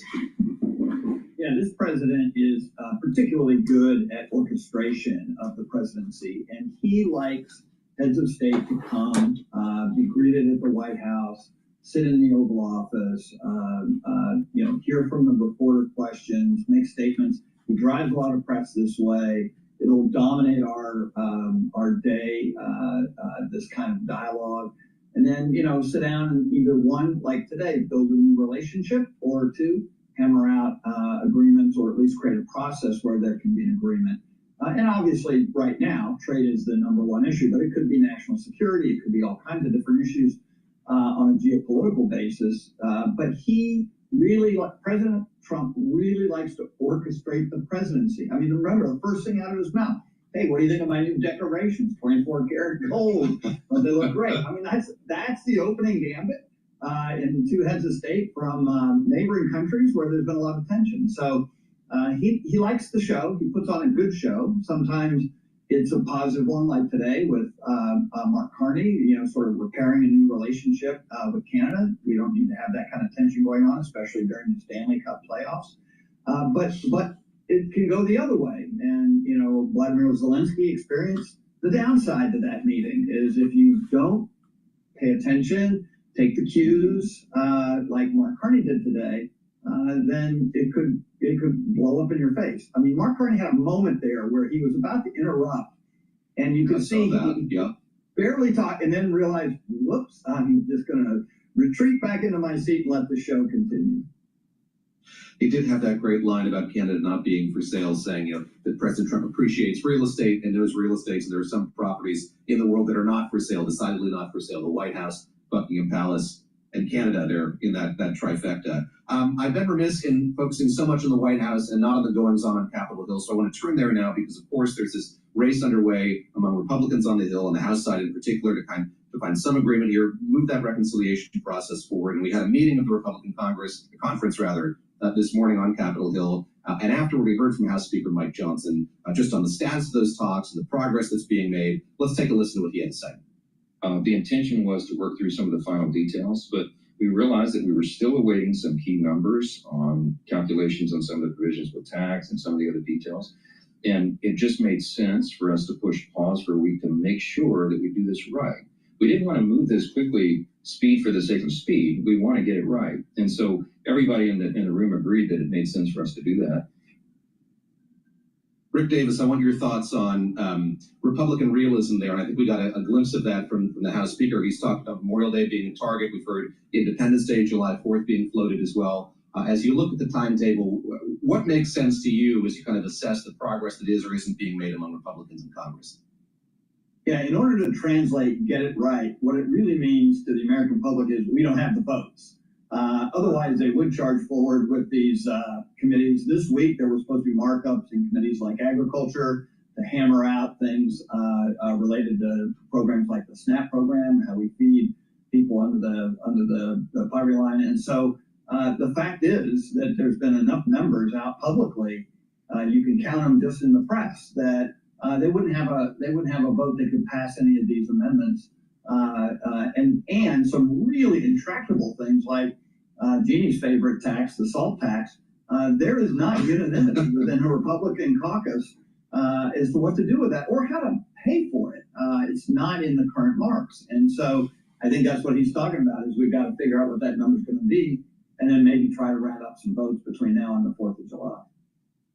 About that favorite tax of yours, sir, the SALT tax, Jenny, sir, how does the leadership of the Republicans in the House get his raucous caucus on board with this? In other words, you had that meeting this morning. It seems like there still isn't a lot of unanimity or agreement going forward here. Just give us a sense of sort of how formidable that challenge is and what it's going to be as you see it that would get all the Republicans in line to vote for this bill.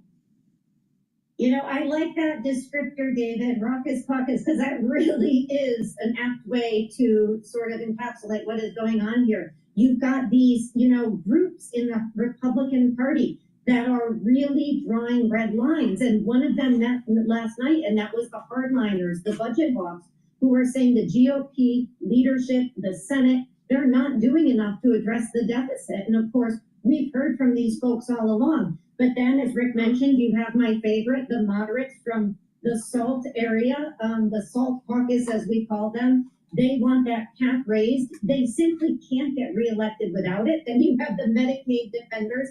So, you can go on and on. There's even the IRA people, the people who are saying, hey, wait a minute, we want the IRA protected. We know that was Joe Biden's work, but quite frankly, it helped our constituents. We can't vote to rob them of what they got out of the IRA.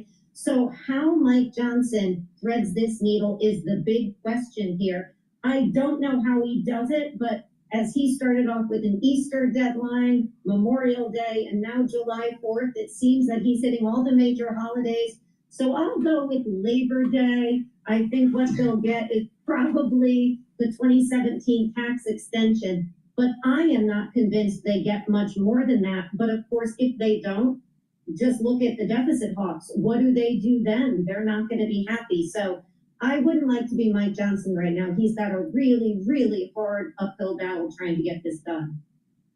I suppose a less celebrated or celebratory holiday is the X date, which we still don't know when that's going to happen here, but that could be a forcing mechanism as well for some action on Capitol Hill. And we heard the Treasury Secretary talk about that, speak about it, warn about it today, but does not yet, he's not yet offering a definitive sense of when that X date is going to be.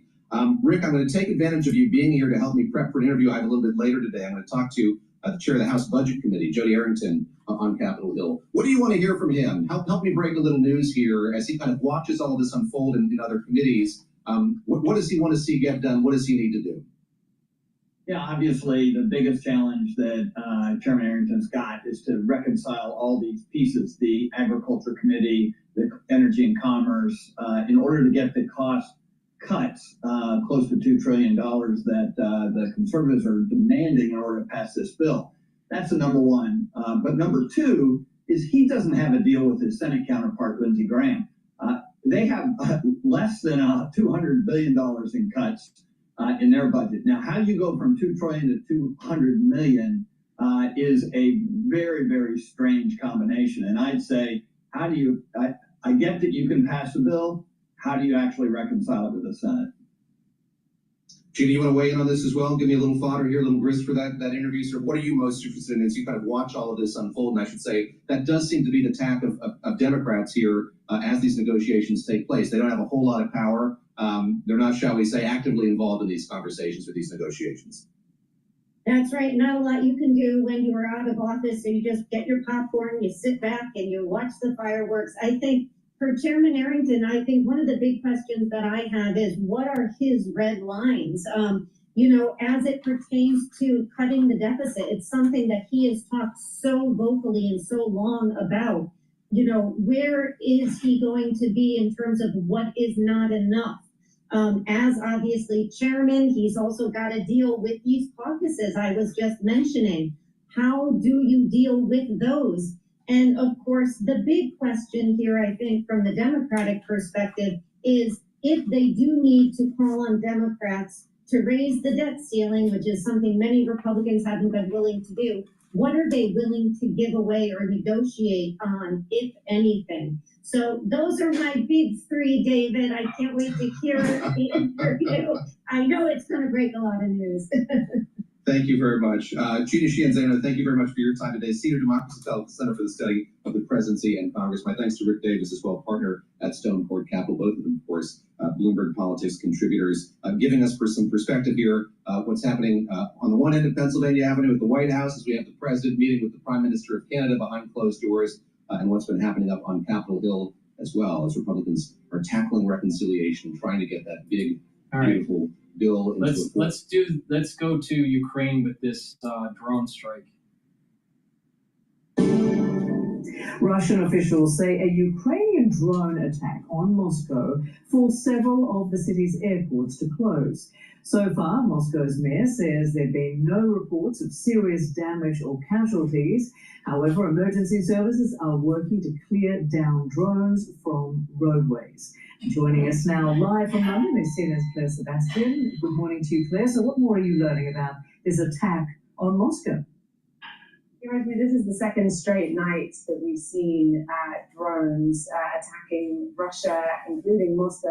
This night, the defense ministry says 105 drones were shot down over multiple different regions, making it the larger of these two consecutive nights of attacks. About a dozen airports had to temporarily introduce flight restrictions, including 4 in Moscow, so some significant disruption there. But as you say, damage is pretty limited. No reports of casualties in any of these regions as of yet. But I think if you look at recent commentary and at past Ukrainian drone attacks, destruction isn't always the point here, given that we had comments over the weekend from President Zelensky saying that he couldn't make any guarantees to foreign leaders heading to Russia's Victory Day celebrations at the end of this week, given that Xi Jinping, the Chinese premier, is set to arrive in Moscow on Wednesday. I think this is quite likely designed to send a message, and we haven't had anything officially from Ukraine as of yet, but that this is one way that Ukraine can embarrass Russia, can undermine its sense of security, can undermine its efforts to use the victory celebration to build public support for its war in Ukraine. And as Ukraine tries to,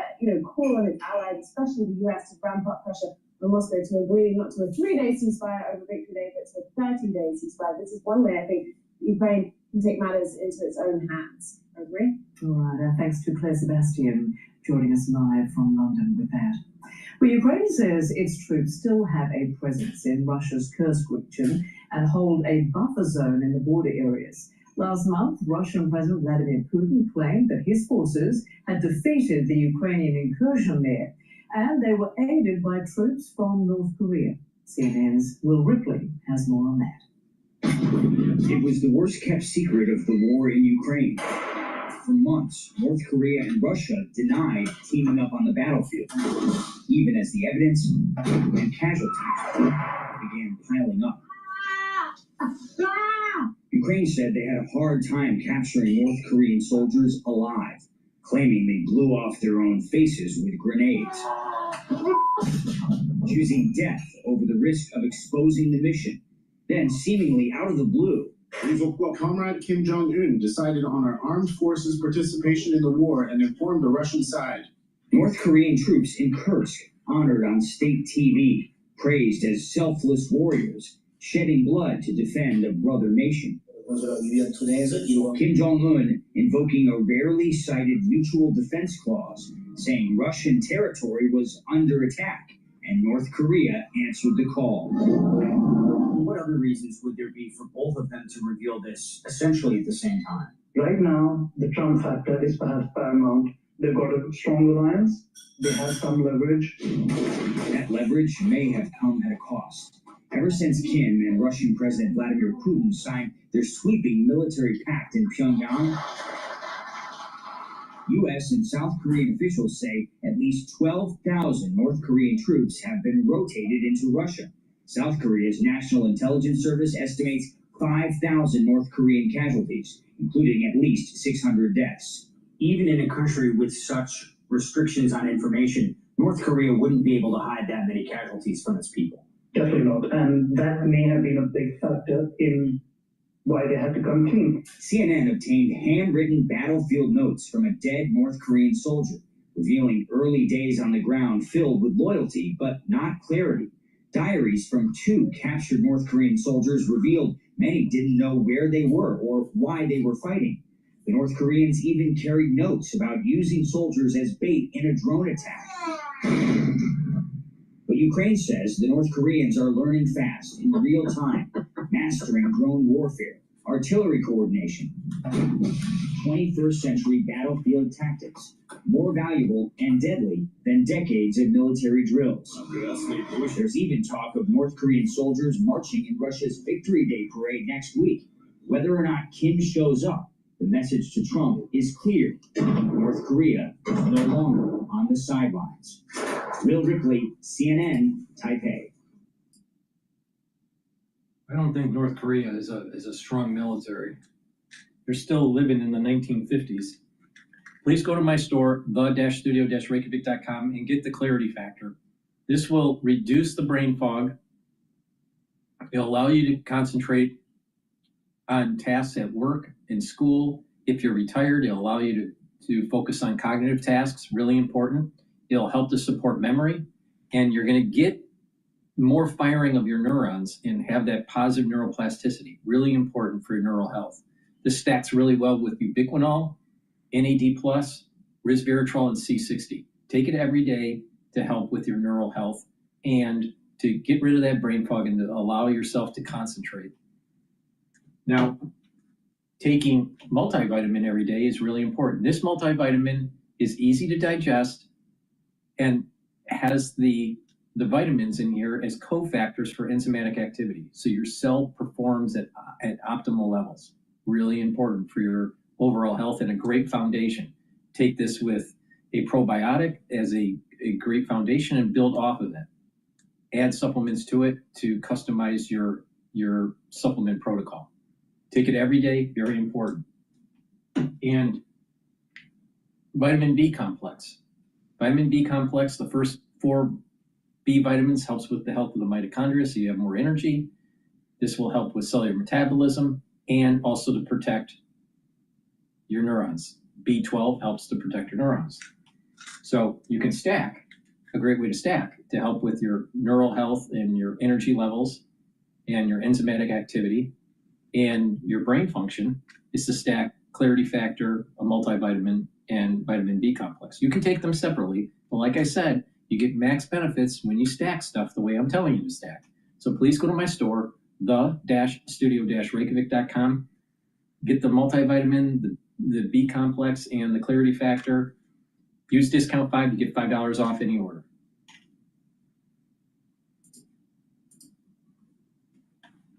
Former Ambassador Bruce Heyman, former U.S. Ambassador to Canada, spent about 4 years in Ottawa on behalf of the United States. Before that, he was a partner at Goldman Sachs, which is where I should say Mark Carney spent a good chunk of his career as well. He joins us from the global conference the Milken Institute is convening out in Beverly Hills, California. I know you were busy with all the goings on there out in California. Probably didn't get to watch those comments, but I look at what you posted on X yesterday. You wrote "Big Day tomorrow for Canada-USA relations." Ambassador Heyman, help us understand the importance of this moment and what you hope will come out of this meeting taking place between President Trump and Prime Minister Carney. So thank you very much, and it's a pleasure to be with you today. There is no more important relationship that the United States has than with Canada. It is our best trading partner. Yes, it is, regardless of what you hear. It's our ally. It's our neighbor to the north. And Canada has always been there for us in our time of need, in our darkest hours, 9/11, Iran hostage crisis, storms. We just saw it recently in California where they sent the water carriers in to pour water over the fires in Southern California. Look, Canada's always been there for us, and I think what's happened over this last 110 days has been jarring, unsettling, and upsetting to Canadians, and rightfully so. I think today's meeting is a beginning of a reset moment. I would say beginning, but I would say everybody was watching. The body language, the handshake at the beginning, the Oval Office, where I've been in that Oval Office. And DrPaulCottrell has been watching and looking at the market as Trump is speaking. And guess what? The S&P 500, ever since they stopped their taking questions, the S&P 500 has been going down. So we're at 5,604 right now for the S&P 500. It's down about 46 points right now. That's about 0.78%. The VIX is ticking up. It's around 24.91, and oil has been going down. It's at 59.22. We were almost at $60 a barrel during the talk. Intraday trading for oil has been at the high point, was at 59.84. BITO is trading at 19.975. And again, like I said, the 10-year Treasury sale was good and bid up. Prices are up for the bond, 10-year bond, and yields I think were settled at about 4.3 something. All right, let's continue. Flights booked over the next several months from Canada on a pleasure basis or social basis to the U.S. are down 75%. The purchasing of American goods is not happening, whether it's in liquor stores, grocery stores, or otherwise. I mean, people are upset in Canada, and I think we need to find a pathway to fix this, and I think this is a good day to start.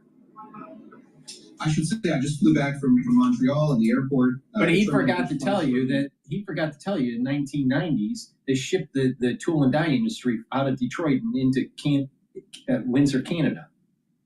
And that was the beginnings of the destruction of the economic clustering of the Midwest, brought to you by NAFTA. But the Canadians are so, so great. Yeah, right. Well, they're not going to talk about sovereignty over the course of their meeting at the White House today. What to you would constitute a success? So we've seen the kind of good, very evident visuals that these two men are seemingly getting along well. What tangibly would you like to see or hear about when these meetings conclude? So I do not anticipate an agreement being waved in the air. That should not be anticipated. And I do not anticipate that all things will be healed. We've heard that even in the early conversations with regard to presidents still wanting tariffs and the back and forth that's going on. But we need a framework in which the two countries can sit down with respective sides behind closed doors and sit down and discuss a path forward and work on a constructive give and take. And let's get this bilateral trading agreement fixed and updated and in an expeditious way. USMCA, which was the president's agreement, is up for review next year. And so why wait till all the way through to next year to review that? In my opinion, that review should begin post-haste. And we should sit down and figure this out so that we can get an agreement that everybody's comfortable with. So business leaders here at Milken Institute and throughout the United States can get comfortable investing in Canada, which they should be. I think it's an amazing investment opportunity to be investing in Canada today. And I am encouraging people. I also think it's an incredible opportunity to go visit Canada.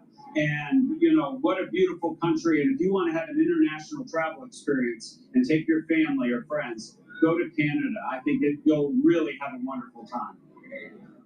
Bruce David, I want to ask you lastly for your perspective or insight into who Mark Carney is. As I mentioned, a colleague of yours at Goldman Sachs, somebody that I know you've observed when he was in his role as a kind of technocratic personality in Canada, running the Bank of Canada, and then, of course, running the Bank of England as well. He's a political novice, something he touted often when he was on the campaign trail. Just give us some insight here into how he approaches thorny issues like this one, this seemingly intractable one.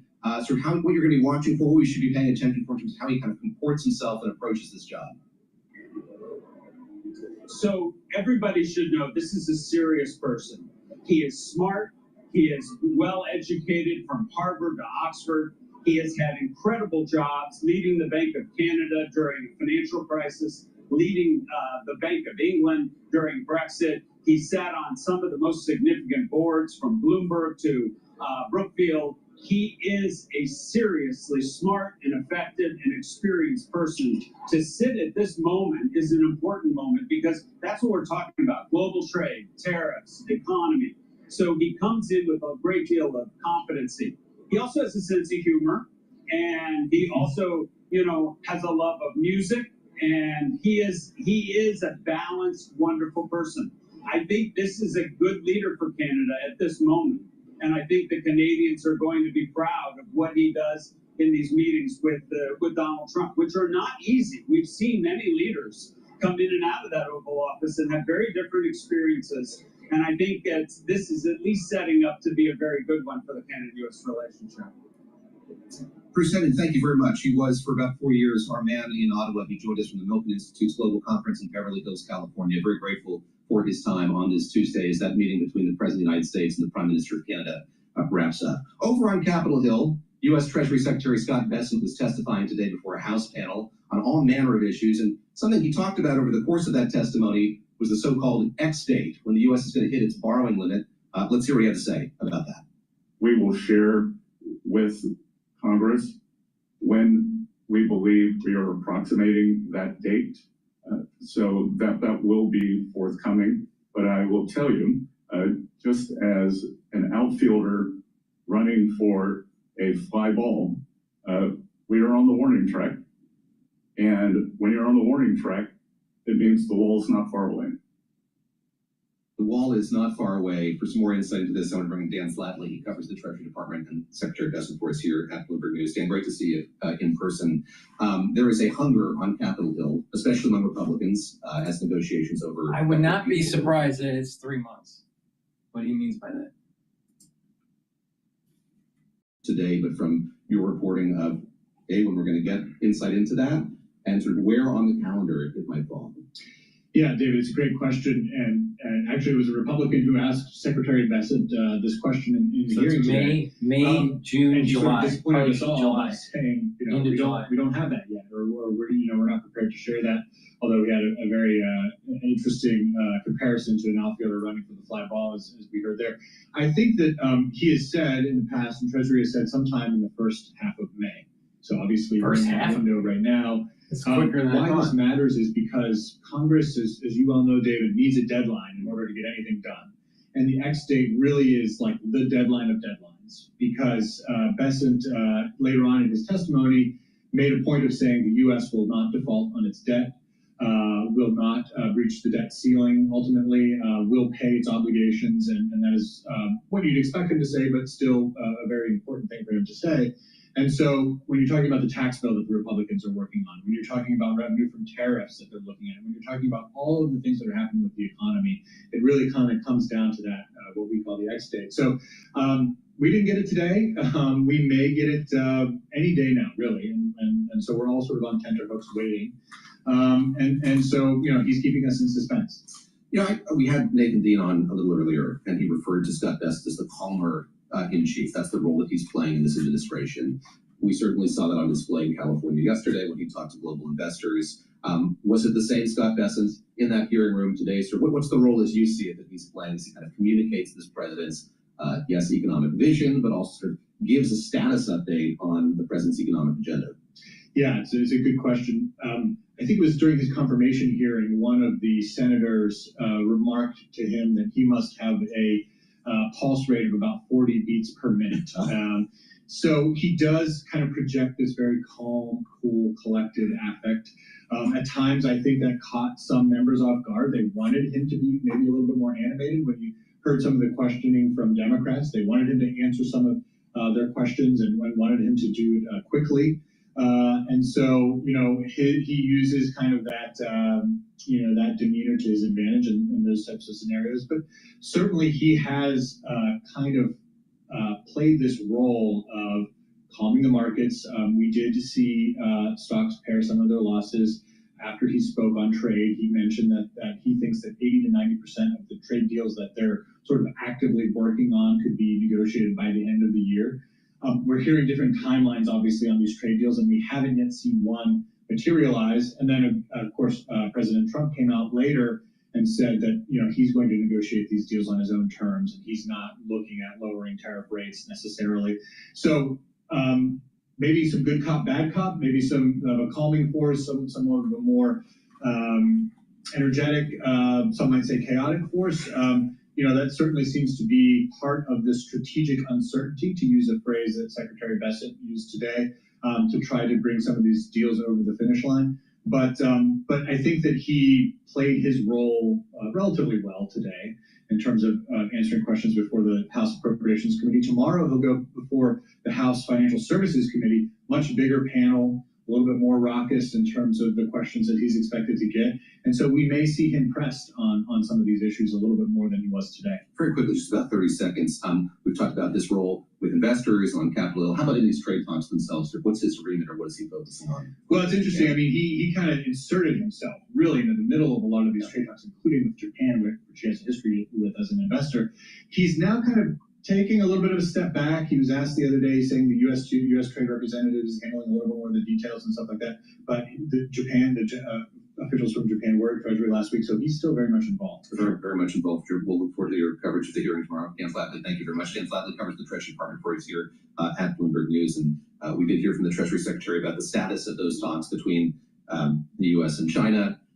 He indicated those negotiations are not underway, and that was certainly the question that was asked of the president during that prelude to the meeting that he's having with Prime Minister Mark Carney and the President of the United States, saying no negotiations have taken place, but they do want to meet. China does want to meet with the U.S.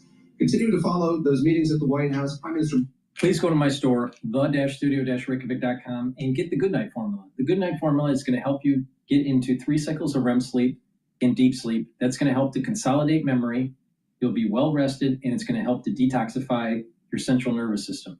Very important to get a good night's sleep, to slow down the aging process, and to keep your neurons healthy. Very important. Being chronically sleep deprived elevates your cortisol levels, brings down your immune system, you're not detoxifying your central nervous system, and you can get early onset of dementia. So guess what? Get some sleep and make sure that you take the Goodnight Formula. It has tryptophan, melatonin, GABA, and passion flower. Resveratrol. It's an antioxidant. It's going to soak up free radicals. It's going to help the health of your mitochondria. You're going to have more energy. It helps with youthful gene expression. That's part of the reason why when you take resveratrol, you age slower. This stacks really well with C60, NAD+, and ubiquinol. Also, clarity factor. So resveratrol, very important to take. It also helps to get rid of cells that are in senescence. So take it every day. I've been taking resveratrol for decades. So like I said, you get the max benefits out of resveratrol when you stack it with C60, NAD+, or ubiquinol. And omega-3 to help with your cardiovascular health and bring down systemic inflammation. When you're bringing down inflammation, you're reducing plaque buildup.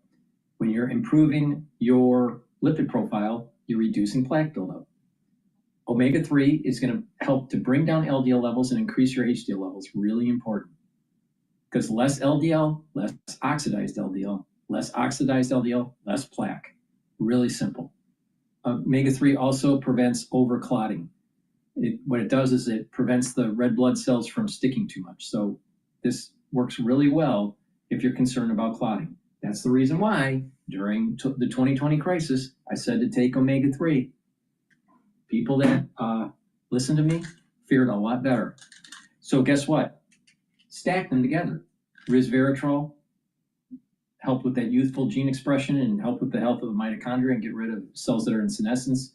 The omega-3 to help with your cardiovascular health, and Goodnight Formula to get you into the 3 cycles of REM sleep and deep sleep, to detoxify your central nervous system, and to consolidate memory. So for brain health, very important to take the Goodnight Formula, omega-3 for your cardiovascular, and resveratrol to soak up those free radicals and to do that youthful gene expression. All right, with that, let's go to Times. Yeah, let's go to Times Radio and see what they have to say about Trump. A great bathroom begins with an even greater.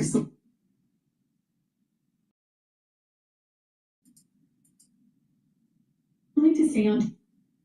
Too many commercials.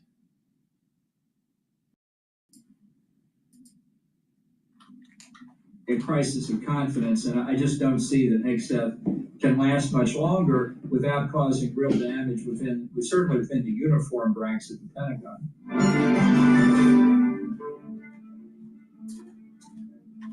Hi, I'm Maddie Hale, and welcome to the Trump Report. Today we've had John Bolton on the show. He's, of course, Donald Trump's former national security advisor. He's also the U.S. ambassador to the UN. He's joined the show to discuss all the big stories coming out of Donald Trump's administration, which is, of course, his comments that he wants to reopen Alcatraz. Can that be done? What would it mean? He's also spoken to us about the fact that Trump has offered to pay migrants, illegal migrants, $1,000 to self-deport themselves. So what that means, would it even be enticing for illegal immigrants? We've also spoken to him about Mike Waltz leaving his post as National Security Advisor, whether it was a promotion the way he says it is. And of course, a meeting between Canada's new Prime Minister Mark Carney and Donald Trump today, which will be in the Oval Office, and whether we're looking at another showdown between these two. So all that today on the Trump Report. You can watch us every day, Monday through Friday on Times Radio's YouTube. Former National Security Advisor and former U.S. Ambassador to the UN, John Bolton, thank you so much for joining the Trump Report today. Glad to be with you. So much for you and I to go through in the last week or so when it comes to your expert analysis on what's been happening in the Trump administration. But I want to start off a little bit timely and get your thoughts on Donald Trump's pretty bizarre comments. He says he wants to reopen Alcatraz, and I think no one would have expected a comment like this. His reasoning is that the US has been plagued by vicious, violent, and repeated criminal offenders, and that Alcatraz represents something very strong and something very powerful when it comes to law and order. Of course, Alcatraz has been closed since 1963. But what was your reaction to these comments from your former boss, John?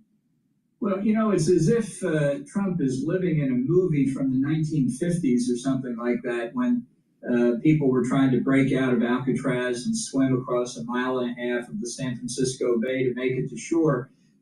It's an interesting island. It is in the middle of the San Francisco Bay. Right now, it's a big tourist attraction, so it would mean a decline in revenue for the federal government if they did it. I don't know what the logistics are or what the cost would be compared to a high-security prison somewhere else. But this is the kind of thing Trump spends his time on. This idea didn't come out of careful study or evaluation. He just woke up one morning and decided he wanted to do it. And that's how government policy is made in his second term.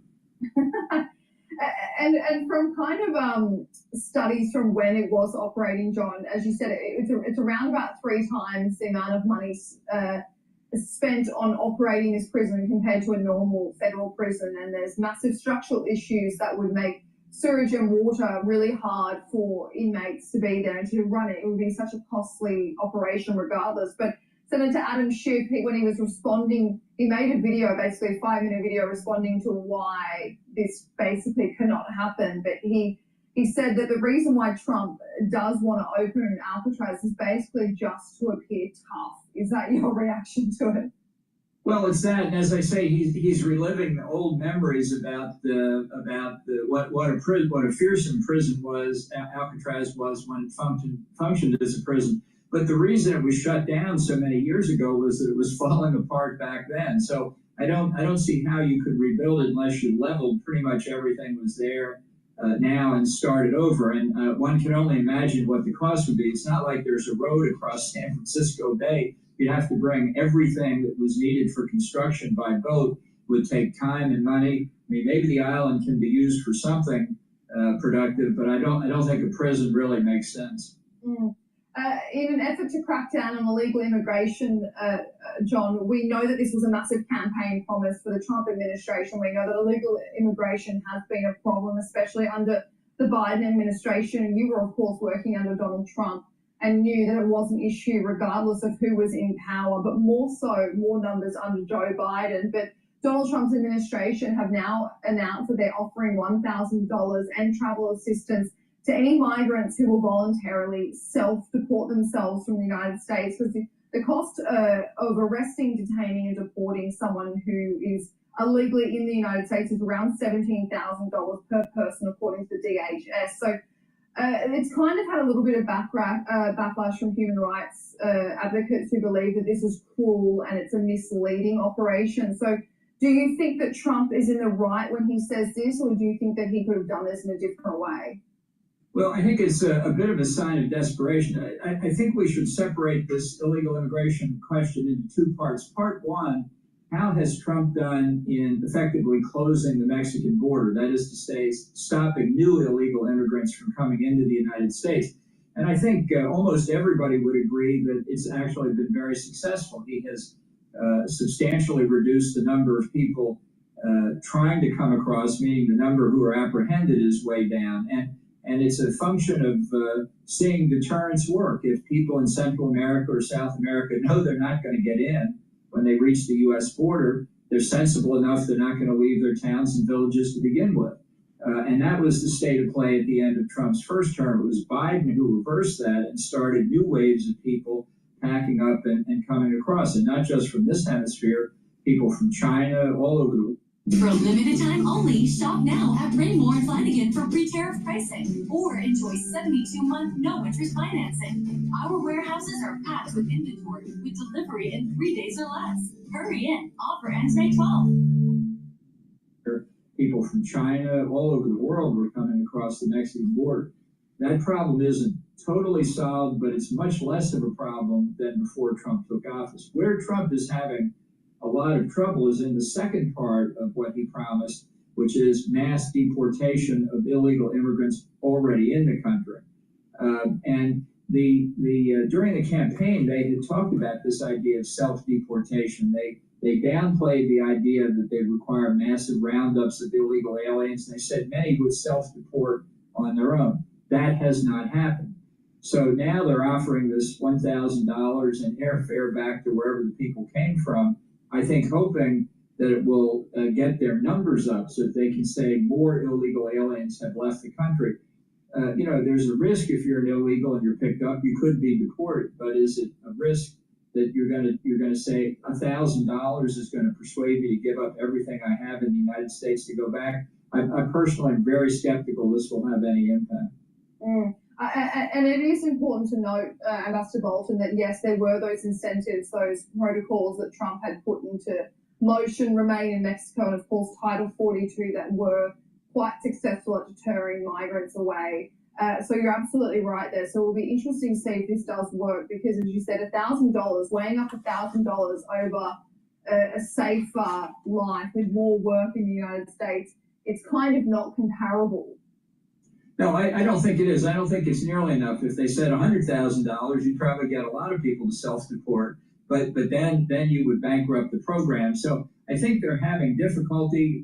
Those who are familiar with the circumstances of many illegals in this country predicted this, that they are, after years of living here, woven into the economy. And it's an issue that we haven't dealt with effectively. And I think if Trump's effort to deport the illegals largely fails, that may finally bring Congress to the realization that they've got to get serious and not simply act politically faced with this issue. Especially as this is one of the big issues he was elected on. Tackling migration and the economy were probably the two big issues that Trump campaigned on, and was successful at campaigning on that. So we've had that poor economic report from last week, Ambassador Bolton, where we saw the economy slump by 0.3%, and then of course tackling immigration. So I want to get your thoughts on this economy. Donald Trump responded in a speech basically blaming Joe Biden. He said that it was a fallout from the Biden administration, a hangover from their term. Regardless, most economists have disagreed with Donald Trump on that. They've said, no, this was in response to the tariffs. You can understand that people have been less willing to spend money. They've been concerned about their stocks and vice versa. But if Donald Trump does lose public support, public trust when it comes to the economy, will that really hurt him politically? Will that be the end of him politically?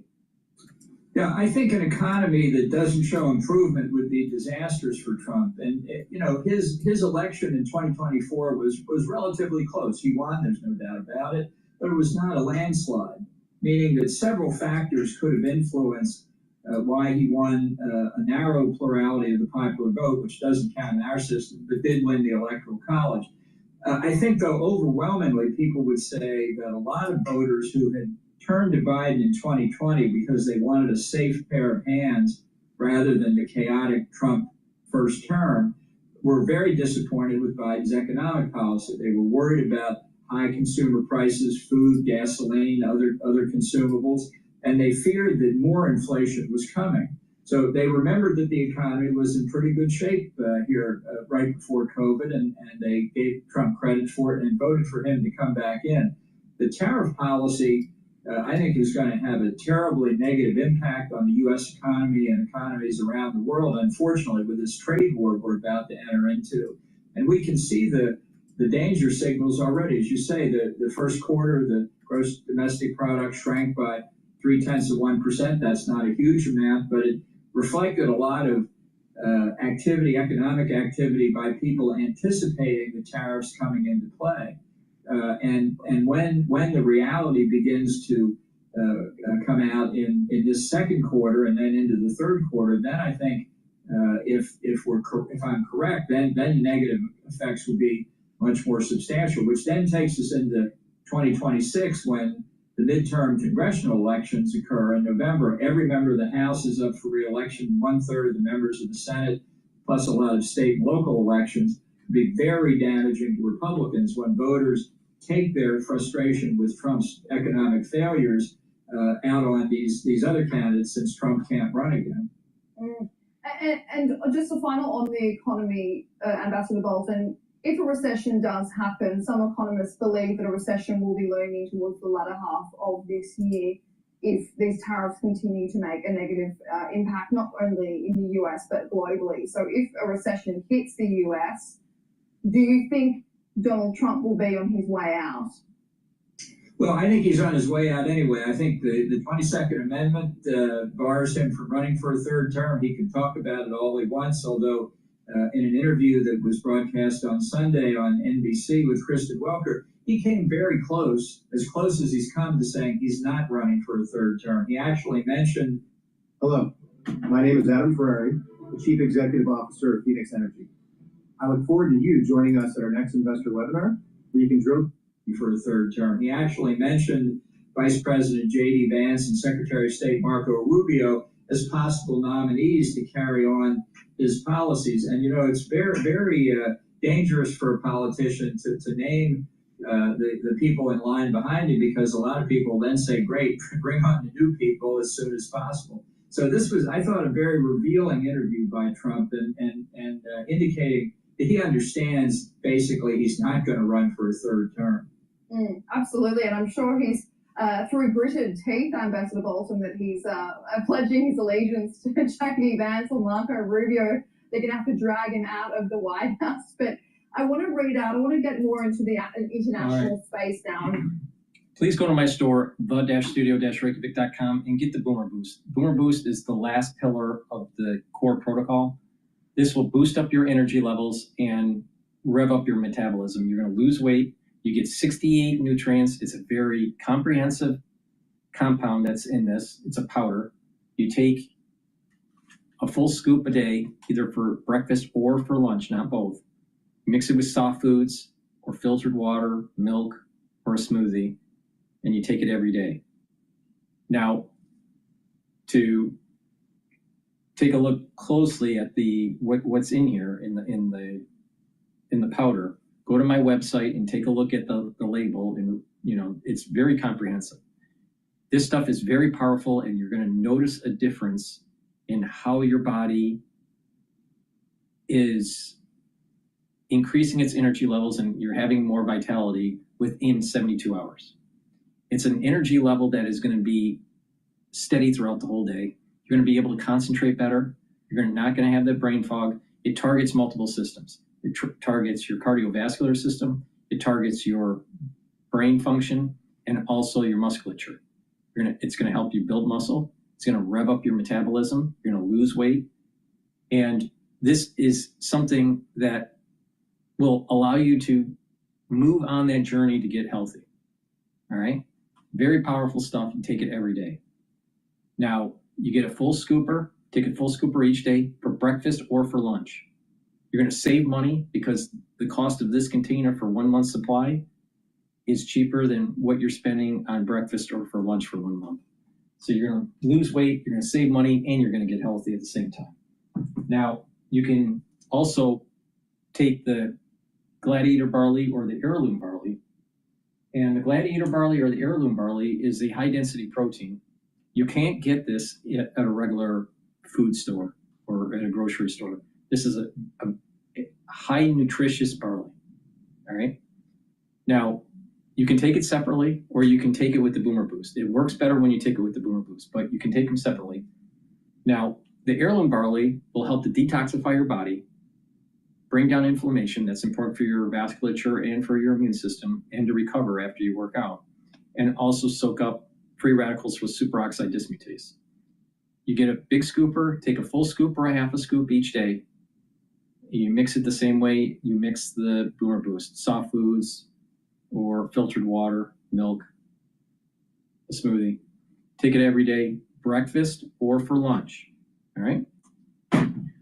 And I have another type, the Gladiator barley. You get all the benefits of the heirloom barley in the Gladiator barley, plus it'll help you build muscle, all right? This stacks really well with Myotrol, which Myotrol helps to do the gene expression to build muscle. The Gladiator barley and the heirloom barley is a high density protein, so it's going to be the ingredients to actually build the muscle. And if you stack this with the Boomer Boost, what will happen is that you get a synergistic effect. So you're helping with your cardiovascular health, your brain function. You're revving up your metabolism, you're losing weight, you have the steady energy level, you're going to be able to concentrate better, you're going to be able to sleep better, you're bringing down inflammation, that's going to help with your cardiovascular health and your immune system. You're going to build strength, and you're soaking up free radicals with superoxide dismutase, and you're detoxifying your body.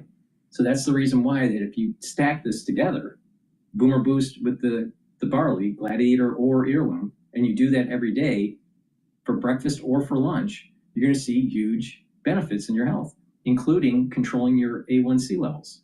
So if you want to improve your health, a great way to start is to take the Gladiator barley or heirloom barley and take it with the Boomer Boost. Now, I've lowered the price. If you purchase the Longevity Boost box, you get the Boomer Boost powder and your choice of Gladiator barley or heirloom barley. It's at a discount, and you can use discount 5 on top of that. I want to get these products in your hand because I know they work. They are something that I use every day.